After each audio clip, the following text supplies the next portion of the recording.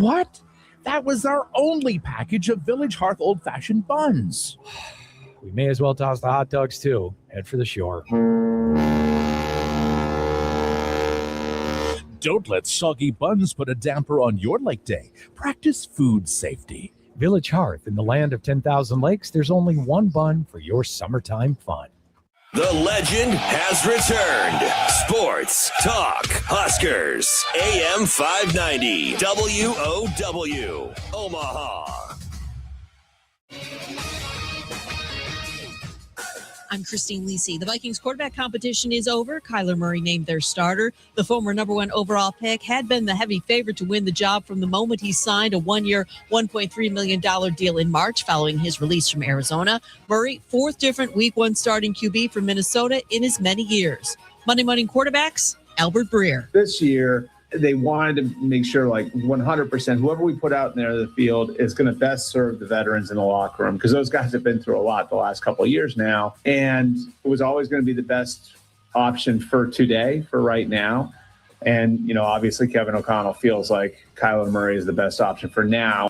Albert Breer on the Rich Eisen Show. After 10 career starts last season, J.J. McCarthy heads to the sideline. Ravens starting quarterback Nate Wiggins carted off the field today at practice after suffering a leg injury. Couldn't put any weight on his left leg. No other details yet from the team. Saints defensive end Cam Jordan could potentially miss the start of the season with a hamstring injury. He was hurt at practice last week and missed the last couple of practices. Hey, it's your resident Super Bowl champ, Chris Candy. Coming up Wednesday, the Colts decided to pay Daniel Jones. I'll tell you if their faith will lead them to a playoff appearance. It's Unsportsmanlike, 6 a.m. Eastern, right here on ESPN Radio, ESPN2, and ESPNU.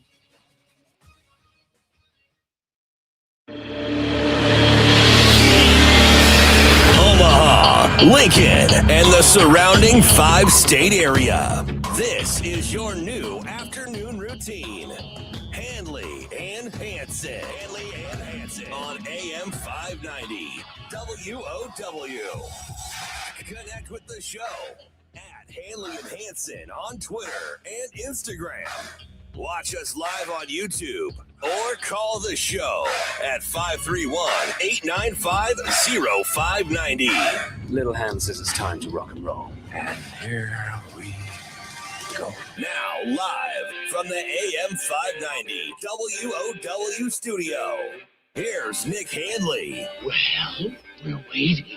And Grant Hansen. Your booze mean nothing. I've seen what makes you cheer. Welcome in Tuesday of Handley and Hansen here on AM 590 WOW. Appreciate you making us part of your afternoon. Hope you're off and running on a great Tuesday here. It is that final day for, I know, a lot of the kids of all ages before they go back to school. Are parents rejoicing today out there?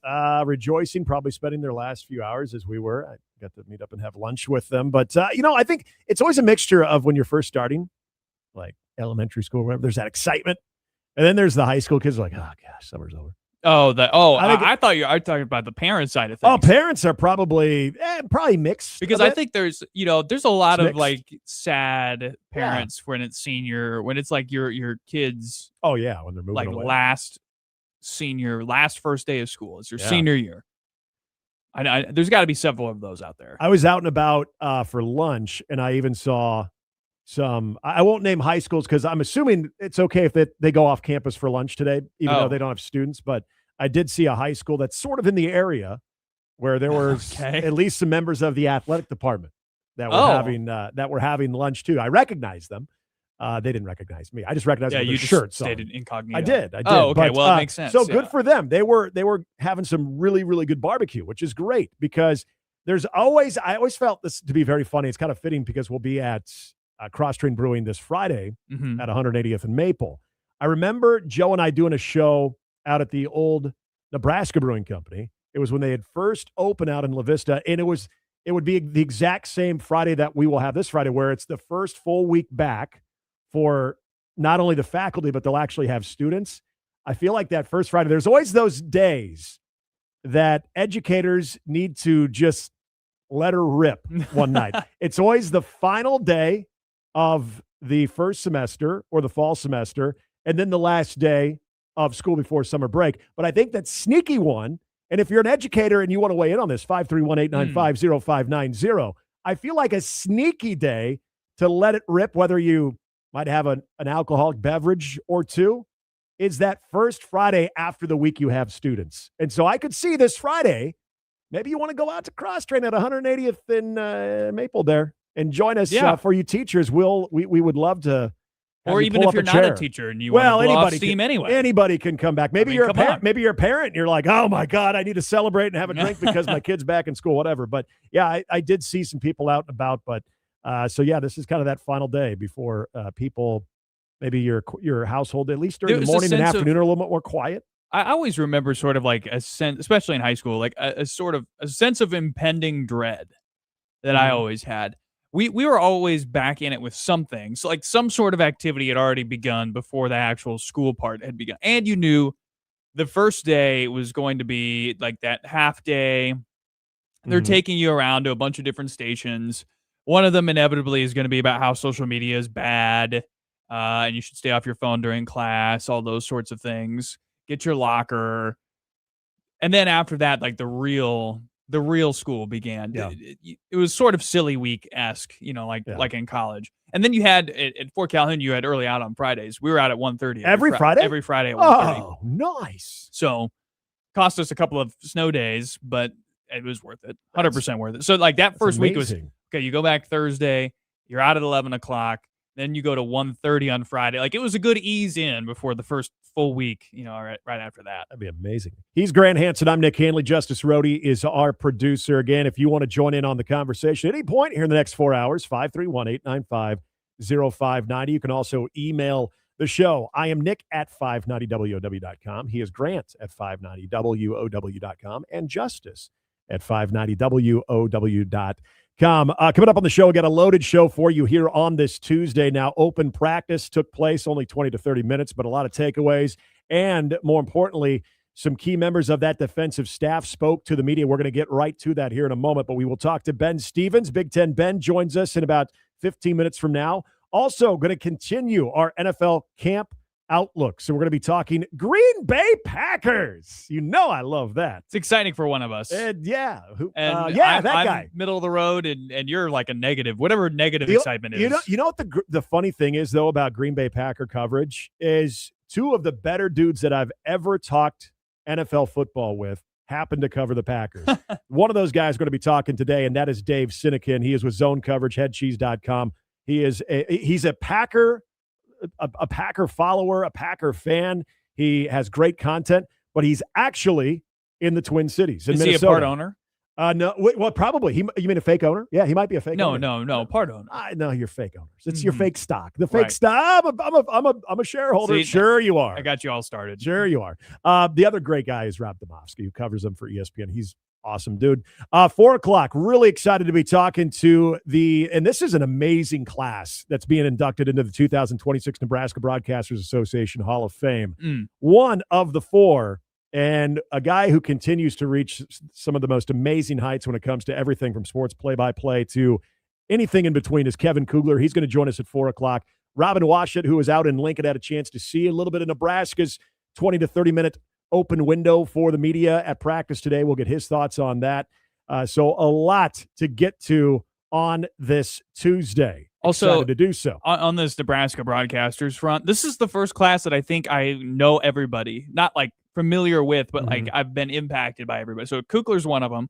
Steve Lundy. Congratulations is a legend. to him. This is, this class is about as rock solid as I've seen. And everybody who's a Hall of Famer, it's well deserved. Right. But as far as everyone, this four going in at the same time, wow. This is everybody, but this is, again, a class where it's like, I know everybody. Like, there's been years where you've had somebody, like one or two people you don't really know who they are, what they did.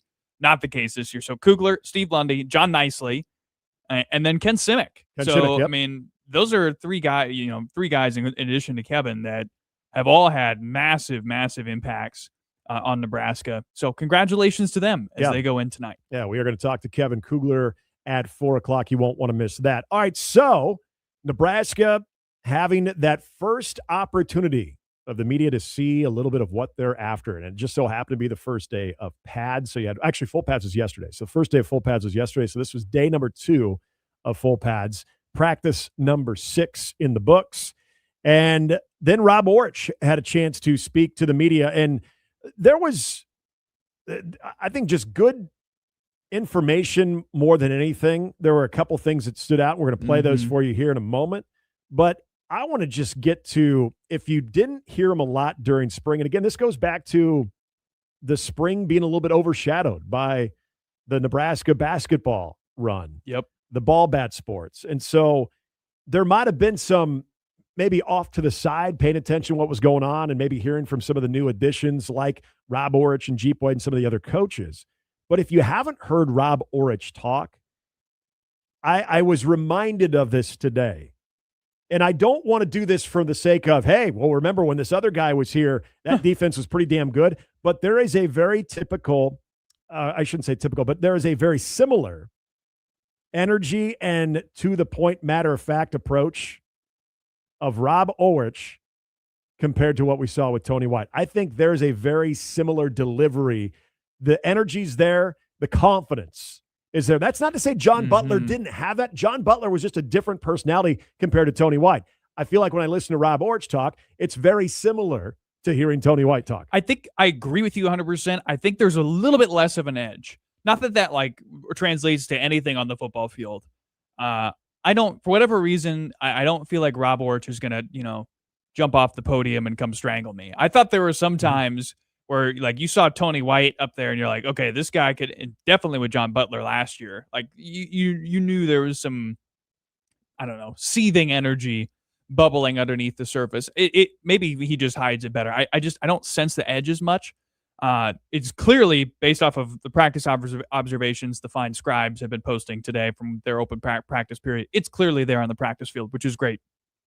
I will say too, there's only one Matt Rule coordinator that has ever been hired that has been a uninteresting quote. Yeah. There's only one, and you know who he is. Yes. He's still on the staff. Yes.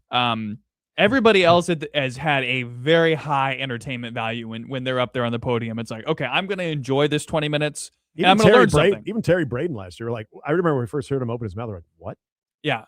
Braden's fun. He was fun. And Yelk was that way too. We'll hear from Yelk today too. Was good. Similar deal. So that, again, that has zero impact on winning football games. It's just how much fun I have listening to them talk about what they need to do to win football games.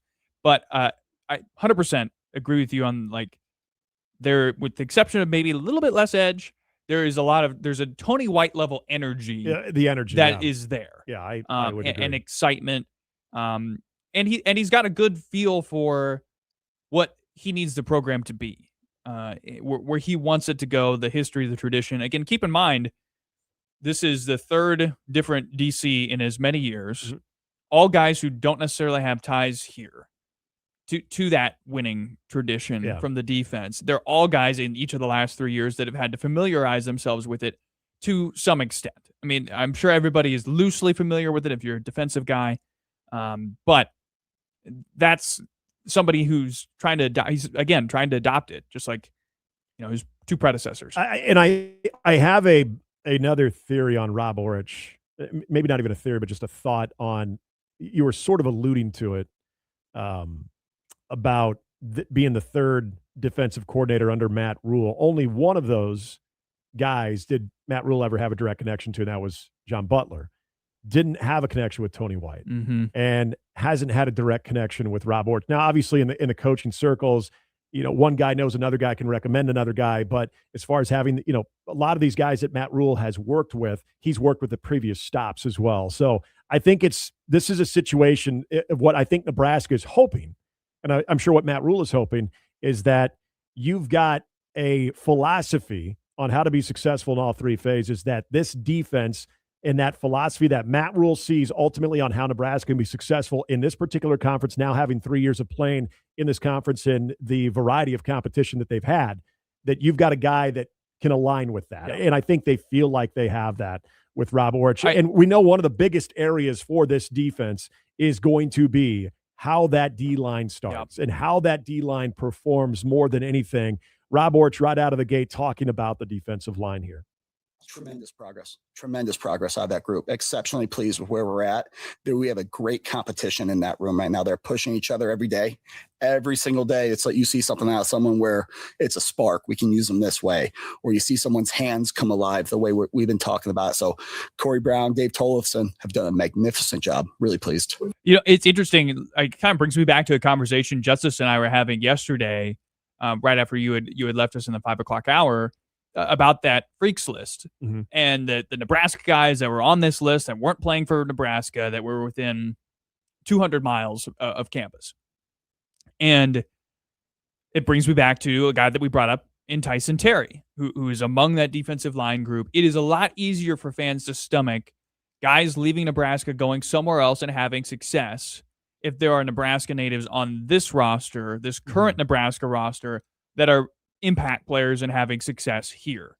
And that's one of the guys that we highlighted yesterday as somebody that this is a position of need. This is an area where Nebraska was not good enough last year. He wasn't able to contribute. This is a guy that has high expectations coming in, who's a Nebraska native and is an incredibly talented athlete who has won everywhere, certainly on the wrestling mat. That's a guy this year, too, that you really hope takes that next step, that can be somebody who is a Nebraska native providing big-time impact on the defensive side of the ball. And I think that just knowing some of the different levels that some of these guys have played at, we talk so much about Cam Lenhart and Riley Van Poppel because those are the guys that have been here for all 3 years of Matt Rule and are seeing their third defensive coordinator and their third defensive line coach and everything that's come with that. But it's easy, and I think what you're going to hear from a lot of these players in the next week or so is that everything is going well. Transition-wise, everything is going well. What you're going to hear is all of the things that you would want to hear. The truth of the matter is we don't know until that first game. We may not know truly when teams are trying to counter what you're showing them. Teams are trying to attack certain areas that maybe you hadn't planned for and what your counter is. And then how that communication is on the sideline, how that communication at all levels of this defense are on the sideline. That's when you truly feel like, okay, all this continuity and all this seamless transition stuff is going to be good. But I do like that it's been a very similar message as far as the simplicity of this defense. And you even heard some of the DBs that talked today talk a little bit about that as well. There was, again, a little bit more on just that fire and energy that Rob Aurich also talked about just with this defense and trying to set that tone. Here's the defensive coordinator, Rob Aurich, on that particular element. As soon as I took the job, I mean, we have access to every film in the world right now, just with PFF and DB Sport and Catapult. We studied every opponent that we're going to see this year. We just went to work, whether they like, whether they don't like, how do they approach different downs and distances. And then we took what this conference was showing us compared to what we were seeing in a previous conference. And we had to modify or potentially remajor in something that gives us a better opportunity versus this style of play. So, that's just a comment there on the future for Nebraska and how they'll adjust defensively relative to the Big Ten. Playing off what Matt Rule was asking, there was a question playing off what Matt Rule was talking about on Saturday about tweaks to the defense, which we detailed a little bit on the show yesterday. Pretty simple, right? Like pretty standard stuff. You would not imagine that he could just copy and paste his defense over from the Mountain West without looking at all at what the other teams were doing and making those adjustments for the Big Ten. And that sort of feeds into his install comment, which we might save for later too, because the install comment was good just as far as how the team in the future, or rather what the spring was like, right? Like how far along are they on the install? And a lot of that it came in the spring as we expected yesterday. And now it's just layering in, okay, here's what we know about the Big Ten. Here's how we need to alter what we're already doing to fit the conference a little bit better. Going to continue to hear what the defensive coordinator had to say. Also, Tony Elk, who spoke, and you've got some of the players that had a chance to hit the podium on the defensive side, and takeaways, observations from the open portion of practice we'll get into. Coming up next, going to talk some Big Ten football and Nebraska. with Big Ten Ben Stevens. Will join us after the break as we get things cranked up here on Tuesday. Glad you are with us. It's Handley and Hansen on AM 590 WOW.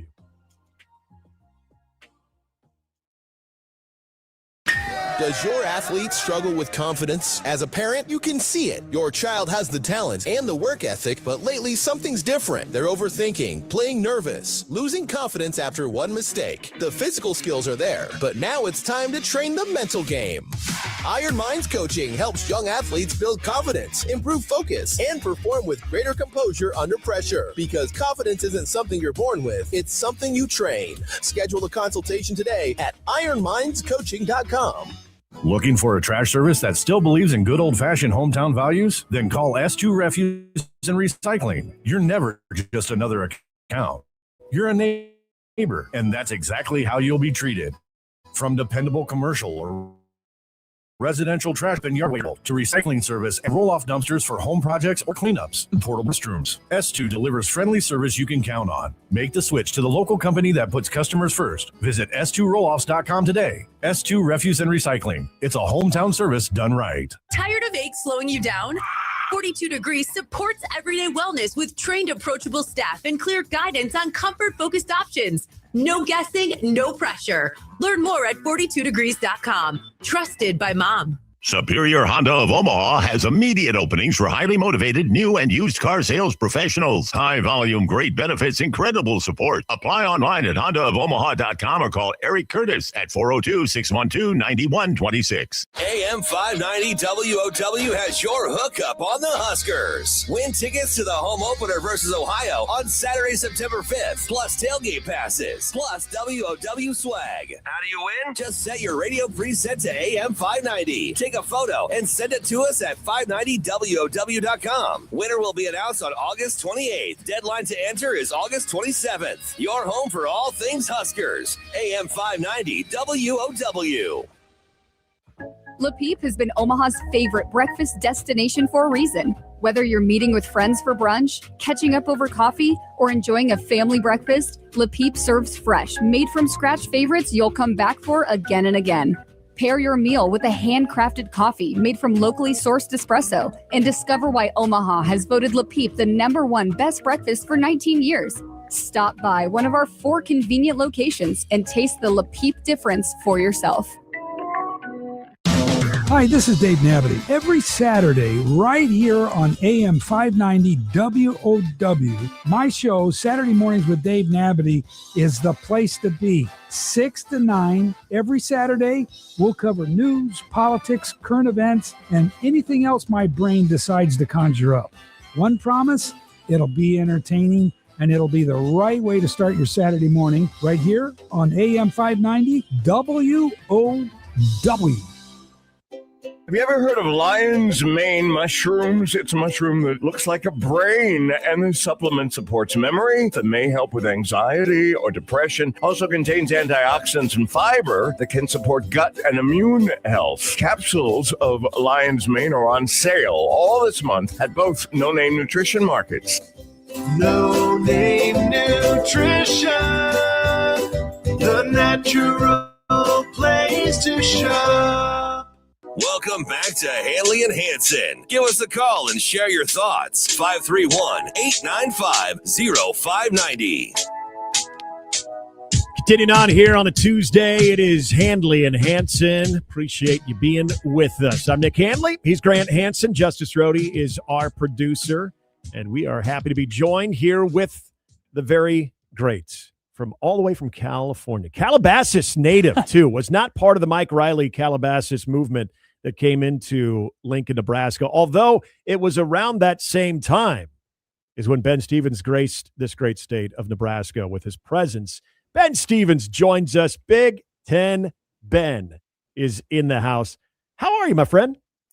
I am good, Nick Handley, and I would say maybe I was the inventor of the Calabrasca movement as I moved to Omaha. Well, actually, they might have been there for spring ball. Did Tristan Gebbia and Keyshawn Johnson Jr. get there for spring ball of 2016? If they did, they beat me by a few months. But I want to say that I was the innovator of it. It was very cool to move to Omaha, not knowing a soul in the great state of Nebraska, but having some fellow Calabasas Coyotes that were far more successful for our high school football team than I was also out there in the great, great state of Nebraska.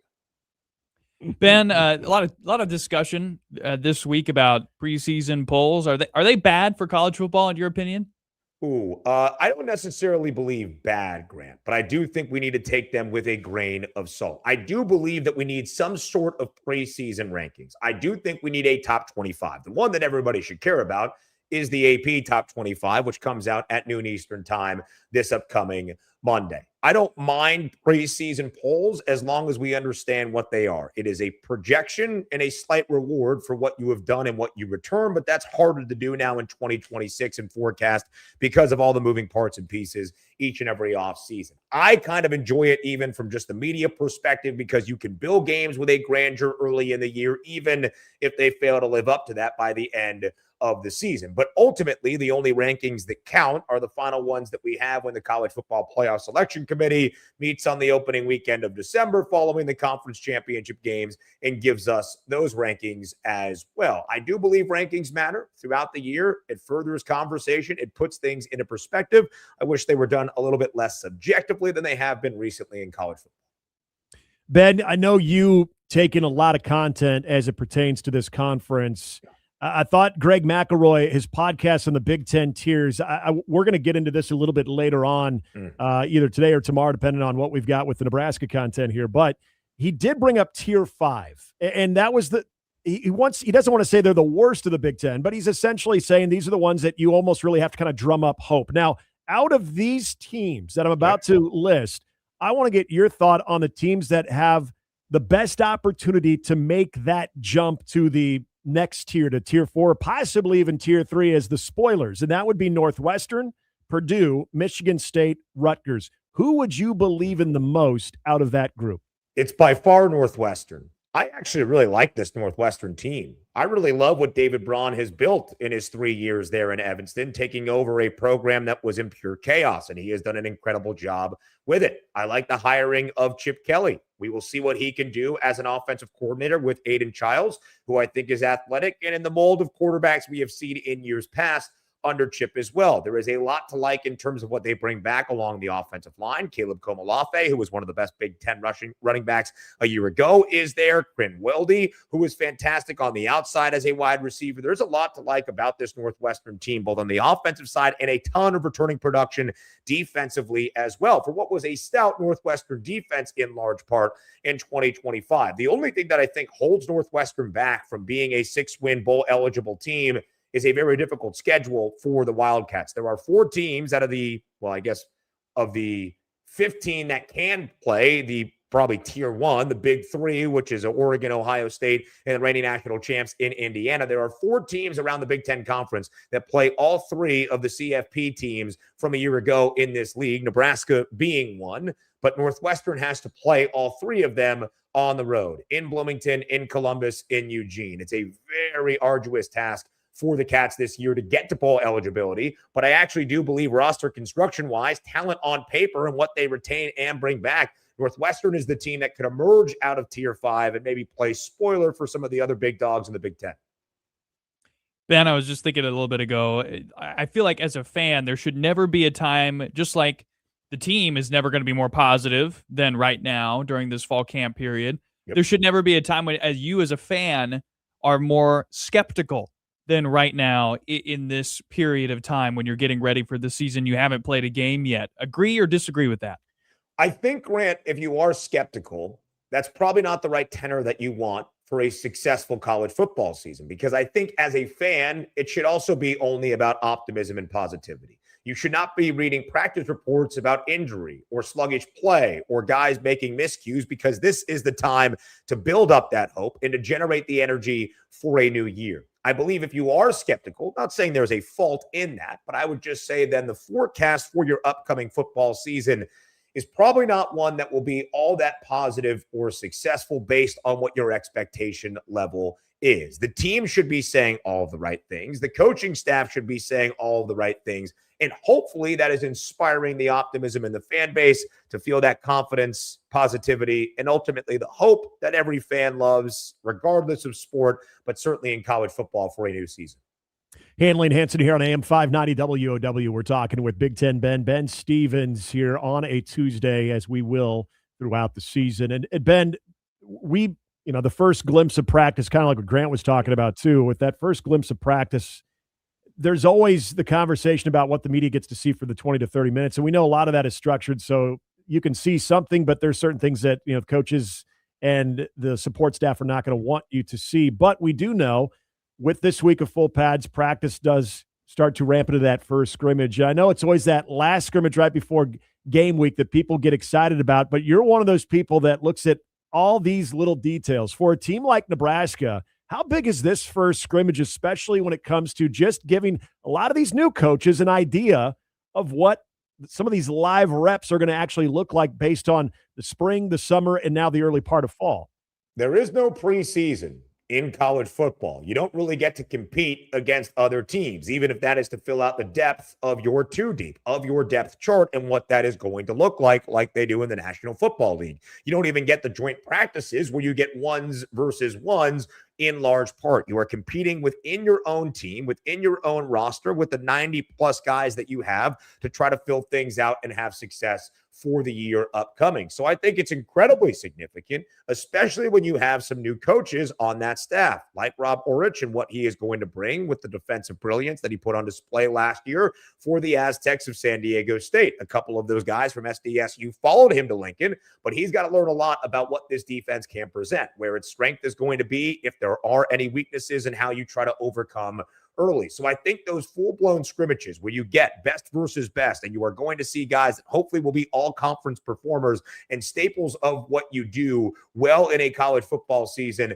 and how they perform against the other strong competition on the other side. Guys talk about it all the time. You are crafted by those around you. Iron sharpens iron. If you can get some of that in terms of a positive output for Nebraska early in those first scrimmages that carry the entirety of the length of fall camp, it's only a positive. But I do think it's incredibly important, especially collegiately, for that coaching staff to have a sense following winter workouts, spring ball, summer workouts, what you are going to get as you now need to start turning your attention, not just from building that roster and who's going to be the starting insert X position here, but as you start to game plan and prepare to start winning football games in just a few weeks. Okay, Ben, I'm going to give you a multiple choice here. Christmas Day, noon. It is Spurs and Knicks, then Packers, Bears. Mm-hmm. And on the NBA side, you go Heat, Celtics, NFL, Bills, Broncos, 76ers, Lakers, Thunder, T-Wolves, Rams, and Seahawks, and Nuggets, and Warriors. It is a jam-packed Christmas Day schedule. Are you A, watching all NFL, B, watching all NBA, C, double boxing all day long, or D, spending time with family this Christmas? I would think the answer is C. Now, some of that is logistically tied to where I will be spending Christmas. It is often at my in-laws in Palm Desert. There is only one television. It is out in their little man cave casita area where my father-in-law has been constrained to watching sports. There is not an actual television in the household that my mother-in-law allows. So, Grant, with some of that taken into account, there are only so many screens that we can have. We'll see what YouTube Multiview will have at that time to see where we can stand. I would think it would be Multiview of sorts to have the NBA alongside the NFL, but let's call it what it is. That's an awesome NBA Christmas Day slate. Starts with an NBA Finals rematch. LeBron's return here to Los Angeles to take on the purple and gold. The NFL is still king. And that NFL slate on Christmas is awesome. Again, here in Los Angeles, there are Super Bowl aspirations for the Rams this year. Leaps and bounds better, at least on paper, roster-wise, than maybe every other team in the National Football League. To play in SoFi, to hoist a Lombardi trophy come this upcoming February. That is the first time they will play in the NFC Championship game rematch back in Seattle against the Seahawks this season. So that is my favorite game of everyone that you have mentioned, the 5 in basketball or the triple header that we have in the National Football League. All right, in about 1 minute, because you said here in Los Angeles, on that day, quick prediction, will you be talking about a red-hot seat or possibly a coaching change at USC, or will we be talking about a USC Trojan team that finally broke through and is playing in the college football playoff? I think we are. That's a great question. So the only two, you can't have anything in between of, well, it was an okay season, but they were just left out. So there is a chance, however, that USC would play in its college football playoff opener before Christmas. That's actually, yes, that's true. That is true. And so I will say that even if that is the case, Nick Handley, that SC reached the college football playoff, Lincoln Riley is going to come back for year number 6. But if that does not happen, even if it's a 9-3 season, even with one of the most difficult schedules in the Big Ten for 2026, that seat is going to be scorching hot for Lincoln Riley. So hot you could cook his brisket on it and really burn the crap out of it. Well, he already did that. Right. Ben Stevens, Big Ten Ben, all the way out on the left coast. Ben, appreciate you joining us, my man. Have a great rest of your afternoon. Grant, Nick, always a blast. I look forward to talking again very soon. That is Ben Stevens. He's the best. When we come back to some Rob Aurich quotes.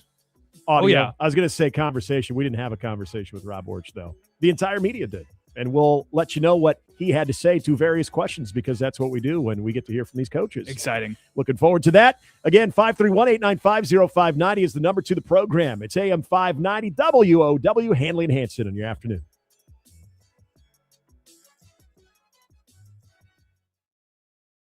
Wing Haven and Millard is doing wings the right way. Easy on the wallet, but hard on battling your appetite. Every sauce is scratch made, and they keep getting better. Want to try something new? Haven Umami Bomb Rub might be right for you. Something hot? Try the legendary Haven Sauce of Hell. Looking for something a little more casual? Get them with garlic parm or lemon pepper. And hey, if you're looking to save even more, mention this ad or AM 590 for 10% off. Open every day till 11 at 138th and P. Wing Haven. Run for wing.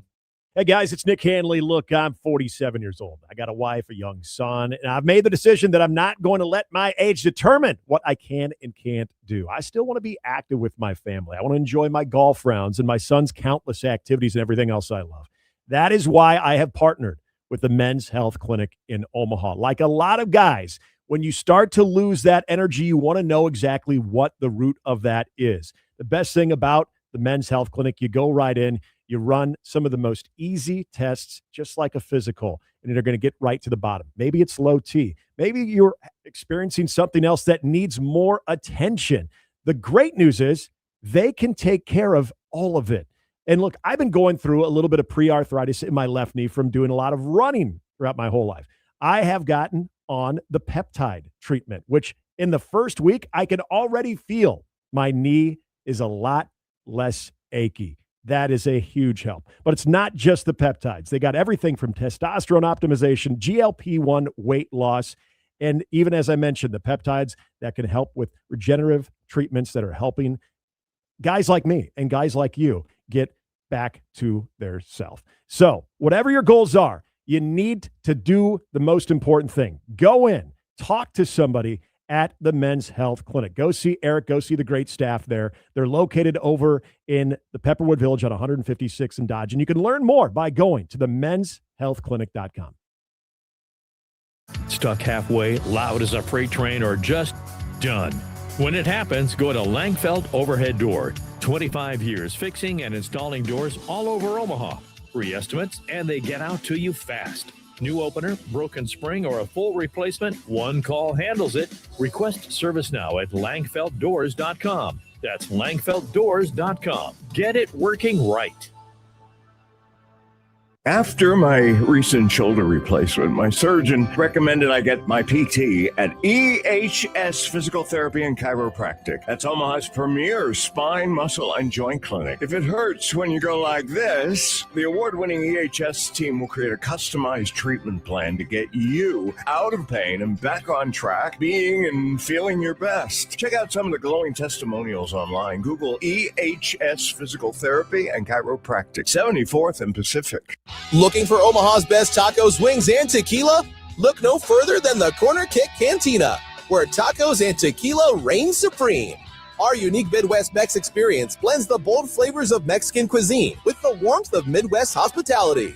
Voted best of Omaha for tacos, it's the perfect spot to enjoy delicious food and catch the game. Whether you're gathering with friends, colleagues, or family, the Corner Kick Cantina has it all. 3 Omaha locations. Online at thecornerkickcantina.com. This is the Husker Sports Daily Report, brought to you by Physicians Mutual. Insurance for all of us. Physicians Mutual, Physicians Mutual. This is the Husker Daily Report. I'm Tom Saline. Nebraska softball recently released the 2026 fall schedule. Husker softball will begin with a doubleheader against the Kansas Jayhawks on Saturday, September 26th. The games are set for noon and 2 p.m. at Bowlin Stadium. Nebraska will then host the UNL Mavericks for games at 1 and 3 p.m. on Sunday, October 4th. Nebraska will then head to Kansas City for a game against the Kansas City Diamonds of the Professional Softball League on Saturday, October 10th at 1 p.m. Nebraska will follow that with a second game against KU at 4 p.m. that same day. The Huskers will close the fall season with a pair of contests at 2 and 4 p.m. against the South Dakota State Jackrabbits back at Bowlin on Saturday, October 17th. Husker softball will return 10 players from last year's team that made the Women's College World Series. That's the Husker Daily Report. I'm Tom Saline. Born and raised right here, Physicians Mutual understands Nebraska values because we live them every day. For 125 years, we've kept our promise to be there when customers like you need it most.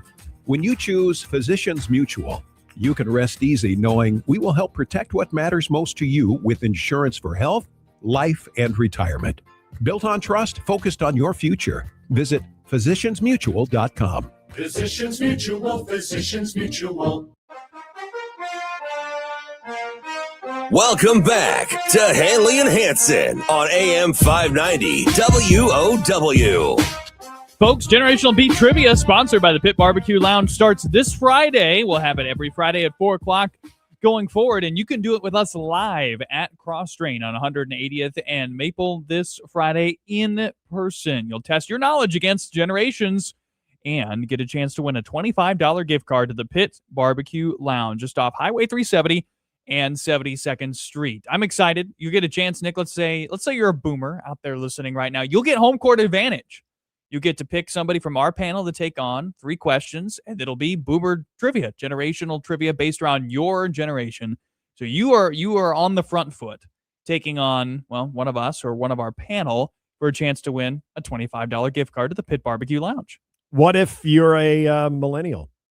You don't have an advantage? If you're a millennial, you also get home court advantage because you'll have millennial questions, and you could go at perhaps Nick. You made it sound like it was only Gen boomers X people who had the advantage. So no. I don't want to discriminate people from coming our over guests, to. our call in, or in this, you can call in actually, or in person guests over at Cross Train. Yeah, will get a chance to. You'll have the home court advantage against us. That's true. So.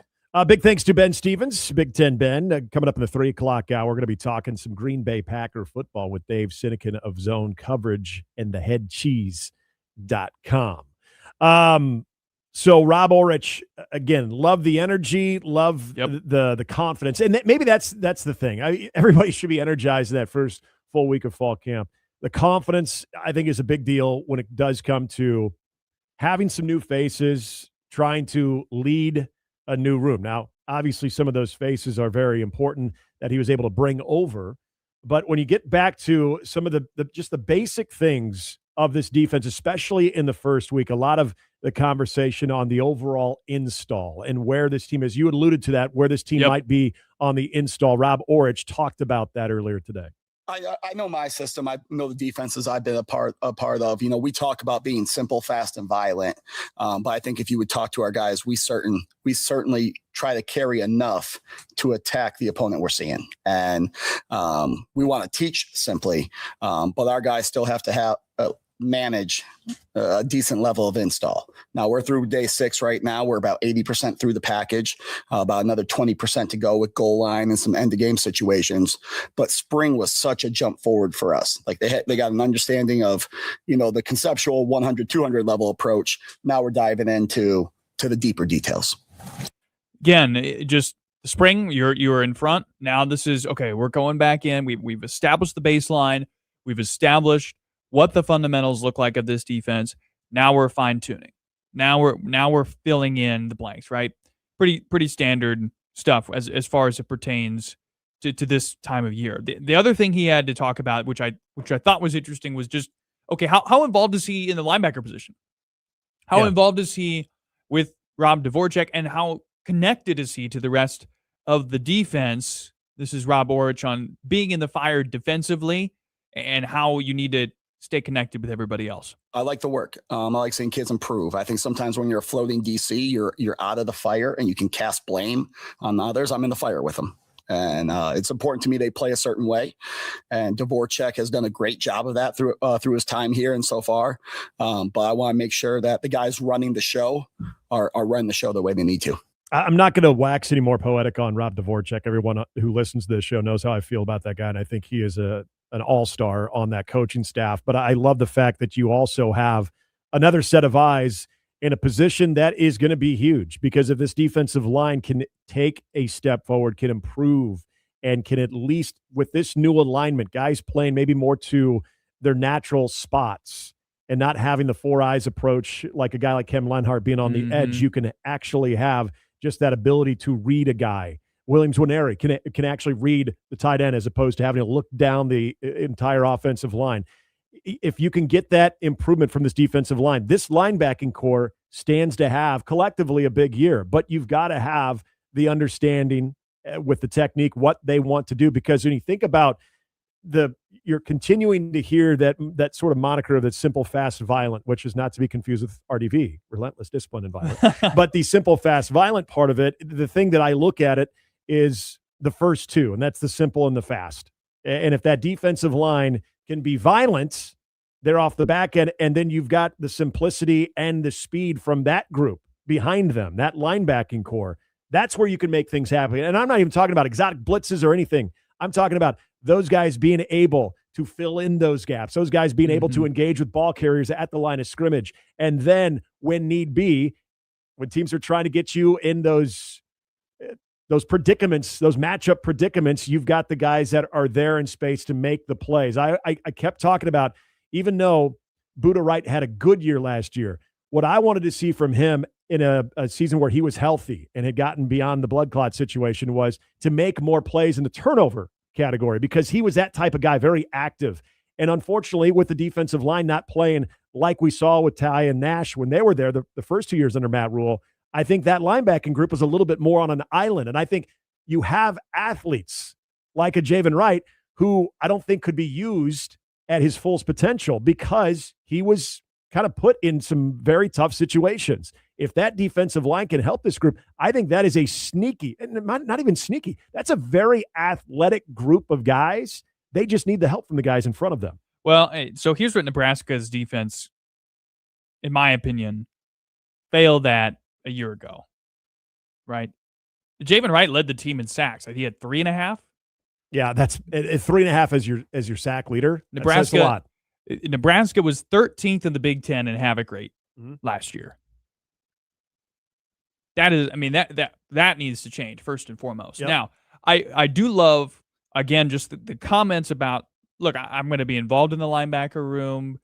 I'm going to be in the fire with these guys. I'm not going to bounce around to the point where I just completely am disconnected. Yeah, I like that.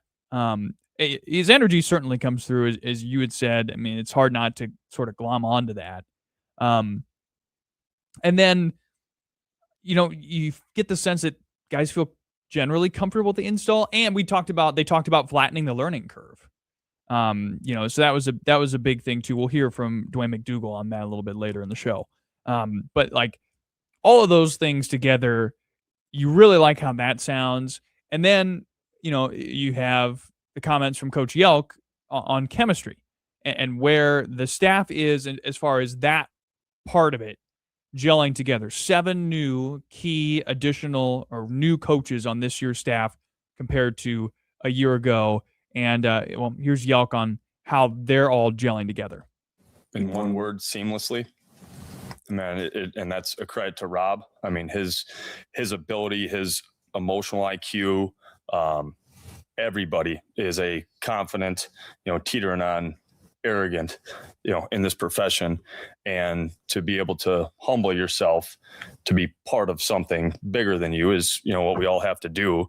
I think everybody in our room has done that, had fun doing it, but ultimately aligned due to Rob's leadership.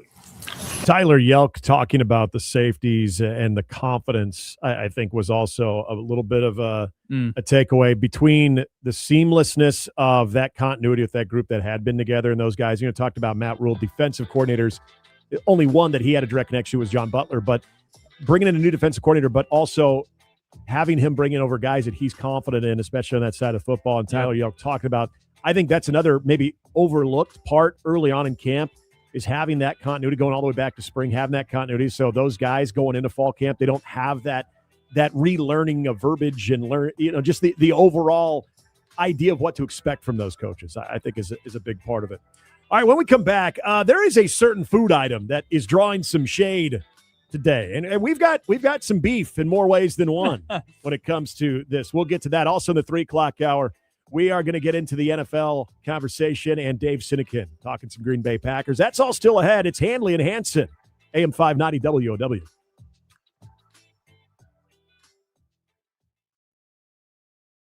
Here's your updated Metro weather outlook. Sunshine mixed with clouds at times this afternoon, with daytime highs approaching 95. Partly cloudy tonight, lows around 74. Right now, 94. I'm meteorologist Jennifer Wojcicki, and that's your updated Metro weather on AM 590 WOW. Online at 590WOW.com. Omaha is a sports town, and if you haven't experienced the Omaha Supernovas, this is the season. General Manager John Cook has assembled a roster built to bring another championship to Omaha, featuring former Husker Merritt Beeson, Creighton's Kiara Reinhardt, and stars from around the volleyball world. Join Nova's Nation for all 13 home matches at CHI Health Center starting this January, and experience the loudest, most electric atmosphere in professional volleyball. Secure your season tickets today at supernovas.com and join the world's #1 professional volleyball fan base. Le Peep has been Omaha's favorite breakfast destination for a reason. Whether you're meeting with friends for brunch, catching up over coffee, or enjoying a family breakfast, Le Peep serves fresh, made-from-scratch favorites you'll come back for again and again. Pair your meal with a handcrafted coffee made from locally sourced espresso, and discover why Omaha has voted Le Peep the #1 best breakfast for 19 years. Stop by one of our 4 convenient locations and taste the Le Peep difference for yourself. Get hurt in the game? We tough it out. Feel exhausted? We push on. Feeling down? We pull ourselves up by the bootstraps. But there are times when bootstraps aren't enough. When stress gets to us and we need to talk to someone about what we're really going through. So we're going to reach out, because sometimes mental health is not a one-person job. Visit loveyourmindtoday.org. That's loveyourmindtoday.org. Brought to you by the Huntsman Mental Health Institute and the Ad Council. If you don't know Jack, call Jill of All Trades. Voted Best of Omaha 3 years in a row. Kim from Jill of All Trades impressed me so much with our office renovation that I had to bring her out to my house. She transformed our backyard with new concrete patio, composite steps, and an amazing pergola. It's rare to find someone you trust with your business and your home, but Kim has earned that trust. She truly is a Jill of All Trades. Call Kim at Jill of All Trades today, 402-905-8144. That's 402-905-8144. It's Gorilla Car Wash. Jeff Ballinger here. #1 with the touchless car washes for how long? Jack, we're running on 2 decades now, and I don't know a lot of things that have been #1 for 20 consecutive years, but Gorilla Car Wash has. Let me see. I'm trying to think. I can't come up with anything. The great thing about Gorilla Car Wash, it's convenient, open 24/7. And we're locally owned, Jack. It's nice to have local people involved, touchless automatics, and guess what? The customers seem to love us 2 decades in a row. GorillaWash.com. Welcome back to Handley and Hansen on AM 590 WOW. Folks, don't forget to take us everywhere. Download the AM 590 and WOW app. Link available on the 590.com or at the Apple or Google Play Store. Best part of all, it is free to take us with you anywhere, and easy. Let's not forget that. A lot of people think four-letter words, marketing, free comes to mind first, but easy is pretty important too. So go ahead and go download the app today. Excuse me. I'm emotional on this. No, I'm not. Wrong pipe. One of the I think most simple creations, that maybe I didn't have enough appreciation for when I was young, but I have more than adequate appreciation for now, because A, it's easy to make, and B, if you soup it up well enough, it tastes damn good. Is a sloppy Joe. God. Make them extra sloppy for you. And I don't know if it is back to the Billy Madison era where you've got the crazy lunch lady and she's like, I want some sloppy joes. God. I made them extra sloppy for you. I don't know if it's that. And yes, when she's smacking the spatula down on the loose ground beef, it does look maybe a little less appetizing. But damn, I love me a good sloppy joe. I love putting maybe a couple potato chips on there, little pickles. Soup that baby up, but it is catching some shade right now. Deserved. No. Deserved. You're crazy Maybe for liking you're sloppy just- joes. I don't now know, growing Grant. up, and a lot of this Did you like them when you were hasn't young? changed.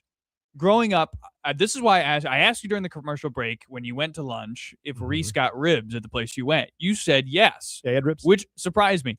Growing up, I hated any food that made my hands messy. Oh, really? As a kid? I think it's the best because then you can wipe it on mom and dad. And they get all, they get all That's a pissed off. howler out of you. That was not fun. Like, that's why I didn't enjoy eating ribs. Man, you were sloppy a joes was the respectable same young thing. man.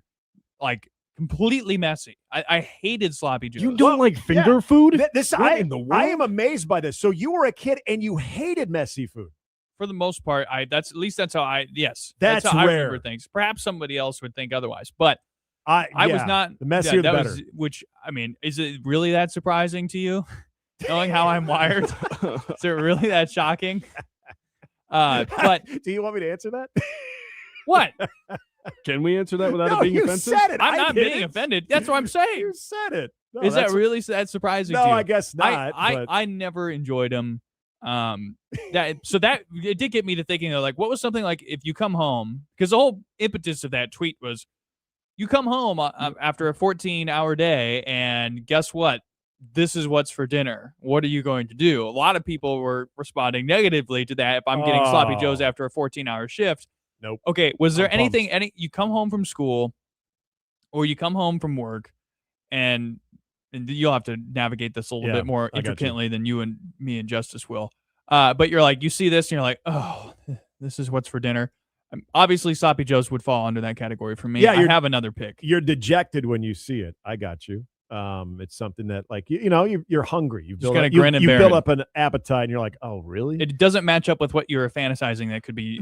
There were two things in my childhood, and God, I hope my mom's not listening because I don't think I ever told her this, but she used to make this thing called 7-Up casserole. It had nothing to do with 7-Up. It just had 7 ingredients in it. Oh. And it had ground beef, kind of like the scallop type potatoes, but they weren't cheesy. Oh. I had a couple of, I think it had maybe some carrots or something, and everything was cooked, including the one ingredient that I still to this day cannot eat unless it's frozen, and that's peas. Oh, it had yeah, peas those are in it. gross. And the beef was just, it was just non-flavor. It was very bland, and so when we'd have 7-Up, I had 3 older brothers, and I think either they pretended they liked it or they really did. And so they'd get really excited about it. And I was like, oh, no, not that. And then the other one was, which is weird because if you do this right, oh, my gosh, give it to me every day. But unfortunately, my mom had a lot going on. Again, Dad was still working. She's cooking. She's got all of us yahoos to take care of. And for the record, my mom, 90% of her menus were fantastic. But there were 2 things that always stood out. Her pork chops were so dry. Oh, no. So Not dry. a dry pork They chop. were You can't so do that. dry. You can't Yeah, do I'm that. sorry, Mom. I love you. You know I love you, but man, those pork chops were dry. Justice, what do you got? That's diabolical. I'm sorry. I mean, I'll say this, and my mom rarely ever made it. This was more of a like my dad thing, and God bless his soul, he just never made it well, and my siblings liked it, and I never got around to it. Every time I'd come home from school and I found out we were having meatloaf, I was despondent. Listen, I'm not, unless you do a good meatloaf. Yeah, a good meatloaf will change A good change meatloaf your will world. change your world. It will. But if you do a mid to below average meatloaf, it is not good. It does not hit in the same way. If you do a good meatloaf, it can really elevate your taste palette. It can really make a dinner come full circle. Every time that I'd come home, the meatloaf was always somehow like spongy and dry. And I don't know how he did it, but God bless his soul, my dad managed to do it. So every time I'd come home and he was cooking the meatloaf, I was like, it's a lost cause. I got to find a way to sneak a ham and cheese sandwich on the back end of this. My pick was, it's definitely sloppy joes. She didn't do this badly at all. I just didn't enjoy it. Spaghetti. I didn't like 'Cause it's noodles. sloppy? I did not like noodles. That's fascinating. I would eat the spaghetti meat without the noodles. Oh, I'll do that. Okay. And I would, I mean, I would problem enjoy with the heck out of that. The hardest part, and Mom's a great cook. She continues to cook well. The hardest part though was that like she just makes everything up as she goes.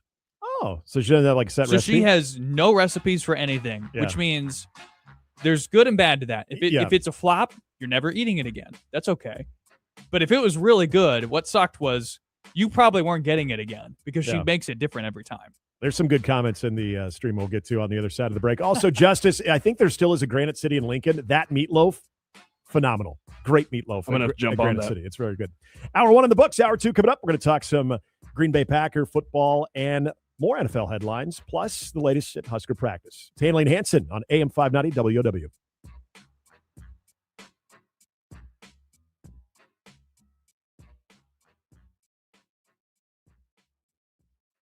The legend has returned. Sports Talk Huskers. AM 590 WOW. Omaha.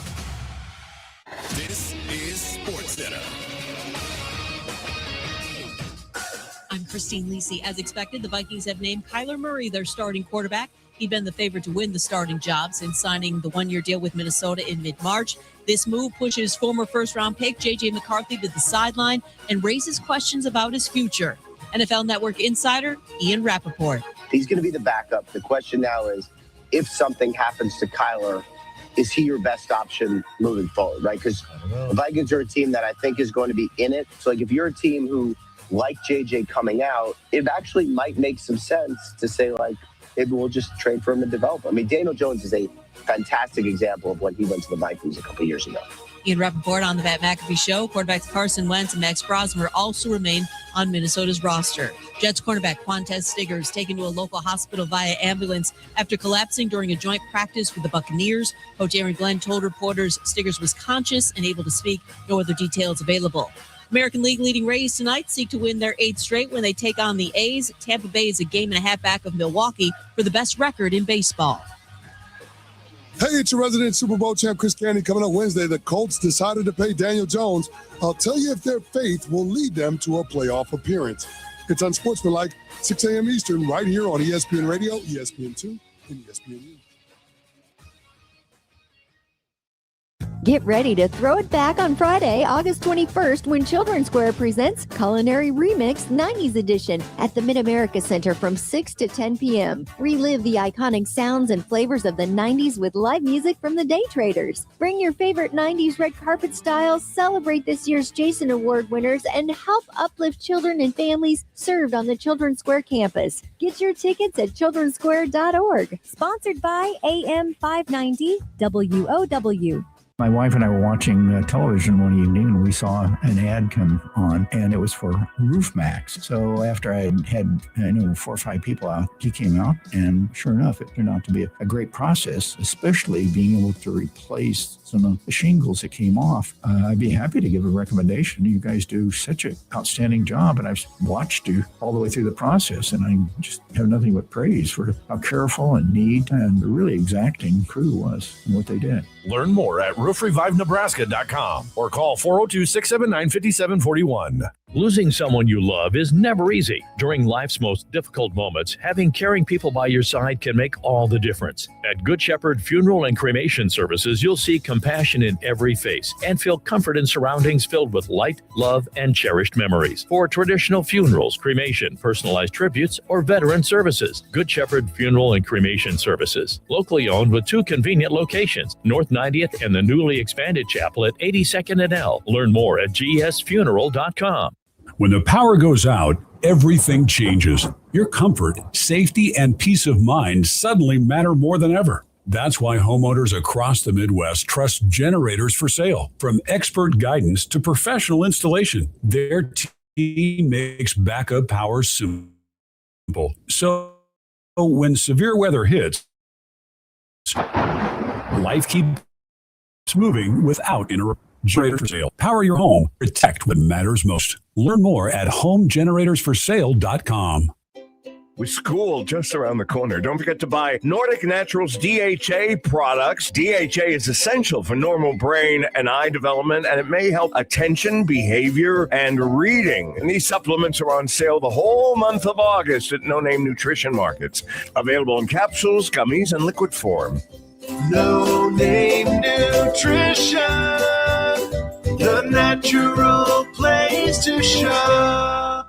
I'm Brad Gazan. On Atlanta United, we know everyone has a ritual, a habit we never skip to clear our minds and elevate our performance. But what do you do to keep your head in the game? Because being your best isn't just about taking care of your body. It's about taking care of your mind and mental health. Discover the resources you need to keep your mind focused and your mental health a priority.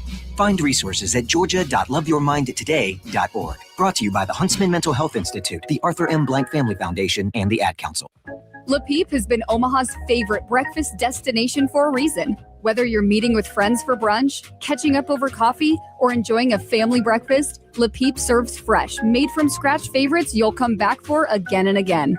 Pair your meal with a handcrafted coffee made from locally sourced espresso and discover why Omaha has voted Le Peep the #1 best breakfast for 19 years. Stop by one of our 4 convenient locations and taste the Le Peep difference for yourself. Welcome back to Handley and Hansen on AM 590 WOW. All right, my skin was crawling on a story. I don't know. We might get to, because we do have the road trip coming up at 5. We go through the wacky world of one Justice Rhody, our producer, and there is a story involving Definitely a football fits in that helmet in category. Arkansas. Yes. Oh, my God. Oh, jeez. Wanted to remind you that we've got an app. And if you don't have that app, you need that app. Go to your Apple or Google Play stores. If you're like me, be one of the rare but awesome people that actually uses Google Play Store. And get yourself the AM 590 WOW app. It's very easy to get. You can also find it by just going to 590WOW.com, where you can watch the show, you can listen to the show, you can catch up on old segments, all of that. And the best part about it is, Grant, those 4 magical letters. Free. It's F-R-E. Also, free. Not to, bring you down here, but Kobe Bryant going to miss 4 to 6 months for the Bears. Reactions as he gets a knee surgery? It sucks. It sucks. Between him and Thieneman, I was pretty excited. Thieneman's a dog, though. I have a hard time imagining he won't return. They're hoping he'll be back for the playoffs. So that sort of fits in. And they'll make the playoffs. Yeah. That fits in our odds and ends, because we'll be talking some NFL. Yeah. There's a certain team that picked its starting quarterback today. Remember when we talked about the NFC North being the all-quarterback division? Well, we got an answer. Great news for my fantasy team, but also this is happening before a single down of preseason football has been played. So what does this say about J.J. McCarthy? That's coming up later. I have in the some hour. friends that are Viking fans, and I'm really, really looking forward to Actually, some of their, and they're very pessimistic too. I think, as many Viking fans are, none of them are really glass half full, because they've had their just heart ripped out so many, many times. It's part of being a fan. But I got to imagine they're not all on board with this. But maybe I could be wrong. What were your top 5 moments of the 9 era in Minnesota history? Good old 9. He had the Monday Night Football victory against the Chicago Bears. Right. Bears were leading, and then he comes back, and it was like, this kid's got something. J.J. McCarthy gave us a generational meme. That's the only good thing about his NFL career, and also probably the most cringy, strange postseason antics, I think, or rather post-game antics I've ever seen. His top 5 moments are just opening with J.J. McCarthy's top 5 moments, and then a thanks for watching screen. Exactly. That's literally all it is. Exactly. Uh-huh. So, hate to rag on the guy. But, I mean, again, you're picking your starting quarterback before you even got a chance to see McCarthy in action in preseason football. Yeah. That says something. Oh, it says a lot. And it also says, okay, never mind. We'll get into this. We'll save in a it little for bit. later, damn it. Dave Sinykin of Zone Coverage. He's actually out in Minnesota, but he covers the Green Bay Packers, has been doing it for well over a decade. Fantastic. Looking forward to talking to Dave, even though we do have to talk about the Packers. College football playoff formats. Look, we left Chicago just in our brain. The 24 is the number. 24. If you don't like 24, well, it's 12 you don't like college football. It's 12 or 24. Yes. You're in one of the two camps. Or 16. if you're really weird. There's 16. SEC is really pushing that if we're going to expand 16. 24 is too many. Big Ten says, let's double the number. Let's go 24. Well, not so fast. Could I potentially interest you in a 20-team college football playoff format, which is now being discussed and introduced this month as a potential solution for an expansion that, by my estimation, it avoids the huge, bloated, watered-down, diluted 24 model, but we get just a tick more than 16. So the SEC, you win. The Big Ten, you win. Let's do 20 teams. Hey, What say you? Look, I admire our ESPN colleagues for trying and floating this 20-team format out there, okay? But this is stupid. This is so dumb. Like, what's the difference? What's the difference between 24 and 20 at this point? And the Big Ten soundly rejected this idea, by the way. 4. What's the difference? This sucks. This is so. Now, there is one thing I like about it. There's one redeemable piece of this. I have a wild theory, but continue. And it's that it puts the lowest ranked teams in play-in games to get into a 16-team playoff. So, following this reaction, this change, you've got a situation where Duke from last year would be playing in a play-in game against Texas. Yep. Tulane from last year would be playing in a play-in game against Vanderbilt. So you get teams that are at-large bids paired with lackluster conference champions or G6 champions if you've got those additions. So that I like. Because we've talked about it, right? Through 3 years, we've had several lackluster first-round playoff games.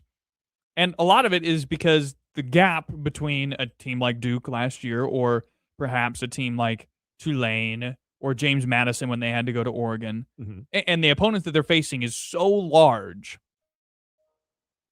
that it's not even necessarily maybe worth the time to play the game. Whereas if you had a situation where you have Texas as one of the last teams in or Vanderbilt as one of the last teams in or USC as one of the last teams in, then, okay, I can see more of a chance because there's more resources behind those programs. So that kind of splits the baby for me between allowing a G6 champion to have a shot and allowing there to be some stakes around a conference champion, although this sort of assumes that there is conference championships. And if we went to 20, I don't think there would be.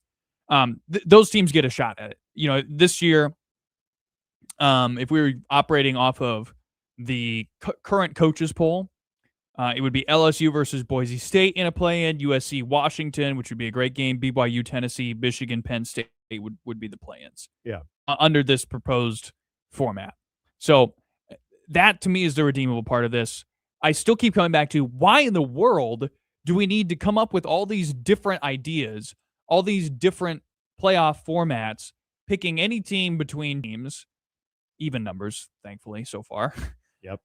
Why do we have to do this? Yeah. If we were like, let's do a 17-team playoff. 21 teams, why not? So basically, just why do we need to do this? Let's let this thing rest for a little bit. Let's build some data about how this 12-team playoff works, what needs to be fixed, and what potential improvements, how those improvements could shape what option is better going forward. If it's more than 12. And Grant, you have great points there, and I want to applaud you for that. I'm going to go back to the Rob Aurich philosophy of defense, and I'm going to go simple, fast, violent on this one. This was this was obvious.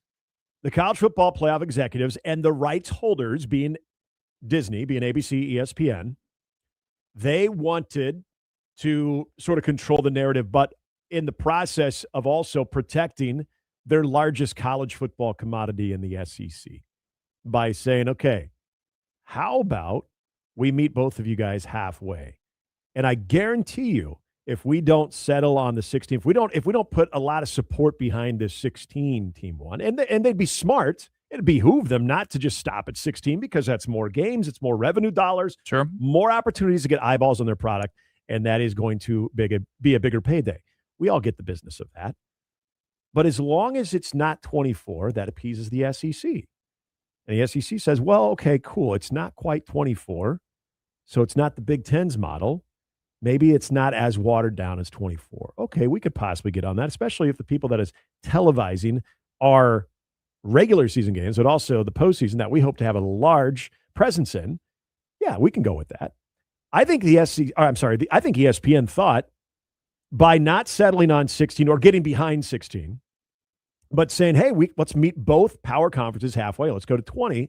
The Big Ten would totally be on board with this. Sure. When it could have been further from the truth. The Big Ten's like, no.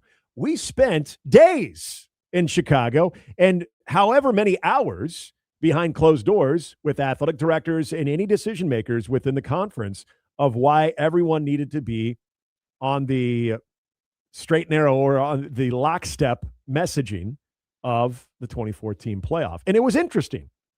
Walking away from Chicago, I still did not want to see a 2014 playoff, but I thought the points and the validity of the idea was it was explained a little bit more reasonably than I could have ever imagined. So I applaud them for that. I think that was fine. Mm-hmm. But now it's like, okay, we've got to expand as much as we possibly can if you're the TV executives because it's more games. But we can't go to 24 because that's what the Big Ten wanted. They have their own network. We can't give them their flowers because then we're going to piss off the SEC. And I don't even know if the SEC's like, hell yeah, 20 is great. Splitting the baby. Yeah, in a different way. It was almost like they wanted to throw their hat in the ring on this conversation and almost say, hey, guys, remember us? We're the ones that are going to be broadcasting these games. Maybe we should come up with a plan. And you know what? We're not going to pick a side. And I think you guys are both going to agree on 20. When, honestly, I'll be very curious to hear what Greg Sankey definitively has to say about a 20-team playoff. It's either 24 or 12. And there's just so much gridlock generally surrounding this whole thing. It's hard to imagine that we're actually going to get to a point where we move to something different within the next 2 years. I mean, I could be wrong on that, but it doesn't feel like this is getting anywhere. And both sides are pretty far apart on this. This is my biggest issue. And I want to bring up what Shane brings up in the chat. He says, Grant, we will still watch because it's football and on TV. That's true. There's some truth to that. But what I will say is the overall excitement level of college football well into mid-January to late January is not good for the product. It's not. I remember last year just waiting for the season to get over. Like, I felt you had this amazing story with Indiana. And I think, obviously, ESPN covered it very well.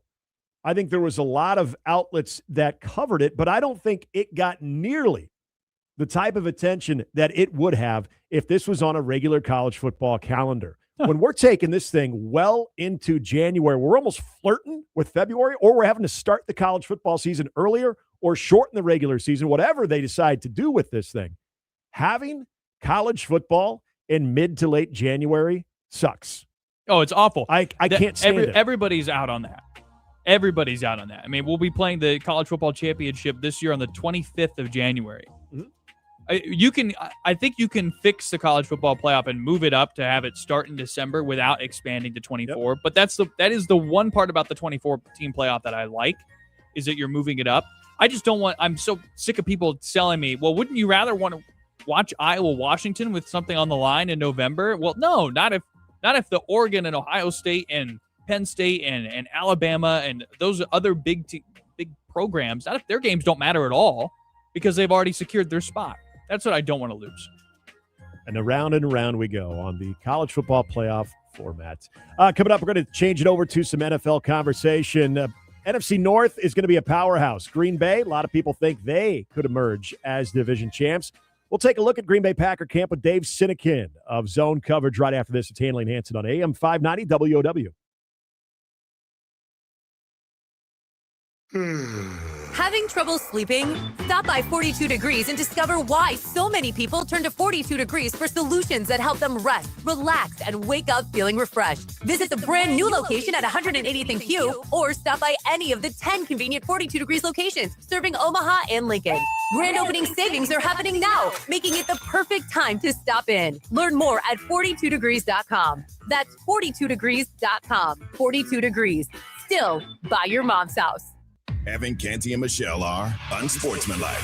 The Bucs playing a dangerous game when you allow a quarterback to go into a lame duck season. It doesn't typically work out for the franchise. It sets a tone for the upcoming season. If he's not all in, it's hard for the rest of the locker room to be all in and to buy into a team-first agenda. Unsportsmanlike with Evan, Canty, and Michelle. Every weekday morning, AM 590, WOW. Think you know your stuff? You're invited to pit your knowledge against Handley or Hansen in Generational Beef Trivia. Sponsored by the Pit Barbecue Lounge. Every Friday at 4 p.m. If you're a boomer, you get to pick Gen X or Gen Z questions, while the boys will have to answer boomer questions. If you outsmart them, you'll win a $25 gift card to the Pit Barbecue Lounge, just off Highway 370 and 72nd. Generational Beef Trivia with Handley and Hansen. Fridays at 4 p.m. Brought to you by the Pit Barbecue Lounge. AM 590 WOW has your hookup on the Huskers. Win tickets to the home opener versus Ohio on Saturday, September 5th, plus tailgate passes, plus WOW swag. How do you win? Just set your radio preset to AM 590. Take a photo and send it to us at 590WOW.com. Winner will be announced on August 28th. Deadline to enter is August 27th. Your home for all things Huskers. AM 590 WOW. Summer evenings just seem better when you have a home you truly love. Imagine relaxing on the patio, hosting the grandkids, or simply enjoying the peace and comfort of a beautifully crafted home designed for the way you live today, specifically for you. At Edward Custom Homes, our homes are maintenance-free, so you can enjoy company in your backyard. No mowing needed. Award-winning, maintenance-free homes at Edward Custom Homes in a growing Elkhorn community. Book your private tour at edwardcustomhomes.com. Have you ever heard of lion's mane mushrooms? It's a mushroom that looks like a brain, and the supplement supports memory that may help with anxiety or depression. Also contains antioxidants and fiber that can support gut and immune health. Capsules of lion's mane are on sale all this month at both No Name Nutrition markets. No Name Nutrition, the natural place to shop. Kick back and strap in for some lively conversation. Handley and Hansen on AM 590 WOW. I want to thank our good friends over at Husker Max. If you want to check out the show, you can also go to Husker Max. Everything you ever wanted to know about the Huskers, for the Huskers to the max. It's huskermax.com. Appreciate their support as well. All right, it's time to talk some NFL training camp. And a guy that I've talked to many, many times in my lengthy radio career has always been kind enough, no matter what type of enemy lines he's behind in the state of Minnesota, being a guy who covers the Packers and covers them extremely well. Dave Sinykin with Zone Coverage, theheadcheese.com, is with us. And Dave, first of all, I got to say, it's great to have you with us, but also this is a big year for not only the Green Bay Packers, but also for Matt LaFleur. What are we hearing so far? Yeah, hey guys, great to be back with you. It's good to have football back. LaFleur got a new deal, so he's got the security, the belief from the front office that he and Gutekunst are the team at least for the next few years. But it is a big year for this team. Injuries kind of derailed what looked like a real promising season when they were 9-2 last year. Got to stay healthy and got to take a step, obviously, defensively and with some of their young playmakers. But I think, optimism is high that if this team can stay healthy, they got a lot of pieces that can contend. Dave, when you look at this team defensively, you make the addition of Jonathan Gannon, a guy who was incredibly successful in his previous stops in that role. He's got head coaching experience. How big is this addition on the defensive side of the ball for the Packers? Yeah, it's a big change. I did like Jeff Hafley a lot, even though the team collapsed a bit once Micah Parsons went down, most notably twice against the Bears. But Gannon brings in a new look, a 3-4 look. He brings in an old favorite of his, Javon Hargrave, to kind of anchor that defensive line. He's been banged up. We haven't seen much of him yet, but if nothing else, he is a good mentor for some of the young guys on that D-line the team likes, like Devontae Wyatt, another guy who missed the end of last season, and a rookie third-round pick, Chris McClellan. Defensive tackles have been turning heads in camp for Jonathan Gannon so far this year. It's going to be a two-pronged defense. It's going to be Micah and post Micah. It sounds like he'll miss the first 5 weeks at least. So you've got to imagine Gannon's going to dial up a lot more exotic blitzing to make up for a lack of proven pass rush without Parsons. There's a lot of question marks in that depth chart after Micah Parsons at the outside linebacker spot. And I think, he'll really lean into the strength of this defense, which is the safety group led by Xavier McKinney, Evan Williams, and Javon Bullard at the nickel. And I'm real excited Thursday night to watch the Packers' top pick, Brandon Cisse, the rookie out of Louisville, has been turning heads in camp. He's practicing with the ones more than he's not these days. There's a real opportunity for him to maybe usurp Keyshawn Nixon as that number one corner. So he's got some nice pieces to work with. That defense, I think, has a chance to be really good, especially mid-October or so when Micah's back on the field. Dave Sinykin, our guest, talking Green Bay Packers. It's Handley and Hansen on AM 590 WOW. Dave, my lasting image of Green Bay, and obviously, as you know me as a Chicago Bear fan, I still remember the players that were torching the Bears even in those games where Chicago was able to come back, and not having Romeo Doubs this season as he moves on. You look at this receiving core, if there is a name right now, whether it's a Watson, whether it's a Golden or Reed, who do you think is poised to maybe take that big step forward here this year? Yeah, I think, if we're going to talk from a fantasy football perspective, I think Matthew Golden's a guy who's going to get so many more targets than he saw a year ago. I mean, not just Dobbs, but Dontavian Wicks was traded to the Eagles. So that's two receivers off the depth chart. There's really only three proven guys, Watson, Reed, and Golden. Savion Williams, the third-round pick a year ago, is trying to cement that number 4 job. Sky Moore trying to prove that he's more than a returner. We'll get a chance, but it's really those three guys. And I think Christian Watson's still the best receiver of the group. When he's on the field, he puts up top 10 stats across the board. Once he came back in October last year from the injury, the Packers offense took a step to a whole new level. Then, of course, they took a step back when Tucker Kraft got hurt. Kraft looks like he'll be ready for week 1. He's certainly in the conversation among the top targets for Jordan Love. But I just think Matthew Golden he was bubble wrapped all year, guys. They didn't give him a chance until toward the end of the season when injuries basically said, well, let's just see what the kid can do. And he showed against the Bears. I mean, he's got some wiggle to him. He's got a speed that a lot of receivers don't have. And I just think he gives Green Bay an option that this offense really didn't see or have a year ago. So I think Golden has the chance to take a biggest step as kind of a forgotten rookie to a guy that now will be looked at with that group of rookies from a year ago. Like, oh, yeah, he was a first rounder. He is pretty good. And he's got a darn good quarterback throwing to him, too. Dave, we're about 17 days away from the 1-year anniversary of the Micah Parsons trade. With about a year in the rearview mirror, how would you evaluate the results of that trade for the Packers? Obviously, a torn ACL jades everything, but I think anybody who watched what Micah Parsons was doing last season up until that injury, he gave Green Bay exactly what it wanted and gave Jeff Hafley what he wanted last year.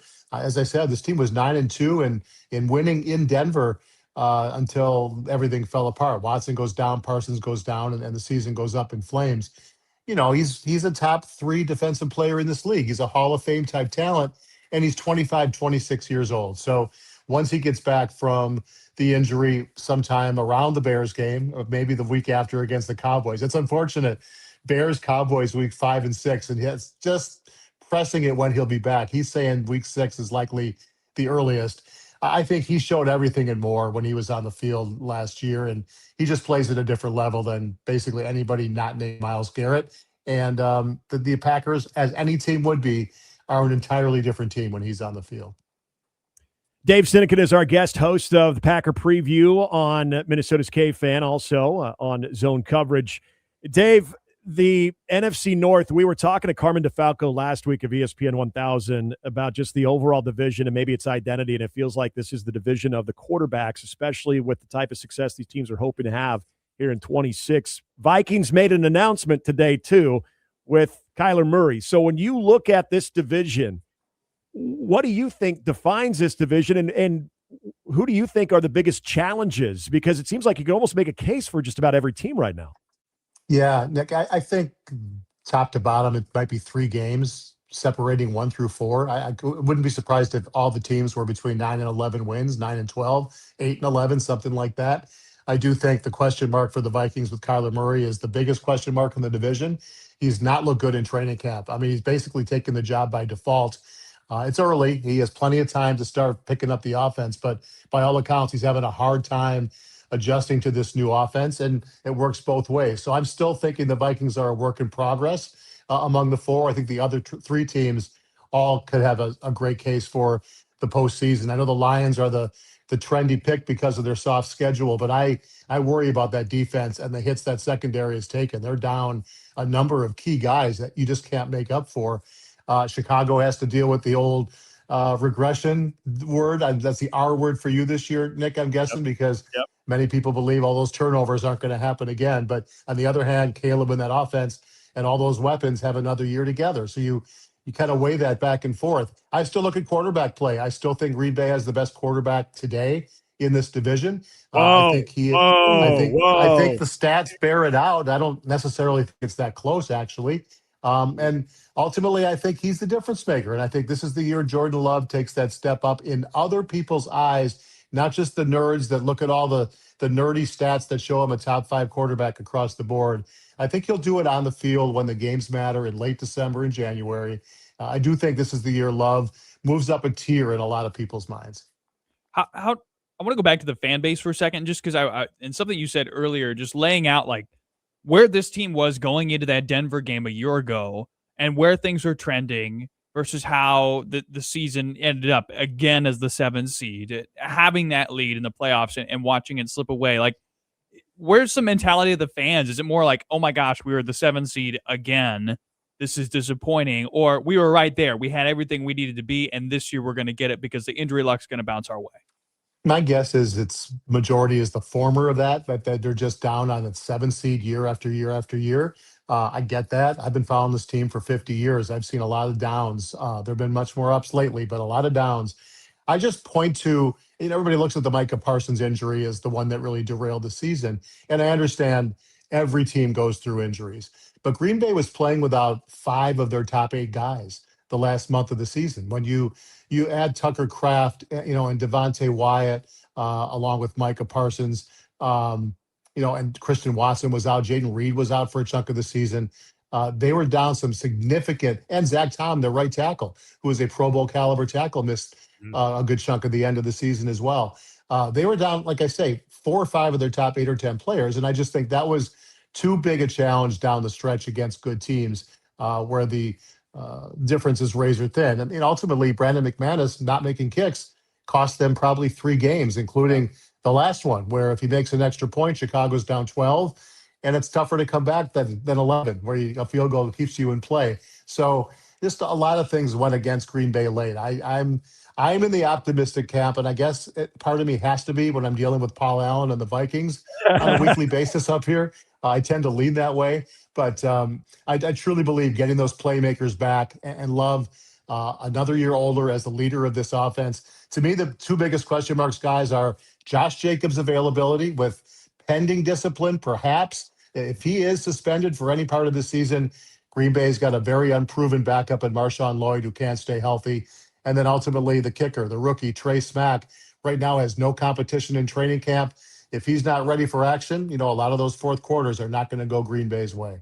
This is to piggyback off of what Grant just asked there, too, as far as the way the season ended. But it always seemed like it. And I, for one, for the last couple of years, have thought it's been a little bit more unfair, given the fact that I think Matt LaFleur is a pretty solid coach.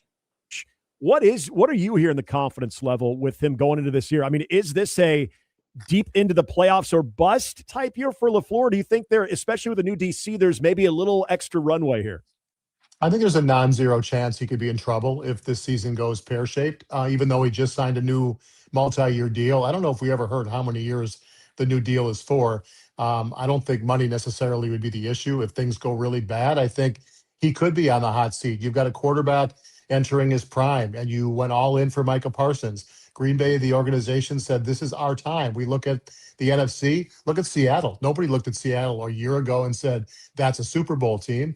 So many things can change from year to year. Detroit's window may be closed, maybe not, but they look a lot different than they did 2 years ago. Green Bay knows that the window's open for them. I think they feel like they're positioned. He's got a new special teams coach, a new defensive coordinator. That's a lot of change in an offseason when you have Super Bowl aspirations.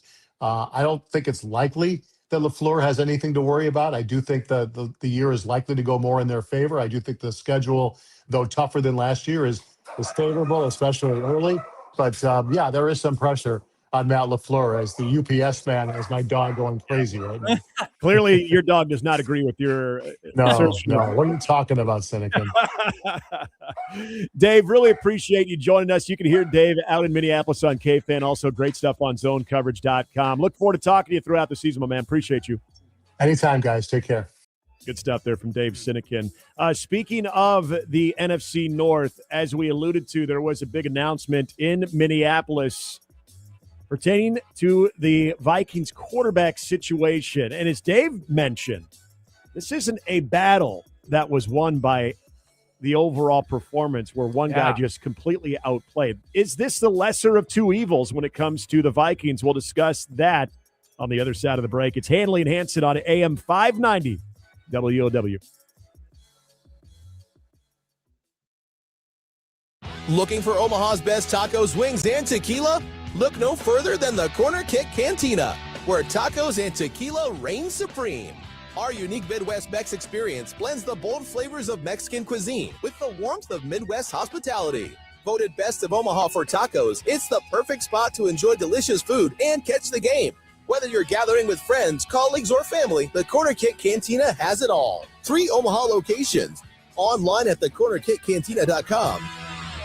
Round the Bend Steakhouse in Ashland, Nebraska has been putting meat in your mouth since 1995. Round the Bend proudly supports local family farms by exclusively partnering with certified Angus beef. Our steaks are hand-cut in-house daily and wet-aged 40 days for flavor and tenderness that straight slaps, bro. Translation, it's stupid good. We're smack dab between Lincoln and Omaha, just off I-80 exit 426. Round the Bend Steakhouse, home of the Testicle Festival and beef done right. Your backyard could be the best seat in Omaha. Crone Landscape Construction has spent 40 years building them. Paver patios, retaining walls, outdoor kitchens, fire pits, ponds, and landscape lighting, all designed and installed by the same local crew that's been doing it since 1986. No call centers, no franchises, just Gary Crone and his team and work that holds up. Get on the schedule now for fall. Call Crone Landscape at 402-779-3377. That's 402-779-3377. Le Peep has been Omaha's favorite breakfast destination for a reason. Whether you're meeting with friends for brunch, catching up over coffee, or enjoying a family breakfast, Le Peep serves fresh, made-from-scratch favorites you'll come back for again and again. Pair your meal with a handcrafted coffee made from locally sourced espresso and discover why Omaha has voted Le Peep the #1 best breakfast for 19 years. Stop by one of our 4 convenient locations and taste the Le Peep difference for yourself. Omaha heat can be brutal, and a broken AC makes it worse. If your system can't keep up, call Controlled Comfort for fast, professional cooling service. Their certified technicians diagnose issues quickly and restore comfort when you need it most. Stay cool, protect your system, and avoid costly breakdowns. Homes and businesses alike enjoy reliable indoor comfort through the hottest days of summer across Omaha all season long. Schedule your service today at ControlledComfort.com. Controlled Comfort keeps it under control. Did you know the Salvation Army of Omaha provides 8 main programs and services for people in need around the metro? Food, housing, mental health, youth development, material assistance, older adult services, anti-human trafficking, and emergency disaster services. We're here to help no matter what the time or season. For more information, just go to salarmyomaha.org. That's salarmyomaha.org. With school just around the corner, don't forget to buy Nordic Naturals DHA products. DHA is essential for normal brain and eye development, and it may help attention, behavior, and reading. And these supplements are on sale the whole month of August at no-name nutrition markets. Available in capsules, gummies, and liquid form. No Name Nutrition, the natural place to shop. Welcome back to Handley and Hansen on AM 590 WOW. Folks want to win tickets to Big X the Plug at the Iowa State Fair and gate passes on Saturday, August 22nd? Well, just go to 590WOW.com and enter to win. Enter by midnight on August 16th. We'll announce the winner on August 17th. So get on that. You don't have much time. Yeah, about like a week or so. So easy chance to go win some ticks. What's going on at the Nebraska State Fair? Do we know? One year. I have no idea. 1 year way back when, I actually saw Steve Miller Band, and that was kind of cool. Really? Yeah, they were pretty washed up, obviously. And whoa. No, they sounded great, but I mean, it was way after the fact where they hit their peak of popularity. I mean, come on. Steve Miller Band, though. That's what Nebraska gets. I guess. I mean, I will say I don't this think for you can Iowa. get much farther away from the Steve Miller Band than Big X the Plug. I Yeah, really don't no, know that's- how much farther away you can get. I will say this for Iowa. This is the one thing that I will give you all props on, especially for our friends listening out in the Council Bluffs area and beyond because of our signal, which is so good here at AM 590 WOW. Yep. You guys have a pretty damn good state fair, especially when it comes to your musical lineup every year. They get some big acts. And I don't necessarily need to see the butter cow. I don't care about the butter cow. Ooh, are there? I'm kidding. I have no idea. That's sort of an inside joke. It is. Are there the Ludacry? Have they been? The Ludacry have been deployed to the Nebraska State Fair.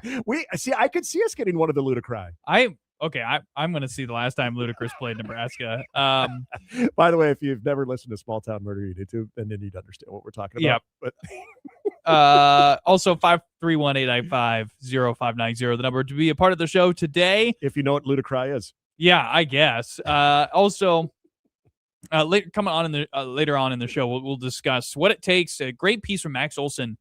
We'll take this on about 4:40.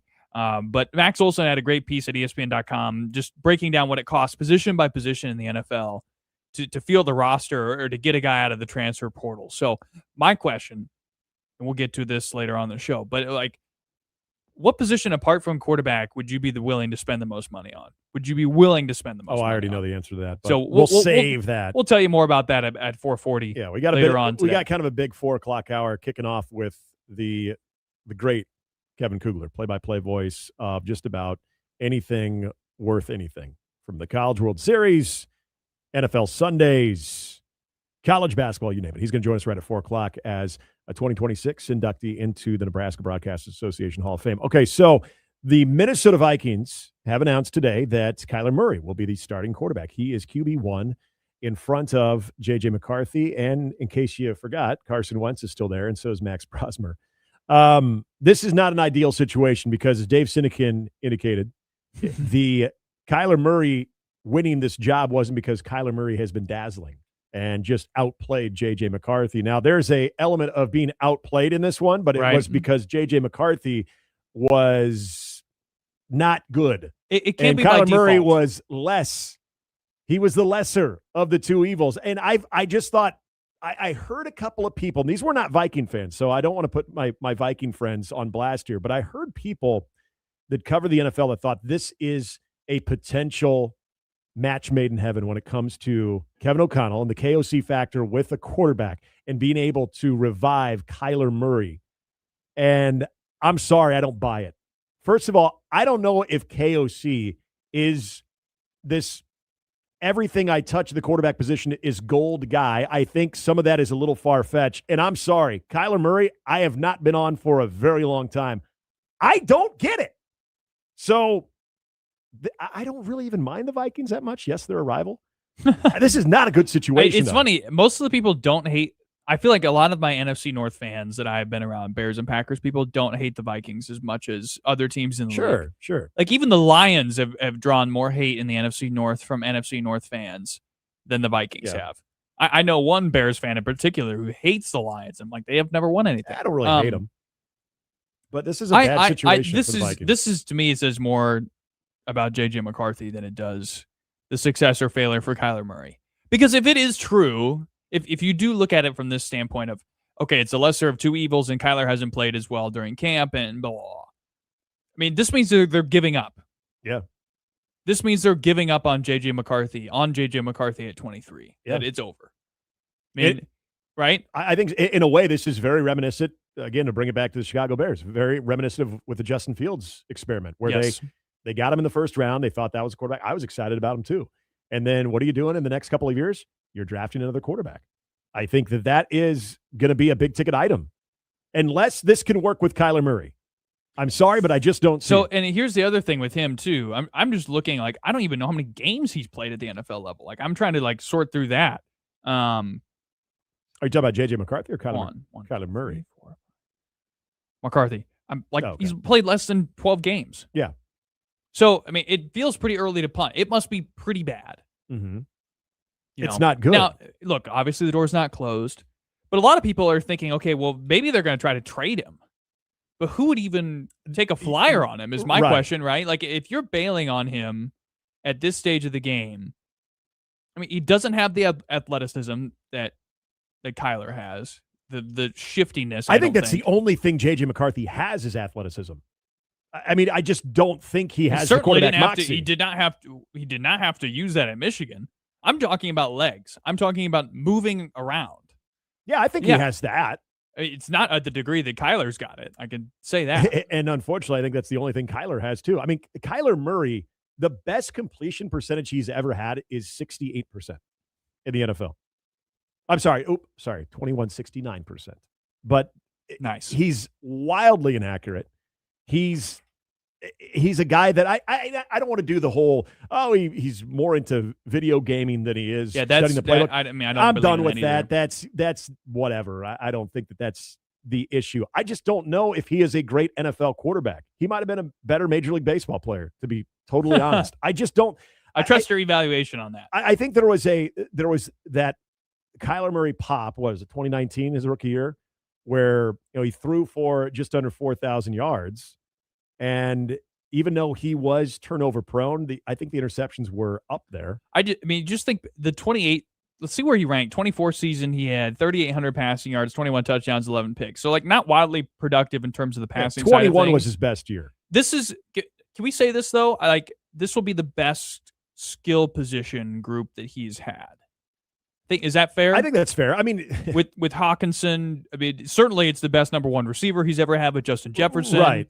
Jordan Addison is no slouch either. Jordan Addison, I think, is a solid player. He will have the best group around him that he's ever had, and probably the most organizational stability that he's ever had. I mean, I think so. If it's ever going to click for him, yeah, it will be here. If it's ever going to click, okay, I can entertain that. I still think it's a stretch. Now you bring up the core group that he has around him. I want to know more than anything what Justin Jefferson feels about this, because he wasted away last year. And I know many fantasy football owners were very upset with that too. But I mean, more than anything, Justin Jefferson, he absolutely wasted away last year. He is he's an absolute elite wide receiver. Mm-hmm. We know that. And when you cannot get him the ball, and when you are doing so, they're glorified 50-50 opportunities for him.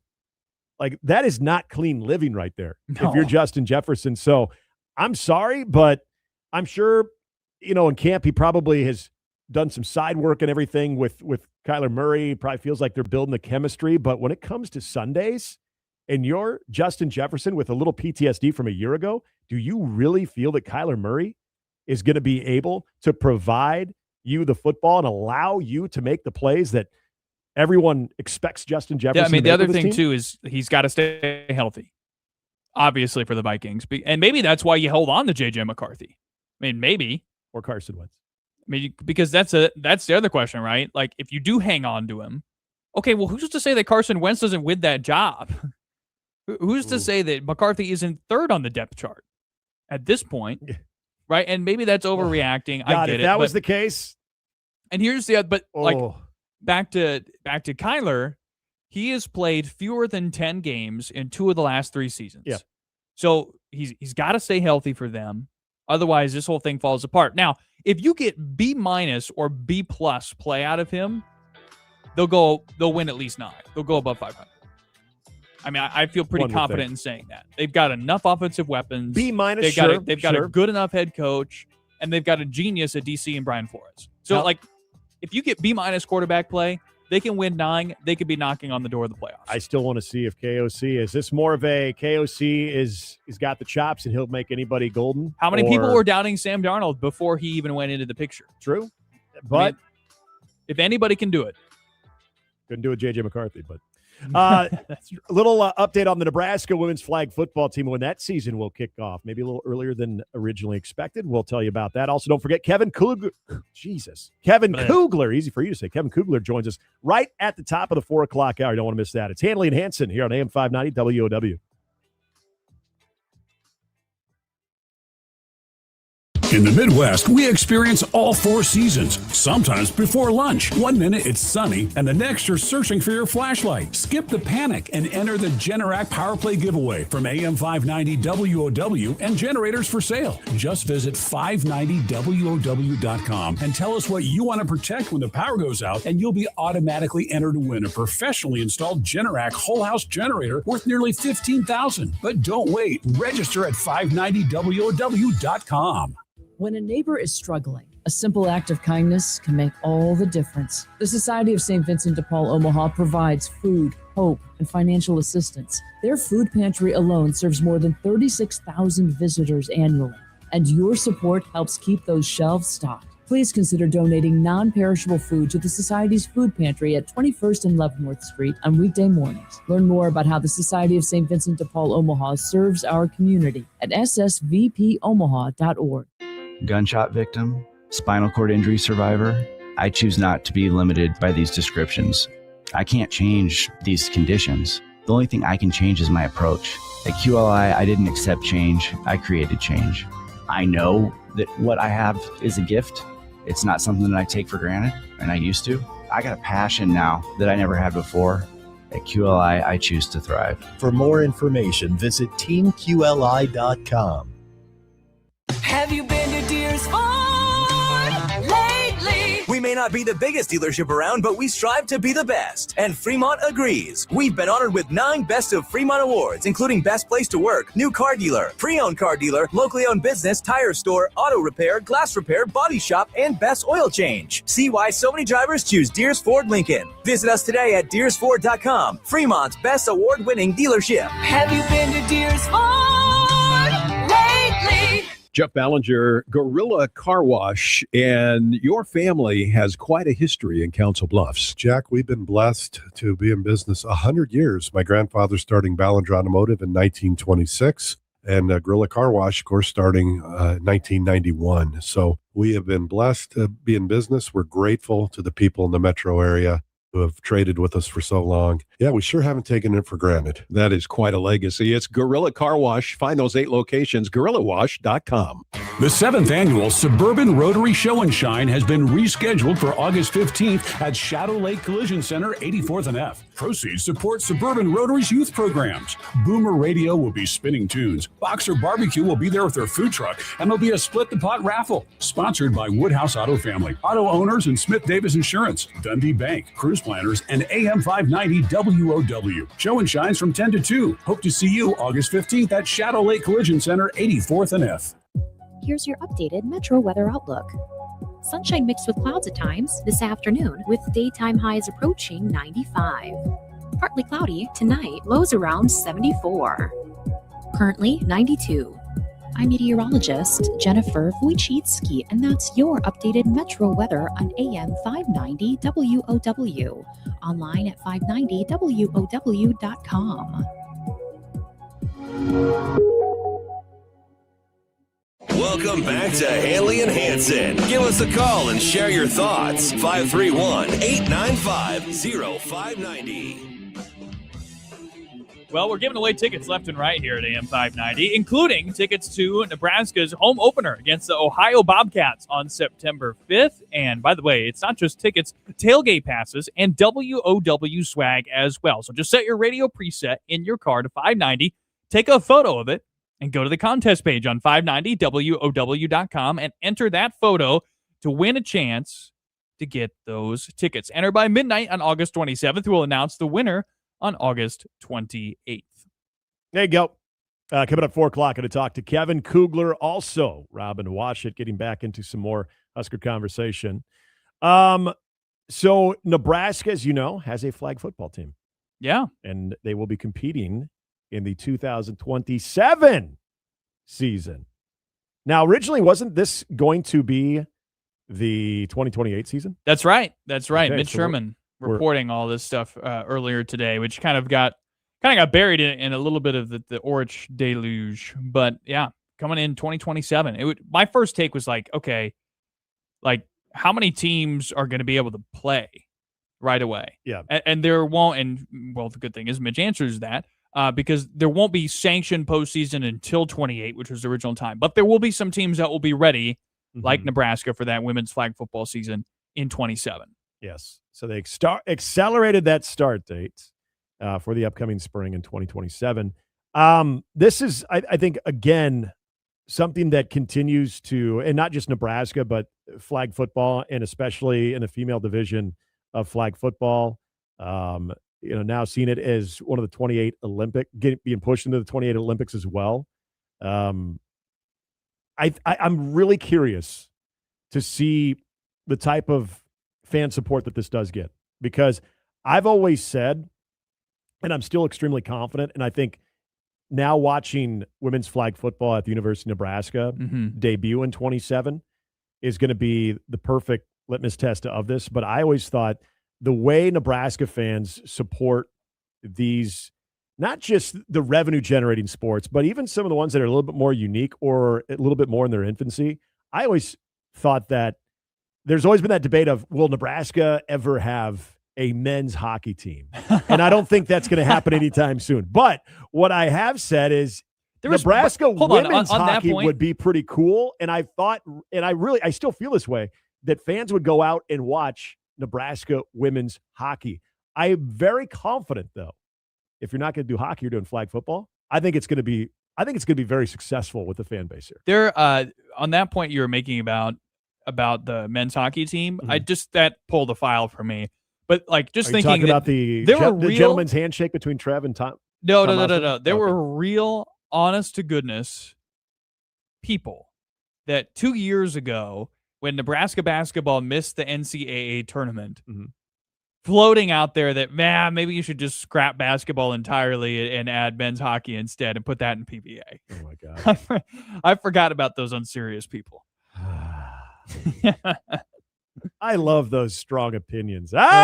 Just get rid of it. Got to keep the arena. Let's put hockey in there instead. A couple more details, by the way. Mitch says 16-game schedule in the first season, which will begin on the road in January. So actually, we are looking at this starting in about 4 months. So right around the corner. Shane also asking, do we know where they play? And Hibner. Yep, Hibner, where soccer plays. Which Hibner in on the road in January. Okay, I was like, whoa. Hibner in January does not seem very fun. No. But he was talking with head coach Liz Sowers, was Mitch, and he'll have a story up on that coming up soon, including coach who gets to coach with her twin sister, Katie. So yes.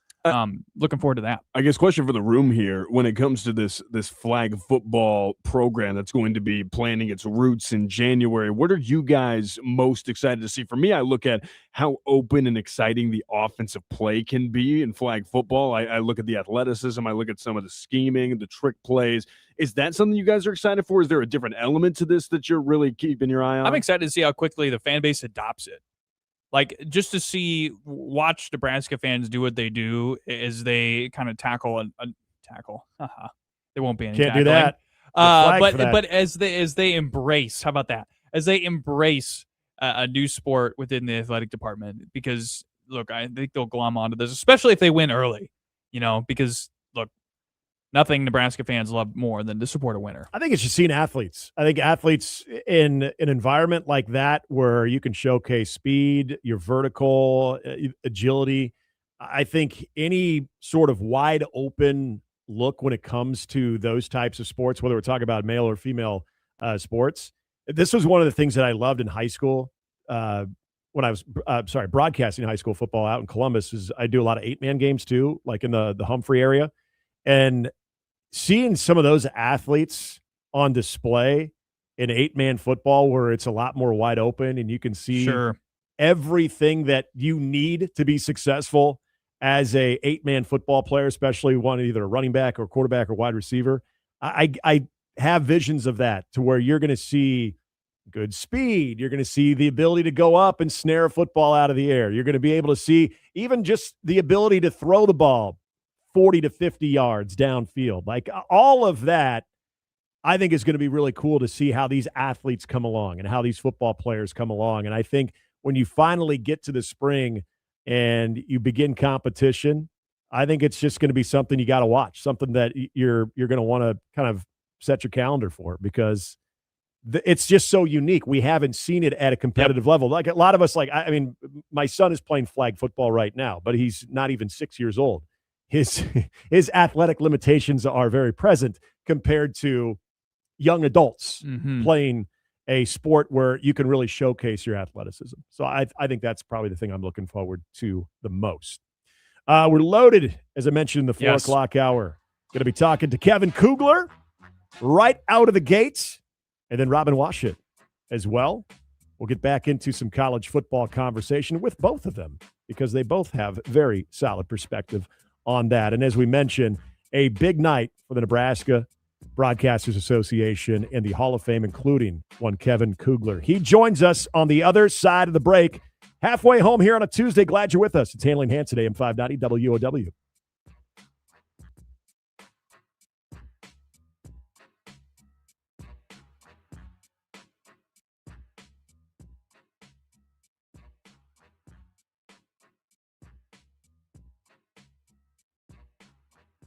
The legend has returned. Sports Talk Huskers. AM 590 WOW. Omaha. This is SportsCenter.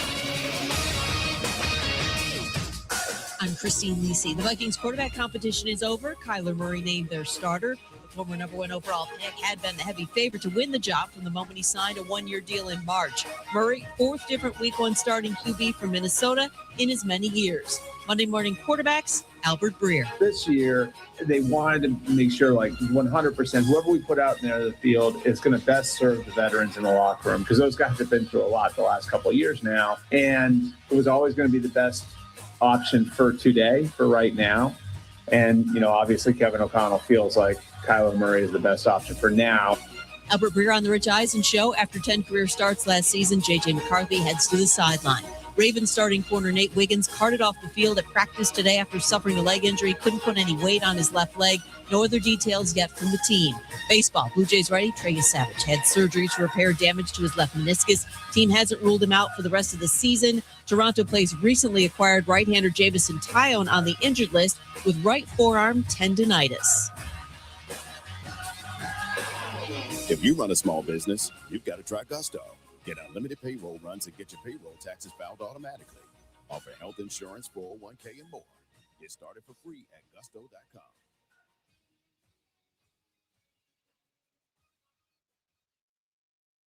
If you don't know Jack, call Jill of All Trades, voted Best of Omaha 3 years in a row. My name is Christy. They painted our whole house and they did some soffit work for us. I would highly recommend Kim. She is fantastic. She has a great eye for detail. Her crew was wonderful.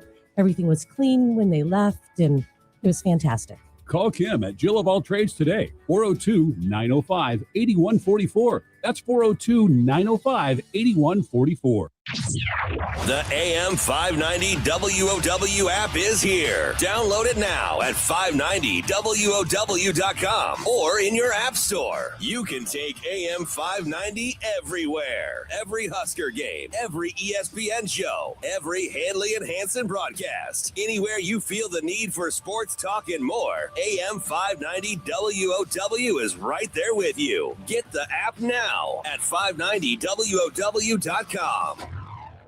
Evan, Canty, and Michelle are unsportsmanlike. Jalen Hurts just wins all the time. I don't care what his numbers are. I don't care who's the reason for it. He's just the guy that plays quarterback for the team that wins a lot and was once second in the MVP voting. I don't understand why he's just continuously dropped down when all of the stuff we are begging these quarterbacks like Jordan Love and Justin Herbert to do, Jalen Hurts has done. Unsportsmanlike. Weekday mornings 5 to 9. AM 590. WOW. Give your family the gift of peace of mind by pre-planning your funeral arrangements today. At Good Shepherd Funeral and Cremation Services, their caring staff is dedicated to helping you make your wishes known in advance, easing emotional burdens and reducing uncertainty during a difficult time. With flexible funding options and affordable rates, Good Shepherd Funeral and Cremation Services is here to help you plan with confidence and care. Good Shepherd Funeral and Cremation Services, 2 Omaha locations or online at gsfuneral.com.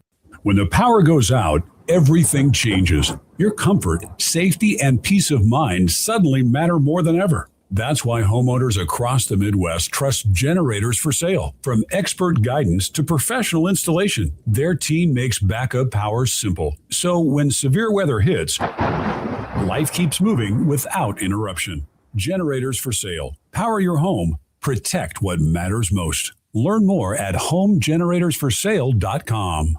Kick back and strap in for some lively conversation. Handley and Hansen on AM 590 WOW. Halfway home on a Tuesday, it is Handley and Hansen on AM 590 WOW. Going to be connecting with Kevin Kugler here in just a moment. Also, Robin Washut of Husker Online will be joining us. The question we ask right now, this hour as well, what would you pay for say, a lockdown corner or a game-wrecking We got ranges for you, at the very least. An elite running back, a guy that can take 80% of the workload and be that game breaker there. You probably already know what you'd have to pay for a quarterback, but Max Olson of ESPN has an interesting article, a little breakdown of what all of these guys in the various positions would cost on average for these college football programs. We'll get into that. And also in an hour, we're going to be doing our Tuesday tradition, and that is a road trip with Justice Rhody. There is one story in particular that, my skin's crawling.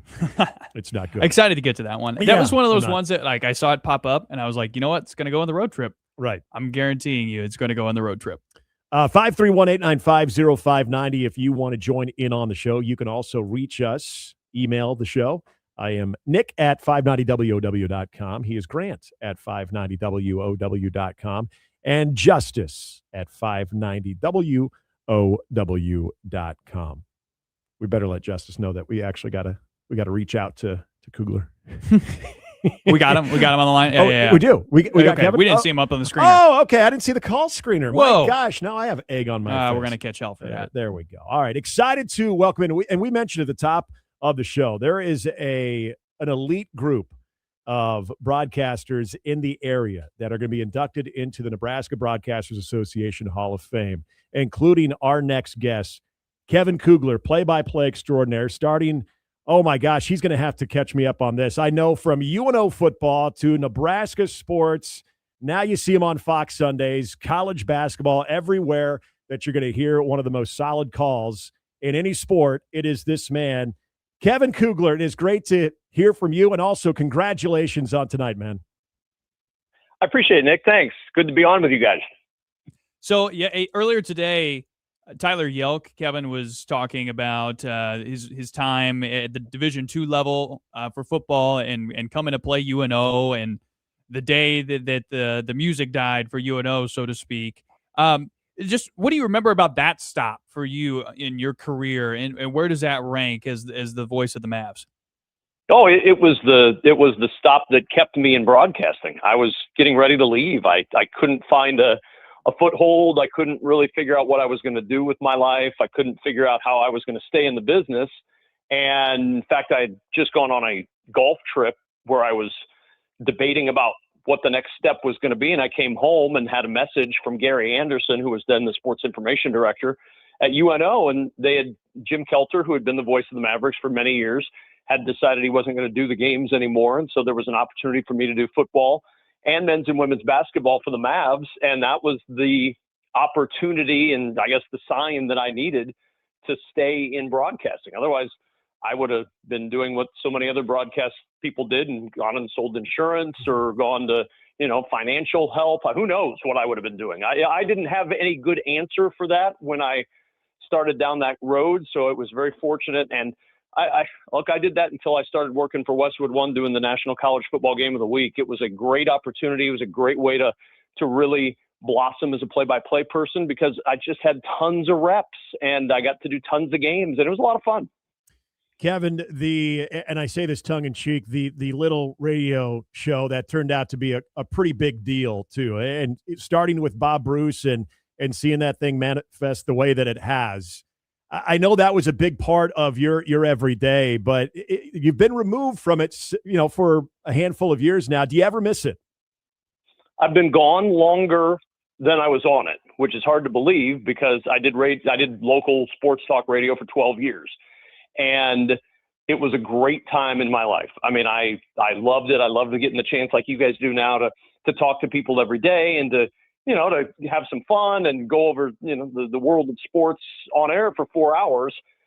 But it's hard to believe I've been gone from it longer than I did it. And it does. I feel like I could jump back in and do it if I ever had the need to do it. I don't necessarily have the time to do that at this point in my life, but I did enjoy it very much. It was a lot of fun.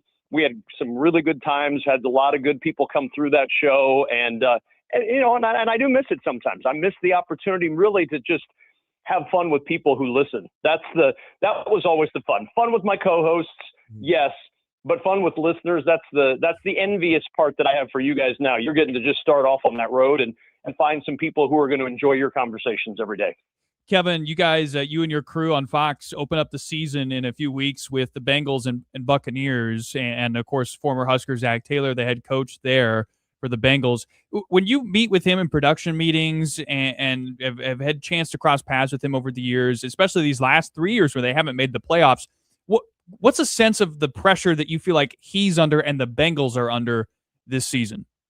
Well, I think there's always a certain amount of pressure anytime you're an NFL coach. That's just goes with the territory. When you're an NFL coach that has a franchise quarterback, I think that pressure ratchets up even more. You don't want to feel like you've lost the golden years of a quarterback the caliber of Joe Burrow. And so I think this is a really important year. And I love what the Bengals have done. They went out in the offseason and shored up their major weakness, which was defense. They were terrible defensively last year. We all saw it. When they lost Joe Burrow for portions of the year, they just could not do anything. It was a very painful team to watch at times. If they are healthy, and again, you always have to say if, because Joe has had his ups and downs health-wise. But if Joe Burrow and that offense, paired with a much improved defense, are all on the same page this year, it's going to be a really interesting team to watch. Joe Burrow thinks it's a Super Bowl caliber team. I don't know that I'm going to go with that quite yet, but I do think this is a team that has a lot of talent and a lot of opportunity. And I know Zach is excited about this. I'm a Zach Taylor fan, unabashed, partly because of the time I spent covering him here when he played here. I still think he's one of the most underrated quarterbacks that Nebraska football has ever had. And I so look forward to seeing him again to start off the season. It's a really interesting game. The Bucs started off so hot last year, then they faded down the stretch. But Baker Mayfield's now grumpy and he's up in his feelings. And so he'll be a very motivated quarterback, and he's a lot of fun when you watch him play as a motivated quarterback. It's Handley and Hansen here on AM 590 WOW talking with Kevin Kugler, who will be inducted into the Nebraska Broadcasters Association Hall of Fame tonight, along with John Nicely, Steve Lundy, and Ken Sinykin. When you think of not only the group that you're being inducted with, but just what this honor means to you, as you told us, again, a lot about that history that you had to where you are now. What does this honor mean to you personally? Well, it's remarkable. I don't know that you go into anything ever expecting to be honored for anything you do. I went into broadcasting because I had no other discernible skills and I needed to figure out some way to pay the mortgage. So this was what I chose to do and fought through it and stayed with it. And it's paid off for me, but I never expected any sort of honor or accolade for anything. So it's really cool. And especially in a state like Nebraska, I mean, I have made this my home my entire life, and to go in with people that I've watched and listened to, like Rob and Steve Lundy and Ken Sinykin. I mean, that's a cool thing. And, there's some really big names in the Nebraska Broadcasters Hall of Fame, including Uncle Neil, who went in just a couple of years ago, and the big fat guy with a beard is already in. So now I get to join my good friend and in the Hall of Fame with so many others. Kevin, have you planned your remarks tonight? I have. Oh, yeah. No, I'm actually – I am not particularly good off the cuff, despite doing 12 years of ad-lib sports talk. People don't understand this, but my producer at the time, Stacy, wrote most of the things I said on the show for those 12 years. The entire show was scripted. And she was the one who scripted it. So I have to rely on her to script my stuff again for tonight. So it's all scripted out. I'm anxious to get the speech from her and see what I'm going to say. I hope I am very humble in my speech tonight. That's my goal. So wait a minute. This whole time I wanted to give you and John Bishop credit for that certain parody. With an old athletic director. So that's all Stacy. Okay. Anything that was offensive, anything that was hot takey, it's all produced. You guys have to understand, to have a really good show, you've just got to let your producer do it. You need plausible deniability so that when you're walking into a room, you can go, look, I just read the word. I'm Ron Burgundy of Sports Talk Radio. I just read the words that are on the screen and hope that nobody gets offended by them. So I've got to do it one more time tonight. I got to read the words that Stacy feeds me, and we'll see if it comes out okay. Kevin, I know you're very positive. You've made a career off of that. What's one reason that Nebraska fans can have hope the Huskers this year on the gridiron will exceed their 6.5 game win total for the first time since 2016? Well, I think you have to start on the line, specifically the offensive line. If you believe, and I do, that they're going to be better, especially in the interior of that offensive line, then I think you have to have hope. I think you have to have hope that you have a quarterback who is going to overcome some of the stops that he's had before where he's been turnover prone. And you have to hope that's not going to be the case at this level and at this point in his career, because there is talent on that offensive line. To me, it's the most talented roster Matt Rule has had. Now, you've got to cash that talent in on the field in a league that is unforgiving and a league that is not going to be giving Nebraska any breaks. So I'm anxious to see what this is all about. There are so many parallels. I worry at times that we are all looking at this from the lens of 2007. If you'll recall, 2007 had a lot of hype at the beginning of the year. Yep. New quarterback who was a transfer coming in. Everybody was very excited about that. But everybody was even more excited in 2007 about the 2008 recruiting class. That recruiting class was the class that was going to just be outstanding. 07 and 08, once that thing fell apart, that whole class fell apart. And you saw NFL quarterbacks and NFL players leave this program. There's a lot of hype for next year's recruiting class already, led by quarterback Trey Taylor, Millard's own. I don't know that that's going to be I hope it's not a parallel. And I don't think it will be, but you just, when you've done this long enough, you see certain things that are parallels and you think, gosh, does history really repeat itself in that way? I don't know that it will, but I do think if you're looking for optimism, if you're looking for hope, you start on the line and you build out from there. I got to tell you this one, Kevin. On Friday, we were out at I think it was actually Thursday, we were out at the Pinnacle Bank Championship, and we ran into Steve Ronspies, and it made me remember the three most famous things that came out of the Omaha Racers organization were Steve, Kevin Kugler, and Tim Legler right there. It's so bizarre that the name Steve Ronspies would come up in the last 24 hours multiple times with me. Oh, really? I was on a flight last night, and who should sit next to me but his daughter Betsy Ronspies, where then we FaceTimed the famous former trainer of the Omaha Racers at like 10:30 at night. And he answered, and I don't want to say what he looked like at 10:30 at night. It's not good. I mean, if Ronspies is listening, or if you know Steve Ronspies, call him and say, dude, put yourself together at 10:30 at night. What are we doing? Kevin, did you travel with the team that year? Like, what was the travel like for that last year at the Racers?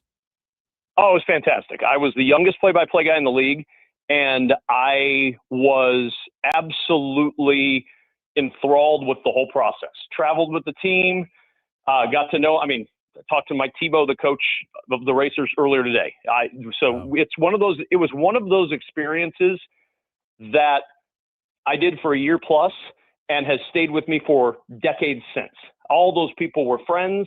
I still am in touch with most of them, which is so bizarre. But they were like family, and we traveled all over the country, and that was the first opportunity I'd had to really do that. And it was an experience I will never forget. Doing a season of minor league basketball is a wild way to start your broadcast career, and that's basically what my first big opportunity was. Kevin, as we wrap up here, and again, we're talking to Kevin Kugler. Really appreciate you joining us here on Handley and Hansen, AM 590 WOW. As we wrap up, I know tonight there's going to be a lot of reflecting, especially with people that are in attendance asking you similar questions of what I'm about to ask you. But with everything that you've been a part of, what is the one event that you've been on the call or the one moment that will always stick with you, maybe more so than anything else? You know, and it's funny because I don't call the sport at all, really, but having the chance to be at Amen Corner when Tiger won his last Masters, his last green jacket, and I'm confident in saying it will be his last Masters. I don't believe he'll win another green jacket. But being in that place on that day where he made his charge and everything turned at Amen Corner for him in the final round, to be on the call for that is one of the things I will never forget. It's one of the most unique crowd experiences in sports at Augusta National because you have no electronics. No one knows what's going on. You wait for manual scoreboards to tell you. But the crowds around Tiger that weekend were absolutely smothering. And to see that throng of people just move like an amoeba through this golf course, just swallowing up everything that they saw in their path to follow Tiger Woods, and then crowd around Amen Corner for him at 12 and see the tournament turn there. That's one I'll never forget. Kevin, again, congrats on tonight and all the great success you've had. We continue to watch and listen in awe, and well-deserved for tonight. Enjoy the night. Appreciate you joining us, man. Thanks, guys. Good luck with the show. Talk to you soon. That is Kevin Kugler, again, with the Nebraska Broadcasters Association Hall of Fame inductees. He's joining John Nicely, Steve Lundy, Ken Shimmick in this year's class. Talk about an all-star lineup. I was going to say, last year was great. Our own Dave Wingert went in last year. Neil Nelkin a few years ago, too. I was going to say, so the Nelkin class might be, because that was Rick Alloway, Neil Nelkin. I mean, that was another jam-packed class. But, I mean, this is 4 really, really deserving people that are going into the Hall of Fame tonight. And how about that moment, the Masters, man? And I forgot, because he still does the stuff for Westwood One, and during the 2018. I mean, that was one of those sports moments where you know exactly where you were when it happened. Yeah. It was I remember, let's just save that story for another time. I was at a weird place, but not that crazy. Okay. It was a school event. Okay. All right, we're going to switch back over to some Husker football conversation with the open media availability and portion of practice. Robin Washut was out there with Husker Online. We'll get his takeaways. Coming up next, it's Handley and Hansen on AM 590 WOW.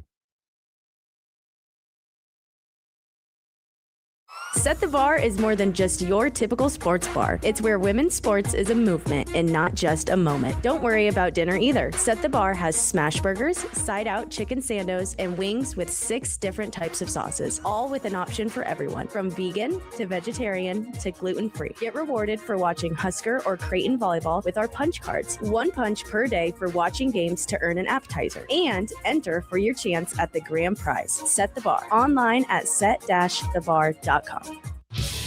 Rich Eisen. Oh, the Red Sox actually lost 2 in a row. Actually lost the series, yeah. You know why? We have the answer in our house. Coop got out of camp. Yeah, go away, Coop. Go back to camp. He went into camp the night they started their 4-game sweep of the Yankees. Really? That's when he went into camp. What? And so he comes out of camp. They've lost 2 in a row. You're done, Brock. I'm like, welcome home, Coop. This is great.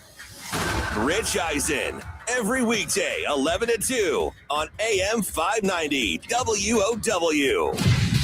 AM 590 WOW has your hookup on the Huskers. Win tickets to the home opener versus Ohio on Saturday, September 5th, plus tailgate passes, plus WOW swag. How do you win? Just set your radio preset to AM 590. Take a photo and send it to us at 590WOW.com. Winner will be announced on August 28th. Deadline to enter is August 27th. Your home for all things Huskers. AM 590 WOW. If you don't know Jack, call Jill of All Trades, voted Best of Omaha 3 years in a row. My name is Christy. They painted our whole house and they did some soffit work for us. I would highly recommend Kim. She is fantastic. She has a great eye for detail. Her crew was wonderful. Everything was clean when they left, and it was fantastic. Call Kim at Jill of All Trades today, 402-905-8144. That's 402-905-8144. Live music 3 times a week just west of Elkhorn. The Doghouse Saloon in Waterloo. Wednesday nights, it's Chad Lee. Friday nights, live bands. Sunday afternoons, music on the big patio, cold beer in hand. Ride out, drive out, everybody's welcome at the Doghouse. And when the Huskers play, Dog fires up the smoker. So come hungry on game day. Take the Waterloo exit to the Doghouse Saloon. This week's bands are on their Facebook page. We're not living in some perfect TV land, the kind where the sun's always shining and life's what-ifs just don't exist. Here in Nebraska, we live in reality. We have unpredictable weather and risky moments that mean you need insurance protection you can trust. At Battle Creek Insurance Company, we protect you with flexible policies for home, auto, farm, and multi-peril crop insurance. Hometown service for all of life's what-ifs. Contact your local independent agent and ask about Battle Creek Insurance. Better together. Hi, my name is Ty, and I recently was told that I needed to get a new roof by 2 different contractors. I was freaking out considering that my roof wasn't even that old, but I saw a commercial on Roof Max, and I give them a call and have them come out and look at the roof. They came out. They said I was eligible for the Roof Max product that actually rejuvenated the shingles and makes my roof look like it's a brand new roof that was just recently put on. I would recommend Roof Max to anyone. Learn more at roofrevivenebraska.com or call 402-679-5741. Welcome back to Handley and Hansen on AM 590 WOW. All right, hoop it up. Hoop it uppers. Hoop it uppers out there. It's back. It's at Oakview Mall on August 29th. And right now, we've got 3 codes available to help sign up a team at 590WW.com. Now, that doesn't mean that you're going to be like part of our team or anything like that. Are we having a team? No, I don't think so. Has Robin Washut is on the line with us. We do. Does Robin Washut remember Hoop It Up? Yes, I do. Did you ball in it? It was a big deal back in the 90s. Uh-huh. Do you guys remember the movie Above the Rim? It reminded me of that. Of Hoop It Up with old Tupac? Yeah, just like it. Yeah, exactly. Just like it. Well, before we get to Robin, real quick, we just want you to know you can sign up right now. Use the promo code Omaha50, and a team can register for just $150 with that discount. But you got to go to hoopitup.com/Nebraska, or you can go to 590WOW.com. Use that code Omaha50. And you can register your team for just $150 with all kinds of divisions from boys and girls, men and women. And you've got divisions for ages 8 and up, from rec, competitive, and pro-am division. There's even like a business division, which I could see Robin and the good crew at On 3. Yes. And would Sean be, would you be more of a shooting guard, Robin, or would you be, I don't know, would you be maybe an undersized 4 throwing the body around? So the peak of my basketball career came in about like middle school, when I was a dominant 6-foot center that towered over my competition. And then high school hit, and everybody else hit their growth spurt, and I quickly learned that basketball was not in my future. So yeah, I'd probably be more on the wing now. Okay.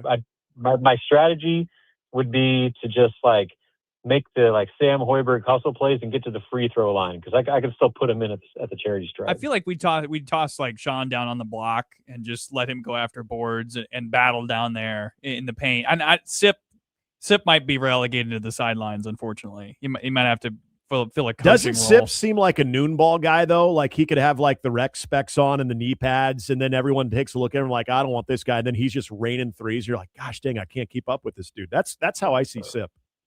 I would make Sip sign a waiver, because we don't know what potentially could happen to him if he were to step onto a basketball court. So it might not be worth it in the long run. But he'll definitely coach and tell you all the things you're doing wrong. Robin, who was the biggest, I guess, eye catcher today during open practice? Was it Whittington? Was it Pritchett? Was it somebody else when you got a chance to view Nebraska practice in 26 for the first time?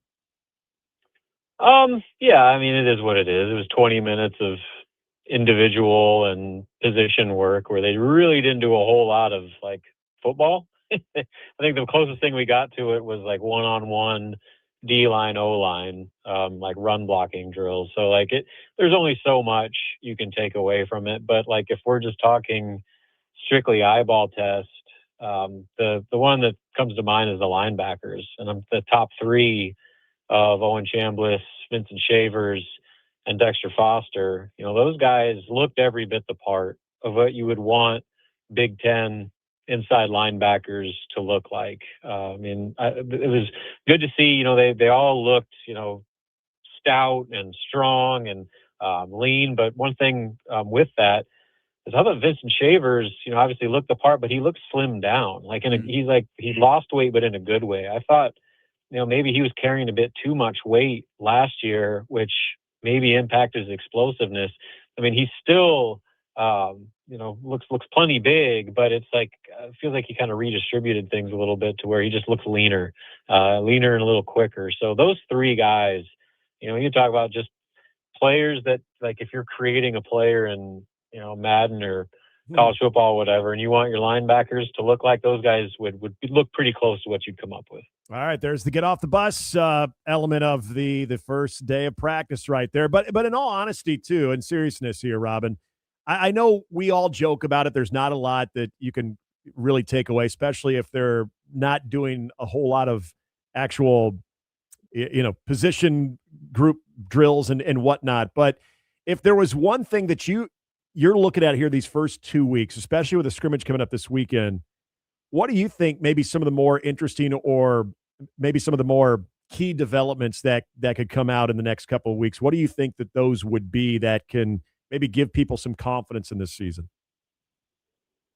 I would probably say just the position battles, and I don't know how much we're going to learn, on the outside of where things actually stand. I think that they, probably have a pretty good idea of the immediate pecking order right now, but I still think there's a lot to play out. Running back is obviously at the top of that list. That other cornerback spot is very much in that conversation. So Jeremiah Charles just seems to get mentioned every single time we talk to anybody, coach or player. So, that's maybe some things starting to take shape there. And so that's the newsworthy items, I guess, because a lot of the other questions that you would like to get answers to just can't get answered, and they won't be until, one, they play a live opponent, and then maybe in some cases after they've played a few opponents and we actually get multiple games of, experience and auditioning to play out. Now, so that's kind of the thing about fall camp right now, especially with the way Nebraska operates and how locked down everything is, and that, we're going to get 20 more minutes of light football action to see before they play their first game. Like, there's just really not a lot you can take away outside of second and third hand information. And the real answers aren't going to come until, you, me, and everybody else are Memorial Stadium again, watching them play Ohio. It is an interesting idea that I want to dive a little bit further into, Robin, because we can find out what this team is in a bad way before they play Indiana or before they play Michigan State. But if it's good, if the future is positive for Nebraska in 2026, I don't know if we can truly know that until that Indiana game. Is there a different game for you? Is it Michigan State or is it beyond Indiana that you could find something out truly about what this team is going to be? Yeah, I think it starts with Michigan State because, one, your first Big Ten game, two, your first road game. So there's just a lot of firsts that are going to come with that game that they mean a little bit more for several reasons than maybe the first three. So I think the non-con will just be kind of a gradual build up to kind of that next true test, which is the opening conference play, and then depending on whatever happens in East Lansing, being able to come back home against a Maryland team that their record kind of says what they are, but they're a team that always has individual talent. And the last time they were in Lincoln, they won. And the last time they played Nebraska, it took a heroic comeback in the final seconds for Nebraska to pull that one off. So, those two games that I think even before Indiana will give you a pretty good gauge of what this team's about, especially when it comes to the narrative of the first half of the season and second half. October is kind of when that second half gauntlet begins.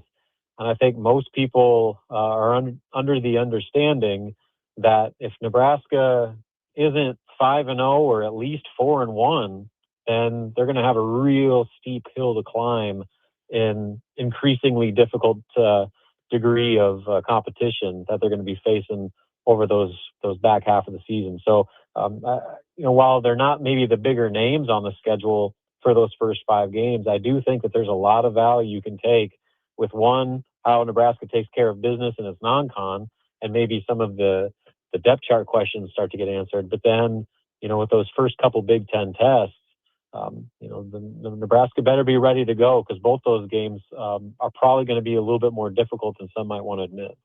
Talking to Robin Washut of Husker Online here on Handley and Hansen. It's AM 590 WOW. I'm Nick Handley. He's Grant Hansen. If you look at the overall presence, I guess, of Rob Aurich, because I know he said a lot of things today, and some of them I think were very interesting as far as how it pertains to the transition and everything. But just his overall presence, Robin, I made the comparison, had a little bit more of that Tony White confidence. And I don't not trying to say those defenses are going to return back to form or anything like that, but it seems like a guy who's pretty confident and comfortable in his skin, especially here at Nebraska. Did you get a similar vibe just hearing him talk today? Yeah, I think you used the right word there with confidence. I mean, just compare him today versus the first time he met with media in the spring. Like in the spring, he felt like a new guy that was getting his feet wet in the Big Ten conference and the big stage for the first time. And, it kind of looked like he had a lot of learning to do. Well, compare that with what we saw today. He looked extremely comfortable. He was joking and, had some, good humor to him, while also expressing, I think, a lot of confidence in the work that they've done to this point and the direction that the transition to his new defensive scheme has gone, going forward. So I think that was encouraging, that he just looked a lot more, comfortable and confident just in that setting.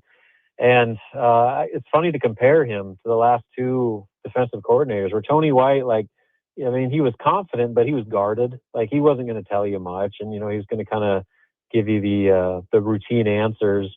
Where John Butler was like defensive, and it was almost like thinking everybody was out to get him type thing. Where Aurich is out there cracking jokes about himself. When they're asked about being a mad scientist, he's like, I can't even read. And he's like, I can't read. Like that stuff is funny. Like, it shows I don't think he makes those jokes without being in a much better place than he was even a few months ago. And he and his staff had a lot to do this off season. And at least that gives you the sense that, they feel pretty good about the progress made thus far. Robin, I want to ask you, this is hopefully, maybe you can decline. You don't have to. I hope you don't.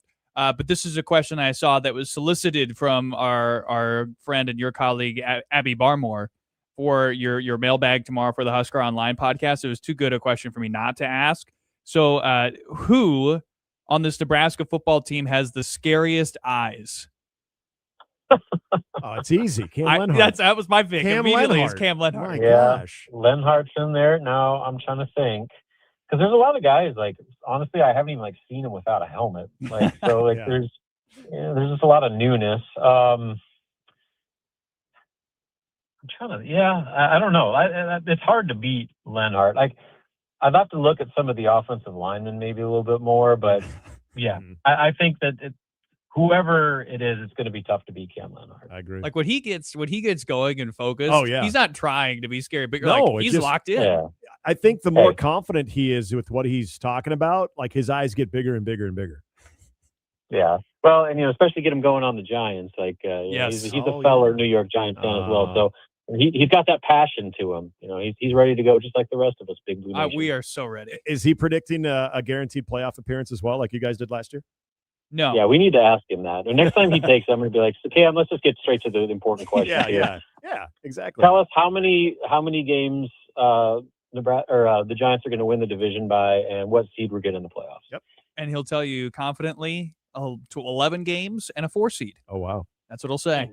Man. I'll take it. Yeah. That you got to give the people what they want. So there you go. I think Robin should ask that question next time you see him.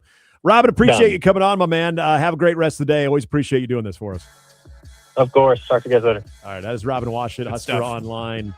When we come back, again, the dollar figure in your head, I want you to think about what it might cost a football program to get an elite running back, maybe an edge rusher. Probably know the quarterback market by now. Some of these numbers that Max Olson has put out there could surprise you. We're going to get into that on the other side of the break. Here at the 4 o'clock hour, it's Handley and Hansen, AM 590 WOW.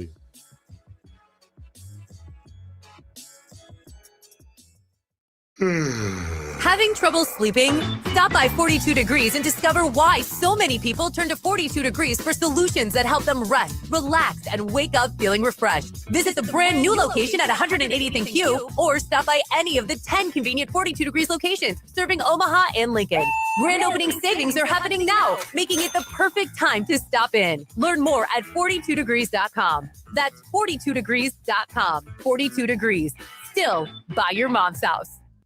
Hey friends, step up to the tea at Bushwood Lounge, Omaha's home for handcraft cocktails done right. From the perfect old-fashioned to creative signatures, every drink is made fresh. And here's the sweetest lie on the course. Happy hour runs 2 to 7 every single day with $1 off every drink. That's right, every drink. Bushwood Lounge on the north side of 114th and Dodge in Omaha. Great cocktails, great company, no membership required. Bushwood Lounge, your happy hour headquarters. At Harvest Auto Family, we believe buying a vehicle should be simple, transparent, and enjoyable. That's why we offer an extensive inventory with something for every driver. We're Nebraska's pre-owned car, truck, and electric vehicle experts, providing quality vehicles, fair pricing, and friendly service you can count on. It's no surprise drivers across the United States trust Harvest Auto Family. The next time you're headed to Lincoln for the game or taking the family on a road trip, stop by Harvest Auto Family at the Roundabout in Wahoo. Visit us online at driveharvest.com. Boomstock is back, and we're celebrating 5 far-out years. Join Boomer Radio August 29th on the Gene Leahy Mall for Boomstock 2026. Enjoy an evening of classic 60s and 70s vibes with live music from Bozak and Morrissey, Touch of Grey, and The Raw Nerve. Plus food trucks, raffles, games, a full bar, and more. Presented by Mutual of Omaha and benefiting the First Responders Foundation and the Stevens Center. General admission is free. Upgrade to VIP at boomstock.org. Have you ever heard of lion's mane mushrooms? It's a mushroom that looks like a brain, and the supplement supports memory that may help with anxiety or depression. Also contains antioxidants and fiber that can support gut and immune health. Capsules of lion's mane are on sale all this month at both No Name Nutrition markets. No Name Nutrition, the natural place to shop. Le Peep has been Omaha's favorite breakfast destination for a reason. Whether you're meeting with friends for brunch, catching up over coffee, or enjoying a family breakfast, Le Peep serves fresh, made-from-scratch favorites you'll come back for again and again. Pair your meal with a handcrafted coffee made from locally sourced espresso and discover why Omaha has voted Le Peep the #1 best breakfast for 19 years. Stop by one of our 4 convenient locations and taste the Le Peep difference for yourself. Omaha heat can be brutal, and a broken AC makes it worse. If your system can't keep up, call Controlled Comfort for fast, professional cooling service. Their certified technicians diagnose issues quickly and restore comfort when you need it most. Stay cool, protect your system, and avoid costly breakdowns. Homes and businesses alike enjoy reliable indoor comfort through the hottest days of summer across Omaha all season long. Schedule your service today at ControlledComfort.com. Control Comfort keeps it under control. Kick back and strap in for some lively conversation. Handley and Hansen on AM 590 WOW. Folks, we are on the road. Show on the road on Friday, Cross Train Brewery, 180th and Maple, along with the crew from Sports Nightly. And we'll be out there on Friday with Kyle and Jessica. Come out and join us from 2 to 6. And, of course, Sports Nightly live on location from 6 to 8 at Cross Train. And while you're there, pick up a Cornhusker Crusher, the official craft brew of the Huskers. Okay, earlier Do you think today, Doug will fill us up for me on Friday, though? Just refills? That's a great question. Yeah. I'm not Doug. I can't answer it. I got to ask Doug, though, seems like the type of guy who would. Doug, I might bring a tumbler, buddy. Drinking beer out of a tumbler feels very wrong to me. Oh, no, it's fine. It's great. In fact, if you ever do it at a pool, stays nice and cold, so you don't have to just pound them. There are because certain, when they're sitting there in the pools heat, that have tight regulations that keep people from doing that. Oh, you just don't do it in. Well, no, in the pool. They as won't long let as you. it's secure. I went to a pool very recently that did not allow you to take any like glass or anything that wasn't clear. glass. You couldn't take it. No. I'm sorry. Anything that wasn't clear, you couldn't take it onto the pool deck because because they had people taking booze in there. Don't go to that pool again. But I feel like if you're going to use a tumbler, I feel like that's more of like a Jack and Coke. Like for me, if I'm going to put some sort of alcohol in a tumbler, it's going to be like whiskey or some sort of harder liquor. Yeah, it's like a rum and Dr. Peppers. Boys. All right, this is. Sit down next to Uncle Nick here. Let me tell you a pro. Let me give you a pro tip here, okay? You young guys that are still figuring out the ins and outs of life right now. Sometimes when you go outside and it's warm, that beer tends to get a little warm. Just drink it quicker. Well, yeah, you can do that. I mean, that's always an option. I'm not going to say it's not. You're so old, you're nursing your beer. No, but I like to savor. Boy, I could drink you under the table, and you know that is 100% true. But I would say it's always nice to when you're at the pool to savor the beer, especially if you got a good beer. So you can have the tumbler. The tumbler is going to keep it, or a Yeti. It's going to keep it nice and cold. You don't feel the sense of urgency to get the thing down without losing any of that temperature that makes a beer crisp. Our generation drinks less beer anyway. I know you guys than are anybody. You guys are big seltzer guys, aren't you? Whoa. No? I'm a whiskey and Coke. I'm a rum and Coke kind of guy. I love rum and Coke. I love rum and Coke. You guys use Coke? That's cute. I was out on seltzers until I wasn't. Why do you guys do that to They're rum expensive. and whiskey like that? Just drink it as is. Because I want the caffeine too. Yeah, I love the idea. Caffeine part of it. Do you want the taste? No. The caffeine's the biggest part of it. Jack you should and Coke. not. You haven't been around me enough to know. Like, I mean, the taste is not an issue for me. Like whiskey neat is perfectly fine in my book. Here's But one: Jim Beam and lemonade. You make a dirty Arnold Palmer. I had a so friend good. once who somebody bought him a bottle of whiskey that I guarantee you was at least an $80 bottle of whiskey. Maybe more. And he sold it. And he with no. cola? He mixed it with Coke. Yeah, that's what I mean. He sold it. He mixed it with Coke. I was like, oh my God, What are this you is doing? disgusting that you're doing this to this bourbon. Yeah, that is gross. Disrespectful. Just don't ever do that. This guys. person will There remain are nameless. certain things you drink straight though. Like I don't think you mix tequila with anything. If you're gonna shoot tequila, you better shoot tequila.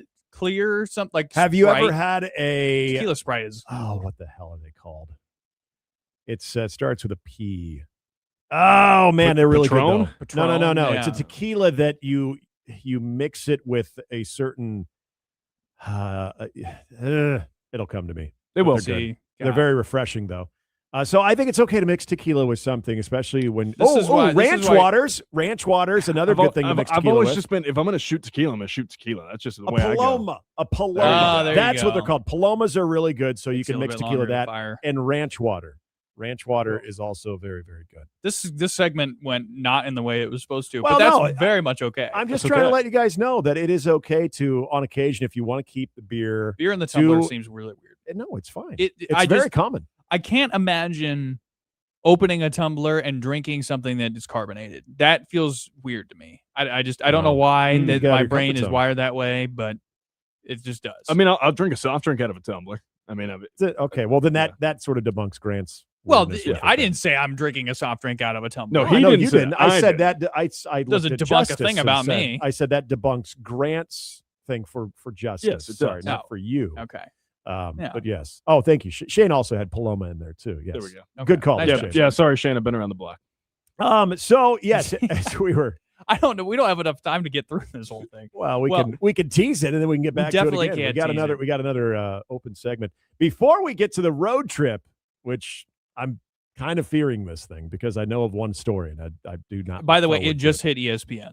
Like ESPN just found out to pick this story up. Then I think the New York Post originally picked this story up, and about now the- ESPN, about the one that we're all Arkansas? thinking Yeah, about in okay. Arkansas in football helmets and Yeah. things that are in the football helmets that aren't supposed to be there normally. Mm-hmm. So Things that should not be there. save it for 15 minutes. All right. So real quickly, you asked the question earlier in the show. What would you next to quarterback? What would you spend the most money on as a football program? Depends on who it is. So in this article, and we'll detail it more as we go, but Max Olson lays out very well, sort of just talking with different GMs at different college football programs, and different representatives, agents, all that sort of stuff. Just trying to figure out, okay, what's like the price for each of these position groups on average? Just get a range here, right? Because we don't know how much most of these guys are making. Obviously, these contracts aren't public. So you got to find this stuff out. Now, the most notable offer that actually ever did somewhat become public was Jeremiah Smith from Ohio State, who was offered $10 million to transfer somewhere else over the offseason. Which the typical range is worth. That far exceeds the top end of the typical range, according to Max Olson. This is a guy that's going to command way more than that at the NFL level and is NFL ready maybe now and certainly now and has been maybe for 2 years. So apart from that, quarterbacks $1 million to $3 million. That's the position group that's getting the most. Receivers seem to be boom or bust. I think I probably would be the most interested in spending on tackle, which comes in at about, depending on, again, your variance, second on the spending group, $600,000 to $1.2 billion in this article that you can spend on a tackle. That's generally right. Like, if you think about the NFL, a lot of the positional spending goes in some relative order after quarterback, offensive tackle, then edge rusher. Yep. You want to pay your left tackles, and then you want guys that can get after the quarterback. At the college level, this is what maintains it's similar. It's very similar, although the running back market is a bit higher than the NFL. Yeah, in terms of percentage. I want to take a look at that one, and also getting back to the edge rusher, because the offensive tackle part of it, that range and edge is very similar. But if you were to look at this Nebraska team going forward, what would you pay more for? We will discuss that. Also, don't forget, road trip coming up at the top of the 5 o'clock hour. Handley and Hansen continues on your Tuesday. Glad you're with us. It's AM 590 WOW.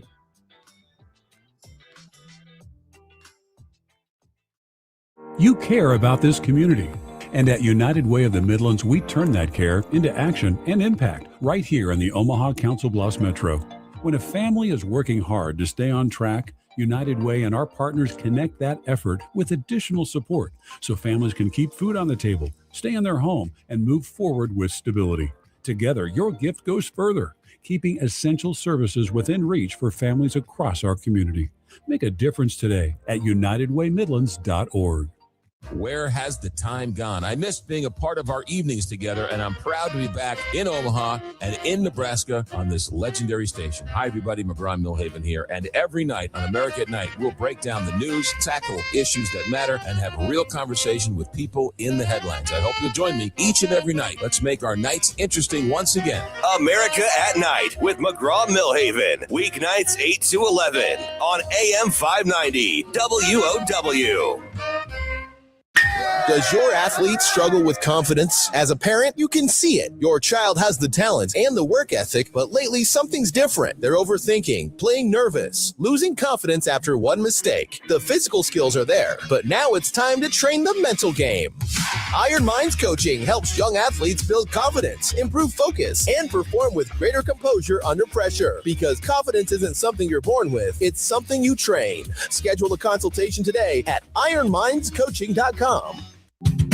Your backyard could be the best seat in Omaha. Crone Landscape Construction has spent 40 years building them. Paver patios, retaining walls, outdoor kitchens, fire pits, ponds, and landscape lighting, all designed and installed by the same local crew that's been doing it since 1986. No call centers, no franchises, just Gary Crone and his team and work that holds up. Get on the schedule now for fall. Call Crone Landscape at 402-779-3377. That's 402-779-3377.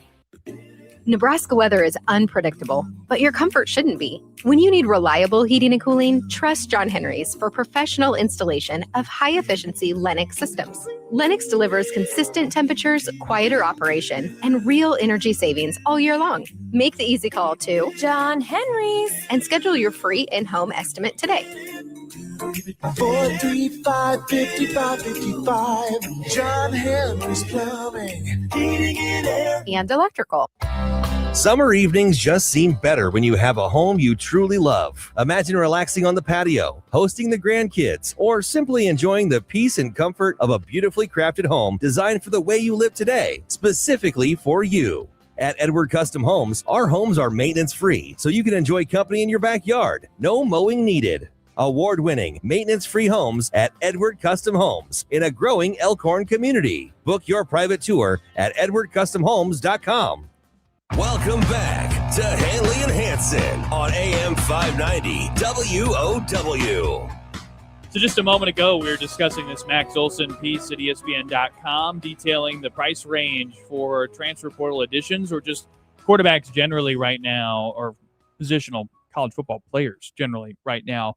Quarterbacks commanding $1 to $3 million, running backs $300,000 to $800,000, receivers $400,000 to $1 million, tight ends $300,600, 1.2 million top end for tackles, 800 for guards, 1.2 edge rushers, 1 million for defensive tackles, 700K linebackers, corners and safeties about 900K on the top end, kickers 200K top end, punters 150, long snappers $50,000, which is funny. They're underpaid somehow still. Again, the number 531-895-0590 to call and be a part of the show today on Handley and Hansen, and a chance for you to share which position of all those that I detailed you would be most willing to spend on for Nebraska football, either for this year's team or for the future. Grant Hansen with Nick Handley. And Nick, where do you land? Max Olson, by the way, does have a former Husker in the top end of the edge rushers with Princewell. So yes, he was, according to this number, would be around the $1.2 million range. And that's where I would start, because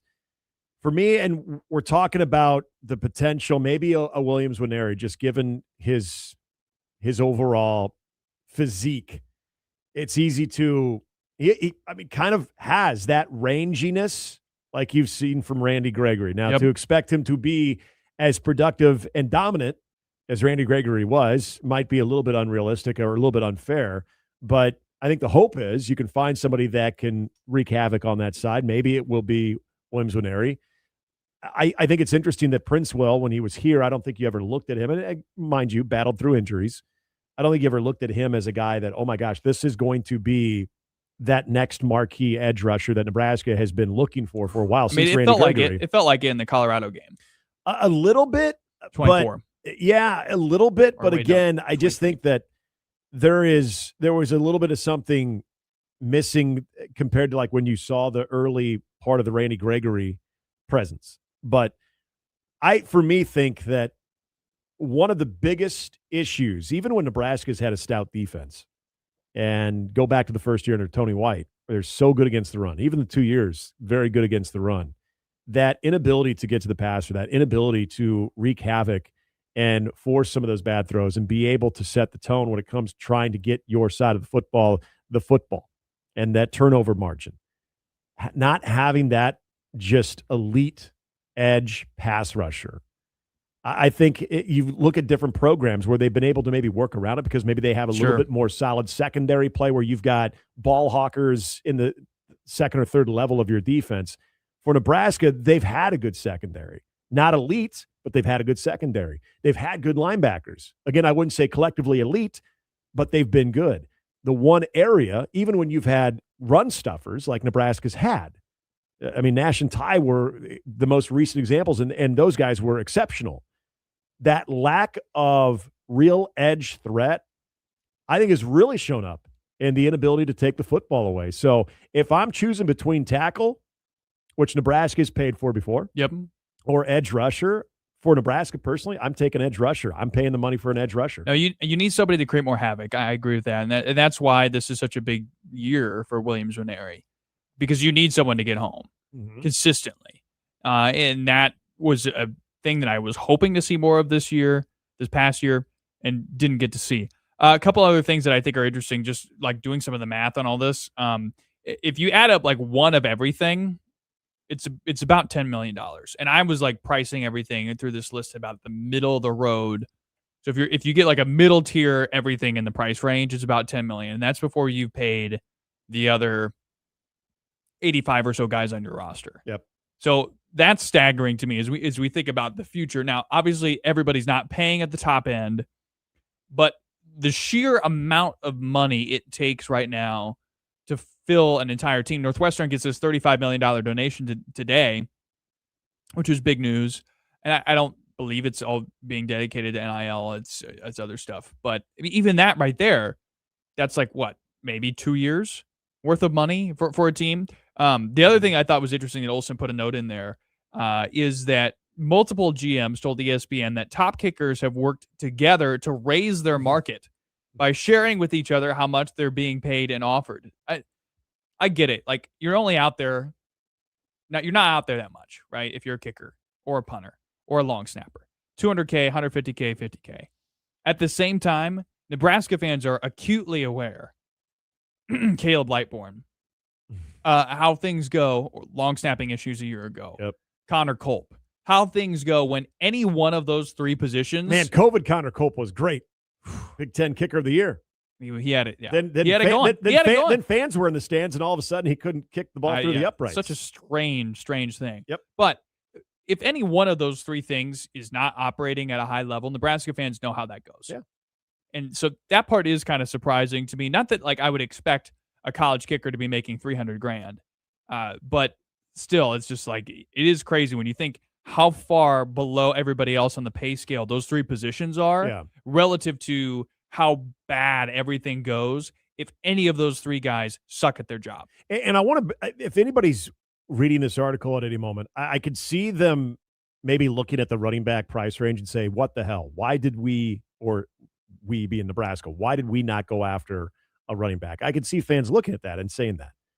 The thing is, the type of running back that I think I heard a lot in the offseason of what fans wanted to get, sort of that Kwan Lacey type running back. Those are, you got to remember, with every one of these positions, that top number, there are going to be exceptions that go way over that. And Kwan Lacey was always going to be a $1 million plus guy. Right. The type of game-breaking, surefire, you cannot lose or miss with this guy. Those guys are still going to cost you in the neighborhood of $1 to $1.5 million in my estimation, I would think. So let's not look at that number and be like, what the hell? We got money. Come on. It's not that easy all the time. All right, going to take a road trip as we wrap up hour number 3, get you into our final hour. The crazy world of Justice Rhody is coming up. It's Handley and Hansen on AM 590 WOW.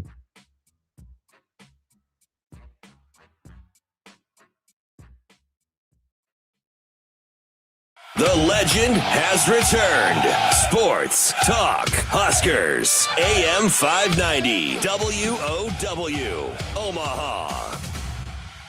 This is SportsCenter.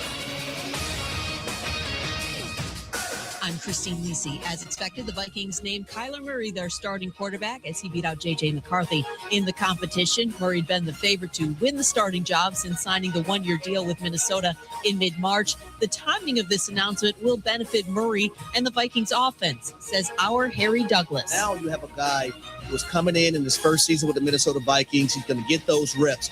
Hearing the same person's voice every time in that huddle, I think it's very, very valuable. Now everything is going to be the way Kyler Murray wants it. And he can adapt and build that chemistry with these guys and be in that huddle with the first team. Rams defensive end Myles Garrett missed his second straight practice with swelling in his knee. Receiver Puka Nacua left practice early. No word yet why he left. Raiders coach Clint Kubiak told reporters rookie QB Fernando Mendoza will get plenty of reps in Thursday's preseason opener against Arizona. Baseball, American League leading Rays tonight seek to win their 8th straight when they take on the A's. Tampa Bay is a game and a half back of Milwaukee for the best record in the majors.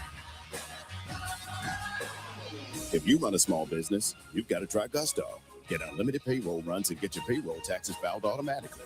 Offer health insurance, 401k, and more. Get started for free at gusto.com.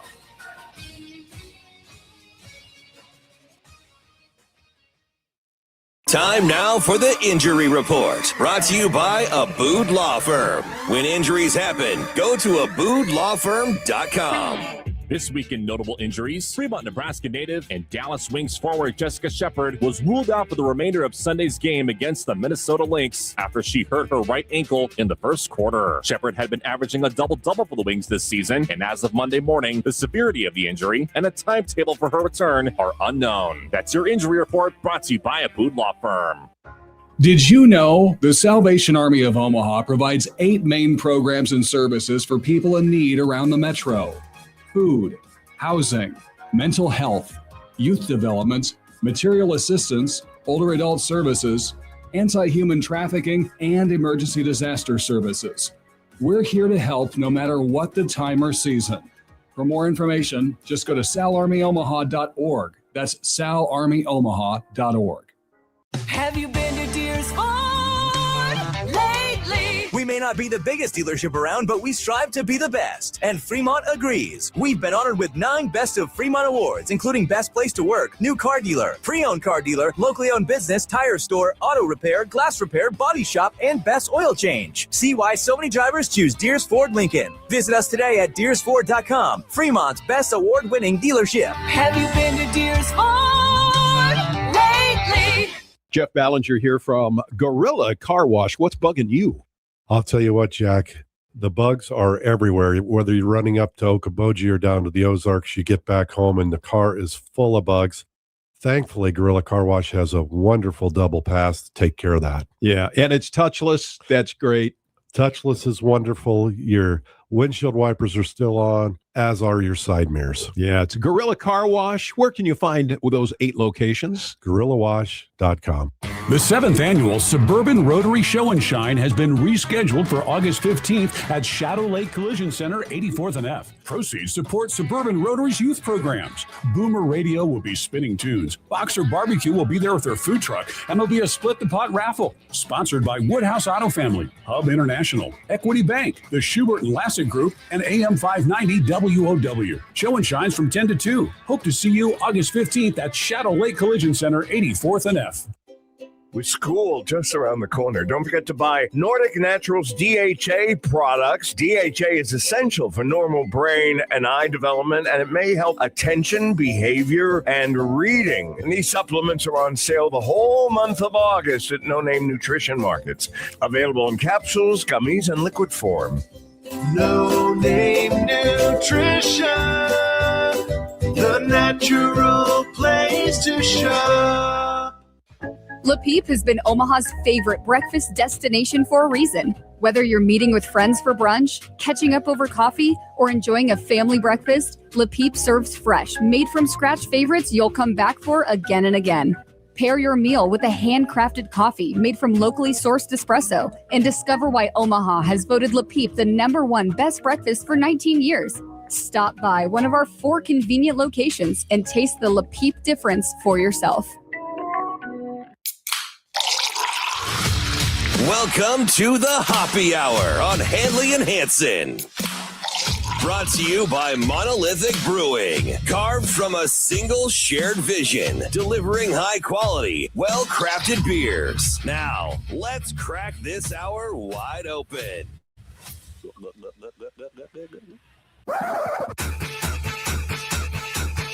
Best hour of any day is our Hoppy Hour, brought to you by Monolithic Brewing on 120th and Fort's new beer release today. Baja Gold Session West Coast IPA with all Centennial hops. I want one of those right now. And don't forget, coming up next Friday, I've been to this before. It's awesome. Great food, great beer. Friday, August 21st, they're going to have their annual Monolithic Hatch Chili Fest. That's going on next Friday. They roast tons of New Mexico Hatch chilies. It'll be serving a variety of scratch-made Hatch chili food specials featuring Hatch salsa, Hatch green pork chili, plus roasted chilies by the pound. It is awesome. That is all going on at Monolithic Brewing on 120th and Ford. All right. It's the Hoppy Hour on a Tuesday, so then we seem to find the path of our road trip. Let's go road tripping here. Justice. Okay. Oh, I was waiting for some cool music or something. Where'd the bump go? There. Oh, God, that was so anticlimactic. Boo. Don't worry, we're getting to it. All Hey, right. fellas, to Nick, to Grant, to you at home. Hey, listen, if you're driving, buckle up. I'm not going to be responsible for this. Just crank that dial. We got stories for a while. Who cares about that? Hey, this episode is not for the faint of heart. If you are a little queasy, I'm sorry. If you can't take the heat, get out of the kitchen. We're leading off with this one? No. Okay, This one's going to be for the end, but, Okay. it's not for the faint of heart, this stuff. Anyway, you better grab your passport and have it stamped. We're going to take an international spot at some point on this tour. Let's start out in the beautiful city of the Salt Lake. Hey, let's go to Utah. A bride uses a tampon to set fire to a wedding venue the day before her wedding. So wait. Was this arson or was this unintentional? This was arson. Okay. We'll get to that point. So a little backstory on this. It was a Mormon meeting house where this wedding was set to take place. It caught fire under mysterious circumstances the day before this couple was supposed to have their wedding. 25-year-old woman set the fire, caused a lot of damage. Now you're wondering, how would she do it? What's the motive? The police don't know the motive. There is no motive. As far as we're concerned, the wedding may still be on. Nobody knows any details beyond this. But we do know she stole 2 lighters from an Ace Hardware store nearby, slipped them into her sock, and walked out of the store. Then lit a tampon in the storage room where they keep the chairs for a couple of different studies, and then didn't have a marriage license when they asked her if she was going to get married and how they planned on proving the marriage. So this was just her to avoid the marriage? Like one of those Yeah, this seems like runaway bride type stuff. But, but we don't know the motive of all of this because as far as we're concerned, no charges have been pressed to the would-be husband, but right now the woman is facing several significant charges, including aggravated arson, retail theft, and providing false information to law enforcement officials. Have you guys ever seen anything like this? And if you like a tampon, why'd she steal the lighter? Why'd she steal the lighters? That's my question. She stole 2 lighters. Just pay for the lighters. Maybe she didn't want the record, but just pay in cash. This is what's so funny about this, other than the obvious. I feel like this was either a very bad runaway bride cold feet type moment where you just completely lost your better sense and decided to go full arson on this thing. But there's an element to this of why she might have stole the lighters as well and then decided to do this. Were you on some type of hook? I know most churches don't actually charge you a fee. They will ask for a donation when it comes to, now I don't know about Mormon churches. I'm not sure about that. But if you have to pay a certain fee, is this just as simple as trying to skip the bill? Because what's funny about this is this is going to cost you a lot more money in legal fees and everything else than what it would have cost you for the venue. And I don't even know how much the venue costs. ROI isn't there. This is not very smart. I mean, I don't know the details, but this is kind of reminding me a little bit of that Netflix Maternal Instinct documentary that came out over the summer from, I think it's actually from your neck of the woods, the Oklahoma area. Not like least surprising thing. Just that it's I didn't want to say it.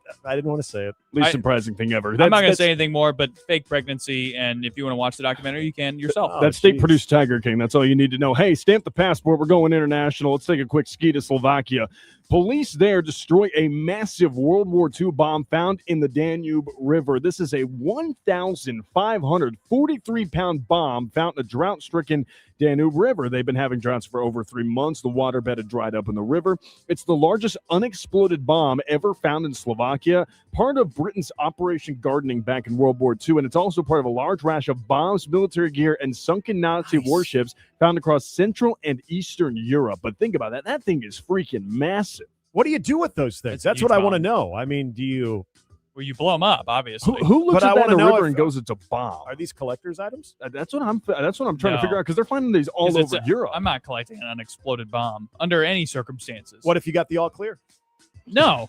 No, it's a bomb. What a great conversation starter right there in your foyer. When you walk into your house, you have this big old school like an bomb. eyesore. And you'd be like, look at this thing. This used to be an actual bomb used in a war. How do you get a 1,500-pound bomb into your house? Well, that's a better question. But I mean, sometimes I don't know if you guys are about this or not, but you know, they're all it's just all like landmines and stuff, or basically mines to try to make it harder for, I would assume, the Nazis to travel the Danube. But don't you want your guests to come into your home to know that you mean business and that you're going to take no blank from nobody? What better way than having a bomb right there? There's other ways. There is other ways. All right, let's go to China. Pretty strong move. Chinese universities have been struggling with AI-powered eyeglasses that are helping college students to cheat. So they're nearly indistinguishable from prescription glasses. New AI glasses rental industry is popping up. It's already seized over $5,000 on college campuses just from this. There's 5 different types of these AI glasses, and how they're working is these glasses frames are equipped with tiny cameras. And once they're there, the cameras are able to scan the information and then link themselves to any sort of AI services. There's been 4 different types of services that can be linked to these specific glasses. Now, the funny part is the way that they found this out and caught some of the cheaters, the average on some of these tests jumped from 70% unassisted to 92.5% when assisted by these AI glasses. Whoa. And universities have caught cheaters, and they've been able to figure out new ways to try to foil these plots. But more often than not, test scores are being raised at an alarming level. I got questions though. So are you able to, because I keep thinking of Meta glasses. Are you able to lock in on your test in front of you and then it basically computes the questions, and then it formulates the answers, and you're Yes. able to see it in your lens. Yes, so that's what it is. It's a That is- reflective that is lens. genius. This is something straight out of a Mission Impossible movie where it spits it out on the camera and then it reflects it on the lens in front of your glasses, but the professor can't see it. This is so not it's kind of like a one-way reflective glass. This is a bad time to be a college professor or a high school teacher. Yes. This is a very hard time, at least with you know you what? have to almost do everything on paper. I'm going to say this is actually a bad time to be a student, because what if you put in the work to improve your That's average true. test score? It's going to be considered faulty. It's going to be Well, considered only if you wear glasses. cheating. Yeah, what if you have to wear glasses too? What if you just don't like contacts? If you don't have glasses, you're probably fine. Hey, shout out DJ Khaled. That means you're suffering from success. All right, buckle There's up. going to be collateral damage on this, and I think it's going to impact the innocent tryharders. If you're not in for the faint of heart, this last story that we've got for you is a really queasy one. So just proceed with caution here. We go to Arkansas, where a high school football player at Mamel High School finds a venomous snake in his helmet after an hour of practicing. Now, let's give you a little bit of context behind this. A 2-foot-long cottonmouth was hiding in the padding of the helmet on the crown of the skull. Oh, it wasn't hiding, Justice. It was nesting. Nesting. That's crazy. But hiding, yes. It's the second most venomous snake in the state of Arkansas. Now, if you consider the grand scheme of venomous snakes, the cottonmouth really pales in comparison to some of the other venomous snakes in the world. But just know if this thing bites you, you're going to need some pretty strong anti-venom.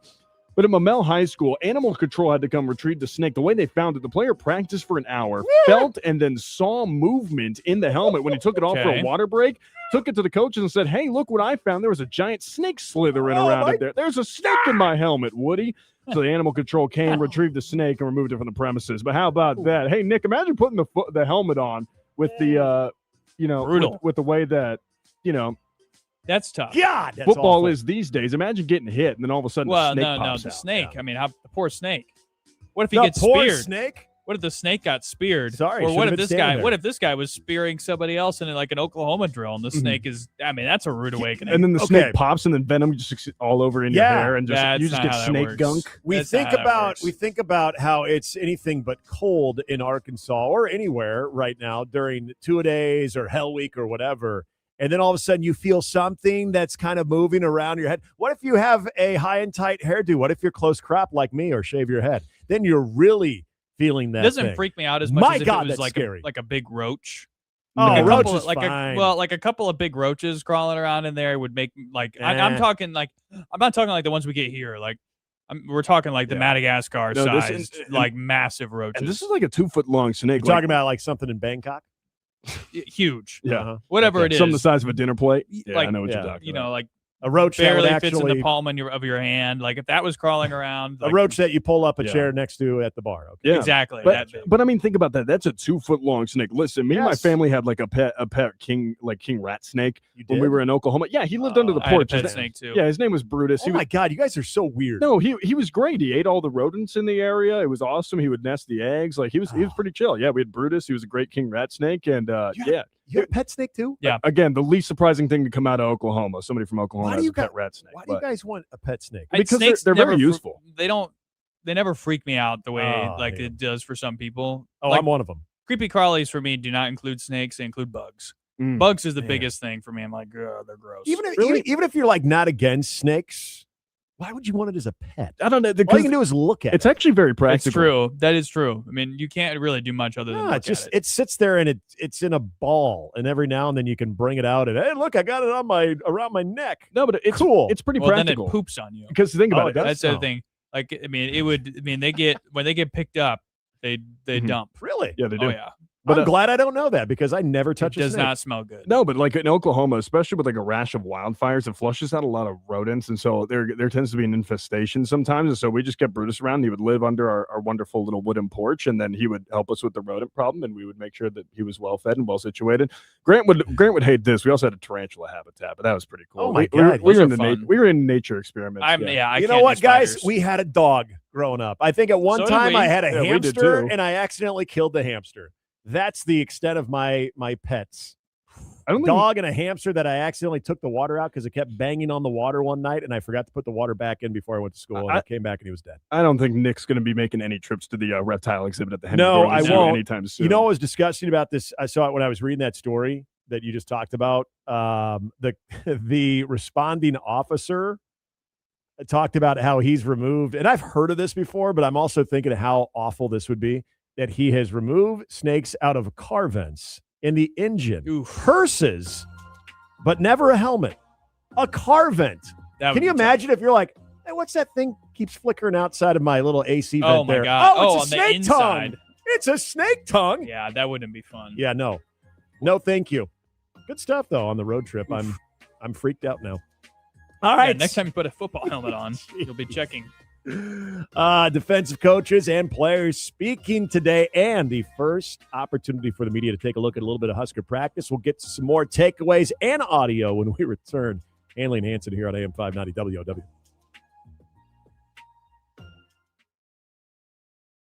You can tell a lot about a brewery by the people behind the bar. At Monolithic Brewing, they're always chasing the perfect pint, combining creativity, collaboration, and craftsmanship in everything they brew. It's the kind of neighborhood place where you'll find familiar faces and something new to discover with every visit. Pair your favorite beer with one of their unique burgers, wraps, or shareable appetizers. Then stick around for special beer releases, live events, and a tap room that's as welcoming as the beer is memorable. Monolithic Brewing, small batch beer, monumental flavor. At Gene Steffi's Chrysler Dodge Jeep Ram, you're more than a customer. You're family. Experience a world-class dealership where your needs come first. Shop comfortably under our brand new canopies, rain or shine. When it's time for service, just drive into our convenient covered service drive for fast, easy check-in. At Gene Steffi's, we're here to help you buy the right vehicle, not sell you one. Experience the Gene Steffi's difference today. You can count on us, Gene Steffi. Hey, Omaha, the legendary Hoop It Up 3-on-3 basketball tournament is back. Saturday, August 29th at the Oakview Mall parking lot. Boys and girls, men and women, ages 8 and up, recreational, competitive, and pro-am divisions. Grab 3 to 5 players and build your team. Register now for just $150 with promo code OMAHA50. That's $100 off. Spots are limited, so don't wait. Register at hoopitup.com/Nebraska and use promo code OMAHA50. Hoop It Up Omaha, August 29th. Make your business travel in style with custom vehicle wraps from Omaha Auto Wraps. Your car, truck, or SUV will become a moving advertisement, seen by hundreds of people daily. Visit Omaha Auto Wraps right now at omahaautorapps.com for a free design consultation. Put a wrap on your vehicle and grab attention. Visit them at 14609 Prairie Corner Road in Omaha, 1 block from the Amazon warehouse on Highway 370, and always online at omahaautorapps.com. Around here, we know one thing for certain. When the skies turn dark, the power can go out in a flash.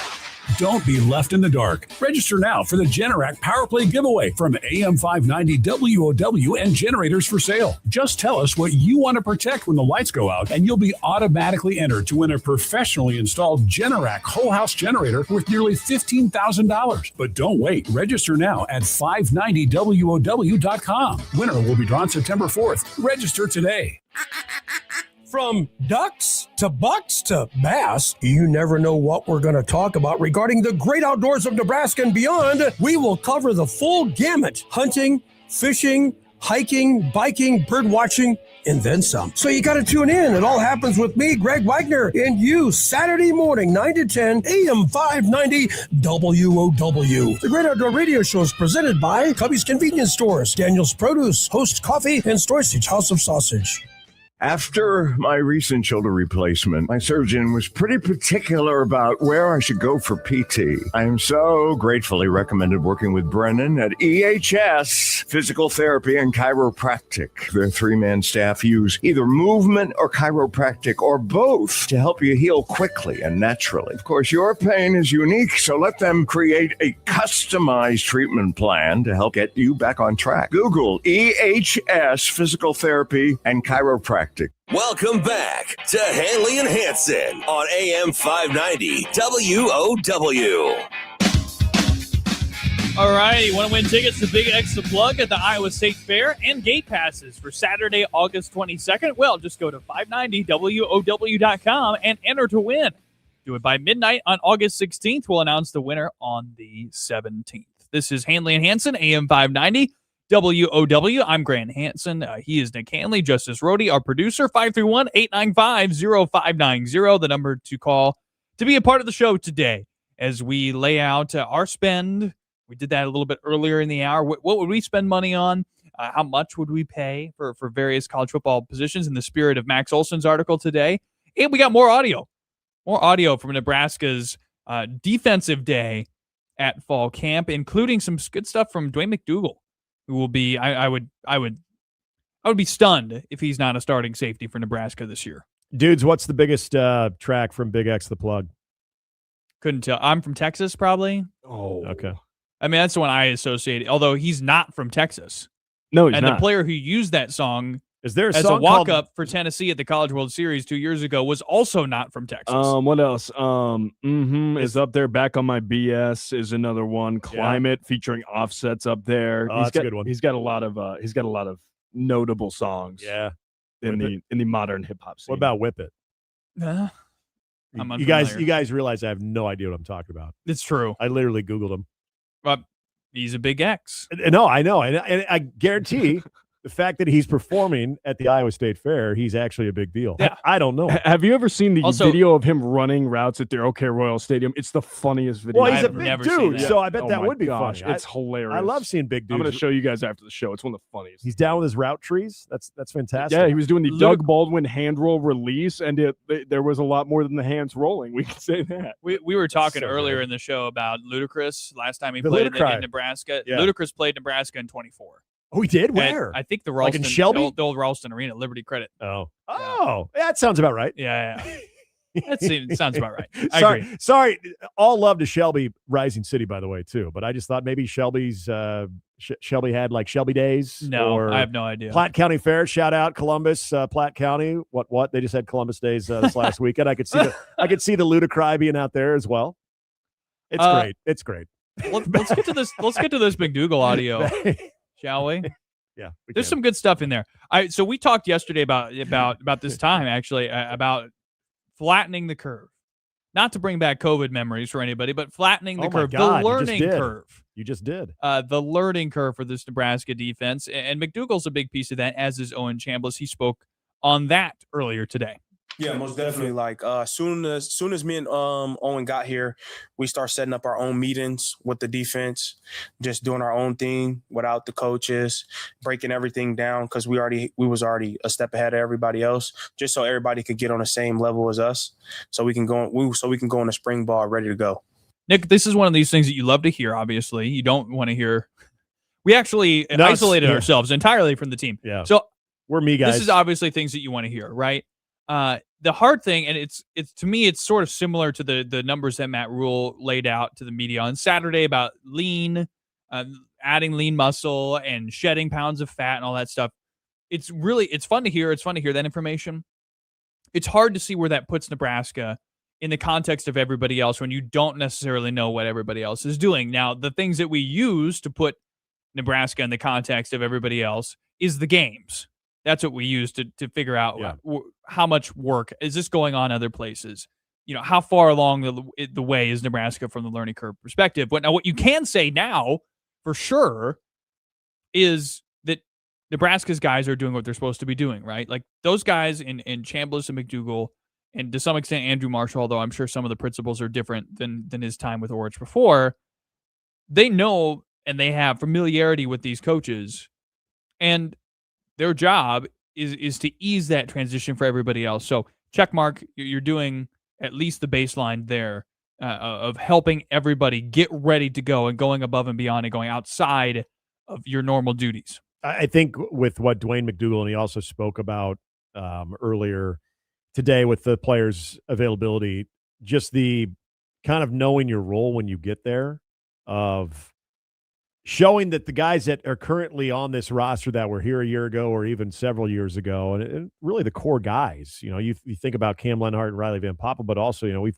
talked a little bit about Vincent Shavers today, Williams Nwaneri now in his second year with Nebraska, but you also look at a lot of the members of the secondary that you're kind of balancing that. All right, I do know what you guys can expect from Rob Aurich, but I need to kind of prove myself to you guys that I'm one of you. And so I thought he gave pretty good perspective of that, because it's one thing for him and Owen Chambliss to have a better understanding of this defense and maybe more importantly, the expectations of what they're going to try to put out there for now this newly formulated group. So you want to be able to give that knowledge, and you want to do it sooner rather than later, but you also don't want to overstep your bounds. You don't want to get over your skis because you're still the new guy. Right. Even though you've got a new defensive coordinator, you're going to let that guy lead that room. But I really appreciated his honesty when it did come to letting everyone know that, yeah, first and foremost, I had to essentially, kind of prove myself to those guys and, show them I was going to put in the work and everything, that I needed to meet their standard, I think is what he said, meet their standard first and foremost before I tried to give any of, my experience in Rob Aurich's defense. Now, again, in this day and age of college football where you have so many new faces with the transfer portal and a lot of moving parts when it comes to coordinators, I can understand that it's probably a little bit more common as far as you have this veteran group and all of a sudden there's these new faces. You probably don't look at these guys like, oh, rookies, or these guys think they know this or that, because I think we're now so far along in this whole new world of college football and the transactional element of it that you just look at it as the business as opposed to, oh, this guy thinks he knows what the heck he's talking about because he played under this guy. I think there might have been a time that might have been a little bit of that initial impression, but I think now, just like you do in the NFL, where you're here one day, maybe in a different locker room the next, guys just accept that. But I did think that most of them are used to it now. Yeah, I thought that was very interesting. You have to be used to that by now. And the volatility and all of that. And it wasn't any one thing that Dwayne McDougal talked about today that I'm like, ooh, okay. I just like the way he carried himself. And the reason I bring that up is you've got a corner position, and we talked to Andrew Marshall at Big Ten Media Days. And I thought Andrew Marshall, you could tell one more year into the system, and maybe there was some of that confidence that he brought into Big Ten Media Days because he does have that familiarity with Rob Aurich. Look, Andrew Marshall is a guy that we talked about potentially could have a very big year given the schedule, given the opponents and those types of offense that he's going to be against. But he seemed extremely confident. I want to hear more of that from my corners. I want to hear more of that from the secondary. So between hearing what Andrew Marshall had to say a couple of weeks back in Chicago and then getting our first real opportunity to hear from Dwayne McDougal, I like a little bit of what they're bringing just from a confidence standpoint. Now, I know everyone listening right now is like, I don't give a crap. I want to see how that confidence translates on Saturdays. And I'm right there with you. But I also don't want the quiet guy that's just like, yeah, whatever. Yeah, whatever. Yeah, they went under. So well, go ahead, Justice. Before I set up this next bite. Yeah, I just wanted to say real quickly, because the confidence in the cornerback room has been prevalent, but also think about what they're going against in practice here, guys. You want to talk about building up quality depth for guys like Jeremiah Charles and Danny Odom coming into the system, for transfers like Victor Evans and Dwayne McDougal coming over with Rob Aurich. For those guys to see what's staring across from them in the receiver room, think about the depth that room has and how you can build and flesh out depth within your defensive back room. I mean, we talk about it, a lot of college football playoff rosters tend to look like an NFL roster. You've got 53 viable bodies that can go in and give you meaningful snaps when you need them to. And how do you flesh out depth as a team that doesn't necessarily have the funds, or you don't necessarily have the recruiting acumen or the track record of some of the bigger schools? How about you bring guys in and you develop them good on good against some of the best depth that you have on your roster? The fact that Nebraska's got their defensive back room with a lot of guys who were unproven going this year, and you did have questions about, even though the numbers on paper look good from a pass coverage standpoint last year, them going against that wide receiver room only helps them and will only further suit to help them develop because of the iron sharpening iron factor, and also the amount of bodies and different profiles that they're going to see. I mean, they're seeing a Big Ten wide receiver room, and that's going to help them, I think, flatten the curve like we're talking about when it comes time to get into Big Ten play. So let's do a little bit of a quote that we want to file here under the quiet confidence category that sort of defines a little bit of this season, at least this early portion of fall camp. Here's McDougal on the way that Rob Aurich's defenses have been perceived prior to the season in his past stops. To be honest, everybody doubts the defense in every conference that he goes to. Like when we was at Idaho, nobody believed we was going to be a top defense and this and that. No one thought San Diego was going to be a top defense, but every year he proved everybody wrong. So 9-4 last year at San Diego State in a 3-way tie for second place in the Mountain West, and that coming off a year in which they went 3-9 in 2024, and we're 11th place. I mean, they were one of the worst teams in the conference the year before, and those changes defensively implemented by Aurich, a big reason why they were able to turn things around. But I liked, again, Aurich said, like today, I think he was asked about swagger. I can't remember if he said, like, I don't know how much of that I have. But I can say, like, Nebraska's got at the very least, a quiet confidence about things for where things are going to go this year. I think so. I mean, that's the whole $1 million question with this entire team is I think they believe in what the coaches are putting them through, and I think they believe that they can be better. And I think one of the more powerful things that you can have, especially at this level of athletics, when we're talking about not quite to the pros, is that ability to use that as fuel or whatever. Because when I look at the hard numbers for what his defense did and, holding teams for just under 300 yards total. I understand there's a confidence that you can bring in with what Rob Aurich has done. If you've got that ultimate buy-in, which again, it sounds like everyone is there. Sure.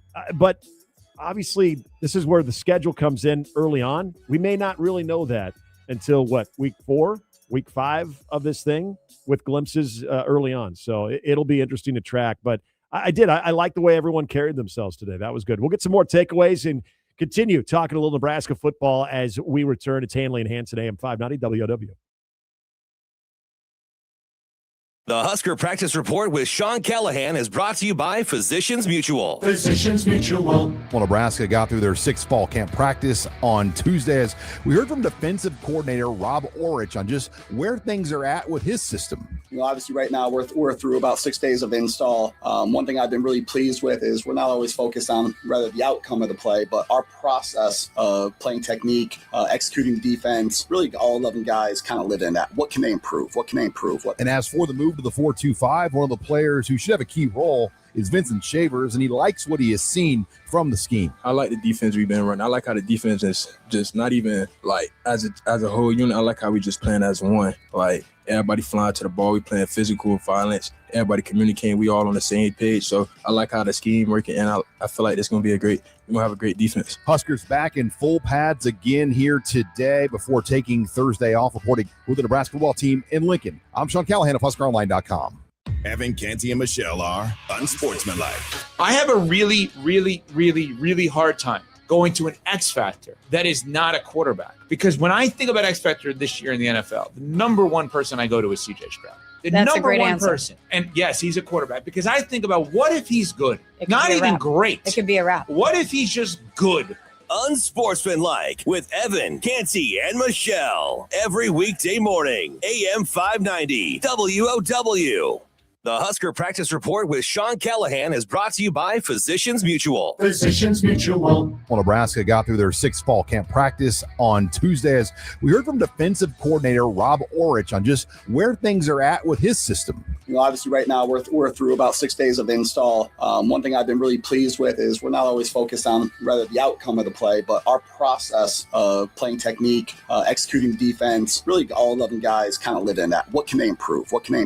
And as for the move to the 4-2-5, one of the players who should have a key role is Vincent Shavers, and he likes what he has seen from the scheme. I like the defense we've been running. I like how the defense is just not even like as a whole unit. I like how we just playing as one. Like everybody flying to the ball, we playing physical violence. Everybody communicating. We all on the same page. So I like how the scheme working, and I feel like it's gonna be we're gonna have a great defense. Huskers back in full pads again here today before taking Thursday off. Reporting with the Nebraska football team in Lincoln, I'm Sean Callahan of HuskerOnline.com. Welcome back to Handley and Hansen on AM 590 WOW. Wrapping up your Tuesday edition of Handley and Hansen. It's AM 590 WOW. Again, big shout out to Husker Max, our friends there. Huskers to the Max at huskermax.com. That's where also you can stream the show through their website as well, as you can through our app, AM 590 WOW. Nick, I was looking at this earlier today. We talked to Big Ten Ben about that. I'll pose the same question to you. NBA slate, Christmas Day. You already know the answer.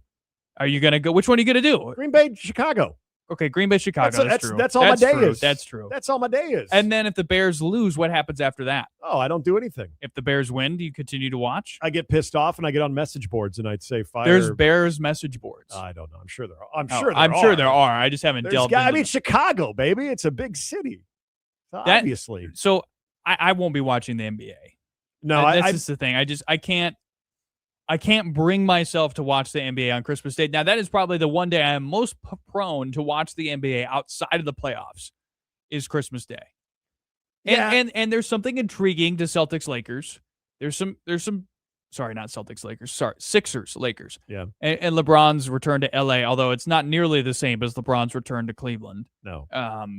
So let's not make more of that, even though he spent more time in LA than Cleveland. So one of two things will happen if the Bears. So Bears are hosting that game, by the way. So if the Bears win that game, I will be elated, and I will just basically view anything that I without a care in the world. So it'll be more background noise, because what I'll probably do is be checking out post game of Bears Packers. If the Packers win, then I will unplug from anything sports related for the next several hours on Christmas Day, and I'll actually spend time with my family. So here's the thing.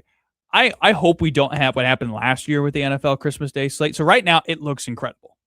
Very excited for all of these games. I mean, you get a Rams rematch, or actually no, it's the first game. That was the thing I learned today. I didn't even know. I think it's the first meeting of the season between the Rams and Seahawks, and it comes all the way at the end of the year. Yep. But here's last year's Christmas Day slate, which was, again, released earlier, but than the NBA one. But Cowboys at Commanders, Lions at Vikings. So Commanders were the year, last year, coming off going to the NFC Championship game. The Cowboys are always a team that's you think can make the playoffs. Lions at Vikings, that was a huge, several times epic occasion the year before. And then Broncos Chiefs. All of those games didn't end up mattering. Yeah. By the time you got to the end. Yeah, I mean, this one, you got to imagine Green Bay, Chicago, Buffalo, Denver, LA, Seattle. Those are all going to have some significant impact on their respective divisions. And then in the AFC between Buffalo and Denver. I mean, that's, dare I say, another preview. And that's back at Mile High again at Power Field. In Power Field. Going to go to the phone line here. Again, 531-895-0590 if you want to weigh in. We've got Caden, our man from Ohio. What's up, Caden? Hey, good afternoon or good evening, gentlemen. Enjoying a root beer float soda tonight. But let's talk NFL. Three things. Seattle's defense looking great. But also I want to talk about two individuals in the NFC that are really going to tear the NFC down to its core. They're on the defensive side of the ball. The first guy I want to talk about is one guy that I really think is kind of a new version of Jason Taylor and Justin Tuck, and that'd be Reuben Bain Jr. of the Tampa Bay Buccaneers. And I think he's going to cause a lot of havoc with the Tampa Bay Buccaneers. And from what I've seen in college, and obviously, he signed Julian Saint of my Buckeyes in the championship. Not mad. I got respect for that cat. It took two men to stop him. It takes two guys to try to stop him. So I think he's going to cause a lot of havoc with Tampa Bay. But the obvious news I want to get to is Aaron Donald. The NFL is not safe. And that's a fact. Aaron Donald and Myles Garrett on the same defensive line with the Rams, you're going to need 6 to 8 guys to stop either one of them, or even both of them. So I'm just going to let everybody know the NFL is not safe if Aaron Donald and Myles Garrett get loose. And I mean, quite frankly, I've been watching Aaron Donald on social media. I mean, I don't know if you've been watching. He's been at Rams training camp, just warming up, doing reps. And this guy looks like he's not even lost a step. I'm telling y'all, Aaron Donald is coming back, and the NFL is going to have not one freaking nature coming, but two. And not even that, three. Myles Garrett, Aaron Donald, and Reuben Baines Jr. No disrespect to Michael Parsons, but, I mean, I'm just saying, to be quite honest. So, I mean, that's just my take, but, I mean, what do you guys think? Appreciate it, Caden. Thanks for the Caden. call. Always appreciate you chiming in, my man. That was not again, Caden, here's what I love about Caden. Caden seems to do a good job of throwing us curveballs. Reuben Baines Jr.? Yeah. So, like, the combination, I did not expect to hear the combination today of Aaron Donald, Myles Garrett, Reuben Baines. He said what about Micah Parsons? I'm sorry. I get that he's injured for half the year. He said what about Micah Parsons? Now, here's the thing. He didn't throw that much shade at Micah. I mean, not including him in that conversation. I think he said Micah with all, is a freak. I think he said with all due respect to Micah Parsons. Yeah, but it's a disrespectful. He Micah gave him all the Parsons, respect. Come on. with Micah Micah out of your Parsons a feels, freak in Packers nature. fan. No, He gave he's him a plenty freak of in respect. nature. Have you seen I'm Micah backing Parsons? Caden from Ohio on that one. Just because the Giants are over here dealing with Kayvon Thibodeau on the edge. I thought he was going to doesn't mean name, that you get to throw shade at Micah Parsons. I thought he buddy. was going to name drop Arvell Reese there. I was expecting that. See, I can't I can't get involved in this this ferocious defensive line conversation with what Chicago has. I know. It's all good. Reuben Bain is interesting just because how many people doubted him, and that's why he fell on the boards. He's a force. Don't get me wrong, but I mean, wait, who did he compare him to? Did he say Justin Tuck? Yes. Okay. And Jason Taylor. Yeah. Yeah. I mean, yeah. It'll be interesting. He'll be interesting to monitor. Just like the Nebraska football season, I will apply the wait and see approach. I respect Caden from going out on a limb to call your shot, man. Fervently back somebody like that. Call your freaking shot. You know what? Grady Jarrett is going to have a monster year for the Chicago Bears. You guys just wait. Former Tampa Bay Buccaneer. Yeah, exactly. Former Tampa Bay Buccaneer Grady Jarrett. No. You're just lying through your teeth now, Nick. That's unbelievable out of you. I'm trying to convince myself that they stood pat for a reason. No. That was a bit of a miss. That's okay. I hope again the Christmas Day slate for the NFL isn't a bit of a miss. You know, I think it'll be good. Right now, it's like you can't imagine it would be that much of a disaster back-to-back years where you go into a year and you're like, all right, I'm juiced. Yeah, this is going to be a fantastic Christmas Day slate. I might actually convince me to watch the NFL on Christmas, which I was going to hold it holy and give the NFL Thanksgiving, but. I don't know. This year, I can get behind it as long as we don't have this freaking train wreck that we had a year ago, and Netflix gets its act together too. Let's get the ball together. We are going to wrap things up, get you set up for Sports Nightly and what's on tap for the remainder of the evening. Coming back after this, it's Handley and Hansen on AM 590 WOW.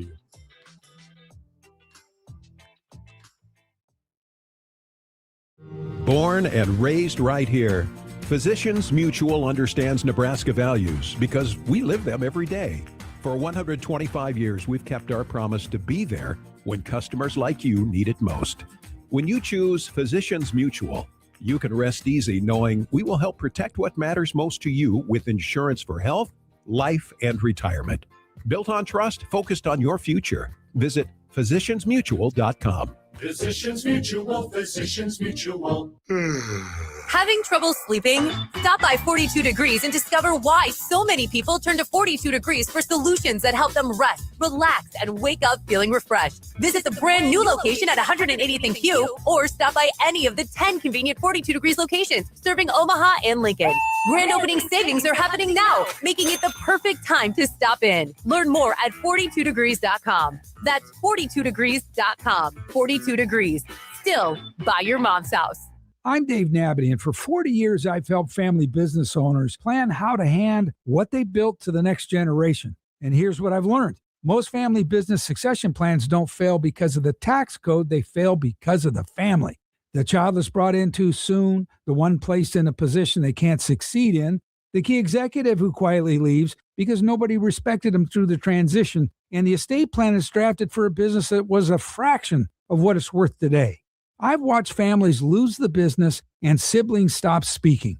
I've watched grandchildren grow up in homes torn apart by the decisions that could have been prevented. So I've written a free guide called The 10 Mistakes Parents Make When Selling Their Business to Their Kids. It's drawn from 4 decades of sitting across from families just like yours. If you own a family business and you're thinking about handing it to your kids someday, this guide could save your family and your company. Get it free at Nabity.com. That's Nabity.com. I'm Dave Nabity, and let's do this the right way. Looking for Omaha's best tacos, wings, and tequila? Look no further than the Corner Kick Cantina, where tacos and tequila reign supreme. Our unique Midwest Mex experience blends the bold flavors of Mexican cuisine with the warmth of Midwest hospitality. Voted best of Omaha for tacos, it's the perfect spot to enjoy delicious food and catch the game. Whether you're gathering with friends, colleagues, or family, the Corner Kick Cantina has it all. 3 Omaha locations. Online at thecornerkickcantina.com. Summer evenings just seem better when you have a home you truly love. Imagine relaxing on the patio, hosting the grandkids, or simply enjoying the peace and comfort of a beautifully crafted home designed for the way you live today, specifically for you. At Edward Custom Homes, our homes are maintenance-free, so you can enjoy company in your backyard. No mowing needed. Award-winning, maintenance-free homes at Edward Custom Homes in a growing Elkhorn community. Book your private tour at edwardcustomhomes.com. Have you ever heard of lion's mane mushrooms? It's a mushroom that looks like a brain, and the supplement supports memory that may help with anxiety or depression. Also contains antioxidants and fiber that can support gut and immune health. Capsules of lion's mane are on sale all this month at both No Name Nutrition markets. No Name Nutrition, the natural place to shop. Le Peep has been Omaha's favorite breakfast destination for a reason. Whether you're meeting with friends for brunch, catching up over coffee, or enjoying a family breakfast, Le Peep serves fresh, made-from-scratch favorites you'll come back for again and again. Pair your meal with a handcrafted coffee made from locally sourced espresso and discover why Omaha has voted Le Peep the #1 best breakfast for 19 years. Stop by one of our 4 convenient locations and taste the Le Peep difference for yourself. Omaha heat can be brutal, and a broken AC makes it worse. If your system can't keep up, call Controlled Comfort for fast, professional cooling service. Their certified technicians diagnose issues quickly and restore comfort when you need it most. Stay cool, protect your system, and avoid costly breakdowns. Homes and businesses alike enjoy reliable indoor comfort through the hottest days of summer across Omaha all season long. Schedule your service today at ControlledComfort.com. Control Comfort keeps it under control. Have you heard? Sony just came out with a revolutionary new line of TV monitors. And the picture, in a word, OMG. Well, that's 3 words, but critics are going gaga over Sony's new True RGB TV. It's a game changer. The most vibrant, rich, true-to-life colors, 1.5 times brighter than previous TVs. If you love sports or movies, you've got to see this today. Stop in for a demo at Custom Electronics, 75th and Pacific. Kick back and strap in for some lively conversation. Handley and Hansen on AM 590 WOW. Hey, great show today. Appreciate everybody who made a little appearance. We always appreciate you doing so. Can't have a week go by without hearing from Caden from Ohio. That's right. That's right. And also our guests on the show today, big thank you to Ben Stevens, Big Ten Ben, also Dave Sinykin with the Zone Coverage and K-Fan out in Minneapolis, and Kevin Kugler, who will be inducted into the 2026 Nebraska Broadcast Association Hall of Fame, and will be doing so with a very solid cast of individuals. John Nicely, Ken Shimmick, and the great Steve Lundy, all being introduced and inducted into the Hall of Fame tonight at the Nebraska Broadcast Association banquet going on this evening. Big thanks to Robin Washut as well. If you missed any of the show, be sure to go to 590WOW.com, or you have that app. Hopefully you do. And if you don't, download it now. It's free, and you can hear all of our great segments, great conversation with all of those guests, and, of course, our show. Wherever you go, just go download it on the Apple or Google Play stores, or you can also do so at 590WOW.com. Time for What's on Tap following us right here on AM 590 WOW. You've got Sports Nightly, which they will have clips from today's press conference with Rob Aurich. Also, you'll hear from Tyler Yelk. And then the man, the myth, the legend, talking volleyball at 7:20, voice of Husker Volleyball, John Baylor. That is all coming up on Yes. Sports Nightly. Ooh, that was a great impression. Thank you. Yeah, thanks. You got to, sometimes you just got to bring it back. Baseball tonight, you've got the M's and Yankees. That will be on TBS, and that gets underway at 6:05. Then it's the Sox at the Jays. Mets, Braves going on tonight. O's and the Twins. You've got the Reds and the White Sox, that other team in Chicago, at 6:40. Your later games, 7 o'clock games, I guess 6:45 to be precise. Cards are hosting the Phillies, and then your West Coast games feature the Rangers, Angels, Rockies are at the D-backs, Brewers are at the Padres, Rays are at the A's, Astros are at the Giants, Royals are at the Dodgers. And We're starting Blake Snell. Yeah, it's Waka Snell night. That's got to be a promo, right? Nah, baby. Hey, yeah. I told Justice yesterday I'm done like counting wins and losses for the Royals. The rest of the way, it's just, did Jack Caglione have a good game? Yes or no? I'm telling you, with the Cardinals. Yesterday, he had a great game. I'm telling you, with the Cardinals, that's the way I've been doing it. You look at the young guys. Are they having good games? Are they getting quality ABs? That's the way you got to watch it, especially if your team season just kind of goes off the rails. It makes it for a more enjoyable viewing experience. The swing he had, the homer he hit off Skubal, I mean, just from a handedness standpoint, it was a bad matchup. I don't even think it was like a full swing. A what standpoint? Handedness. Oh, handedness. Like, interesting. He would have been platooned. If this series had happened 2 months earlier, he wouldn't have even been in the lineup. So now over what? He's over. Is he at or no, he's over. Yeah. I was just like, he's either at 20 home runs or he's over it. He's over it now, 21 home runs. I love your commitment to still following the Royals, even though the season's going nowhere. Well, I'm following Jack Caglione, actually. Okay. Well, that's still props, man. Yeah. I think I asked you guys this before. Either any of you guys watching Ted Lasso at all? No. Hey, good series. I never got into Lasso. Okay. Oh, because you're not a soccer fan. New season. See, I'm not. Yeah. I'm not, and I love the show. I absolutely love the show. New season's out. We got duped. I hate this. I absolutely hate this. Apple does this. It's a week-by-week episode release. New episodes every Wednesday. So I'm sitting there on episode 1. It was fine. It was actually took place in Kansas City. They go to Gates Barbecue. That's where they go. Gates is great. They go to a current game as well. But yeah, I need it. I need it now. I need the entire season now. I don't like to wait around. That's just not my thing. That's why I have internet TV. That's why I have the internet TV. Sometimes I like to just completely divorce myself from a show until it's all come out, and then I'll just I have done through that. it. Yeah. I have done that. So it's back to the fall and rise of Reggie Dinkins, boys. I just don't understand. Gotta watch just the. don't Oh, get it's it. so weird. It hasn't gotten any more normalized. It's just the most. It's your typical Tracy Morgan show. It's just random. There's parts that'll make you laugh. There's other parts like, where the hell is this going? It's entertaining though. Are you a big fan of Tracy Morgan's work? Oddly, yes. Oddly, yes. He's kind of annoying, but it's one of those things like, you know what, though? But he makes you kind of laugh, and then you kind of shake your head like, why am I laughing at this? But it's kind of funny. But it's not like Kevin Hart or Tyler Perry, where I guess Tyler Perry kind of falls in a happy medium with Tracy Morgan too. But it's not like Kevin Hart, where Kevin Hart has been so overexposed to me. I no longer find him funny. That's a good way to put it. Yeah. He has been overexposed. Yeah, where it's like Tracy Morgan and Tyler Perry, they have a premise, and it's slightly annoying, but they take themselves just not seriously enough that it makes it funny. See, I used to not be a Tyler Perry fan because I never got into the Medea stuff. I think Medea's hilarious. But you have to work pretty hard. I've come around Tyler Perry. I think he's very, very intelligent, and he's one of those not in your face comics or comedic level type performers. Like he's just subtly funny. And I respect that. I've not sought out Tracy Morgan content apart from 30 Rock. So Grant, who's your favorite comedian of all time then?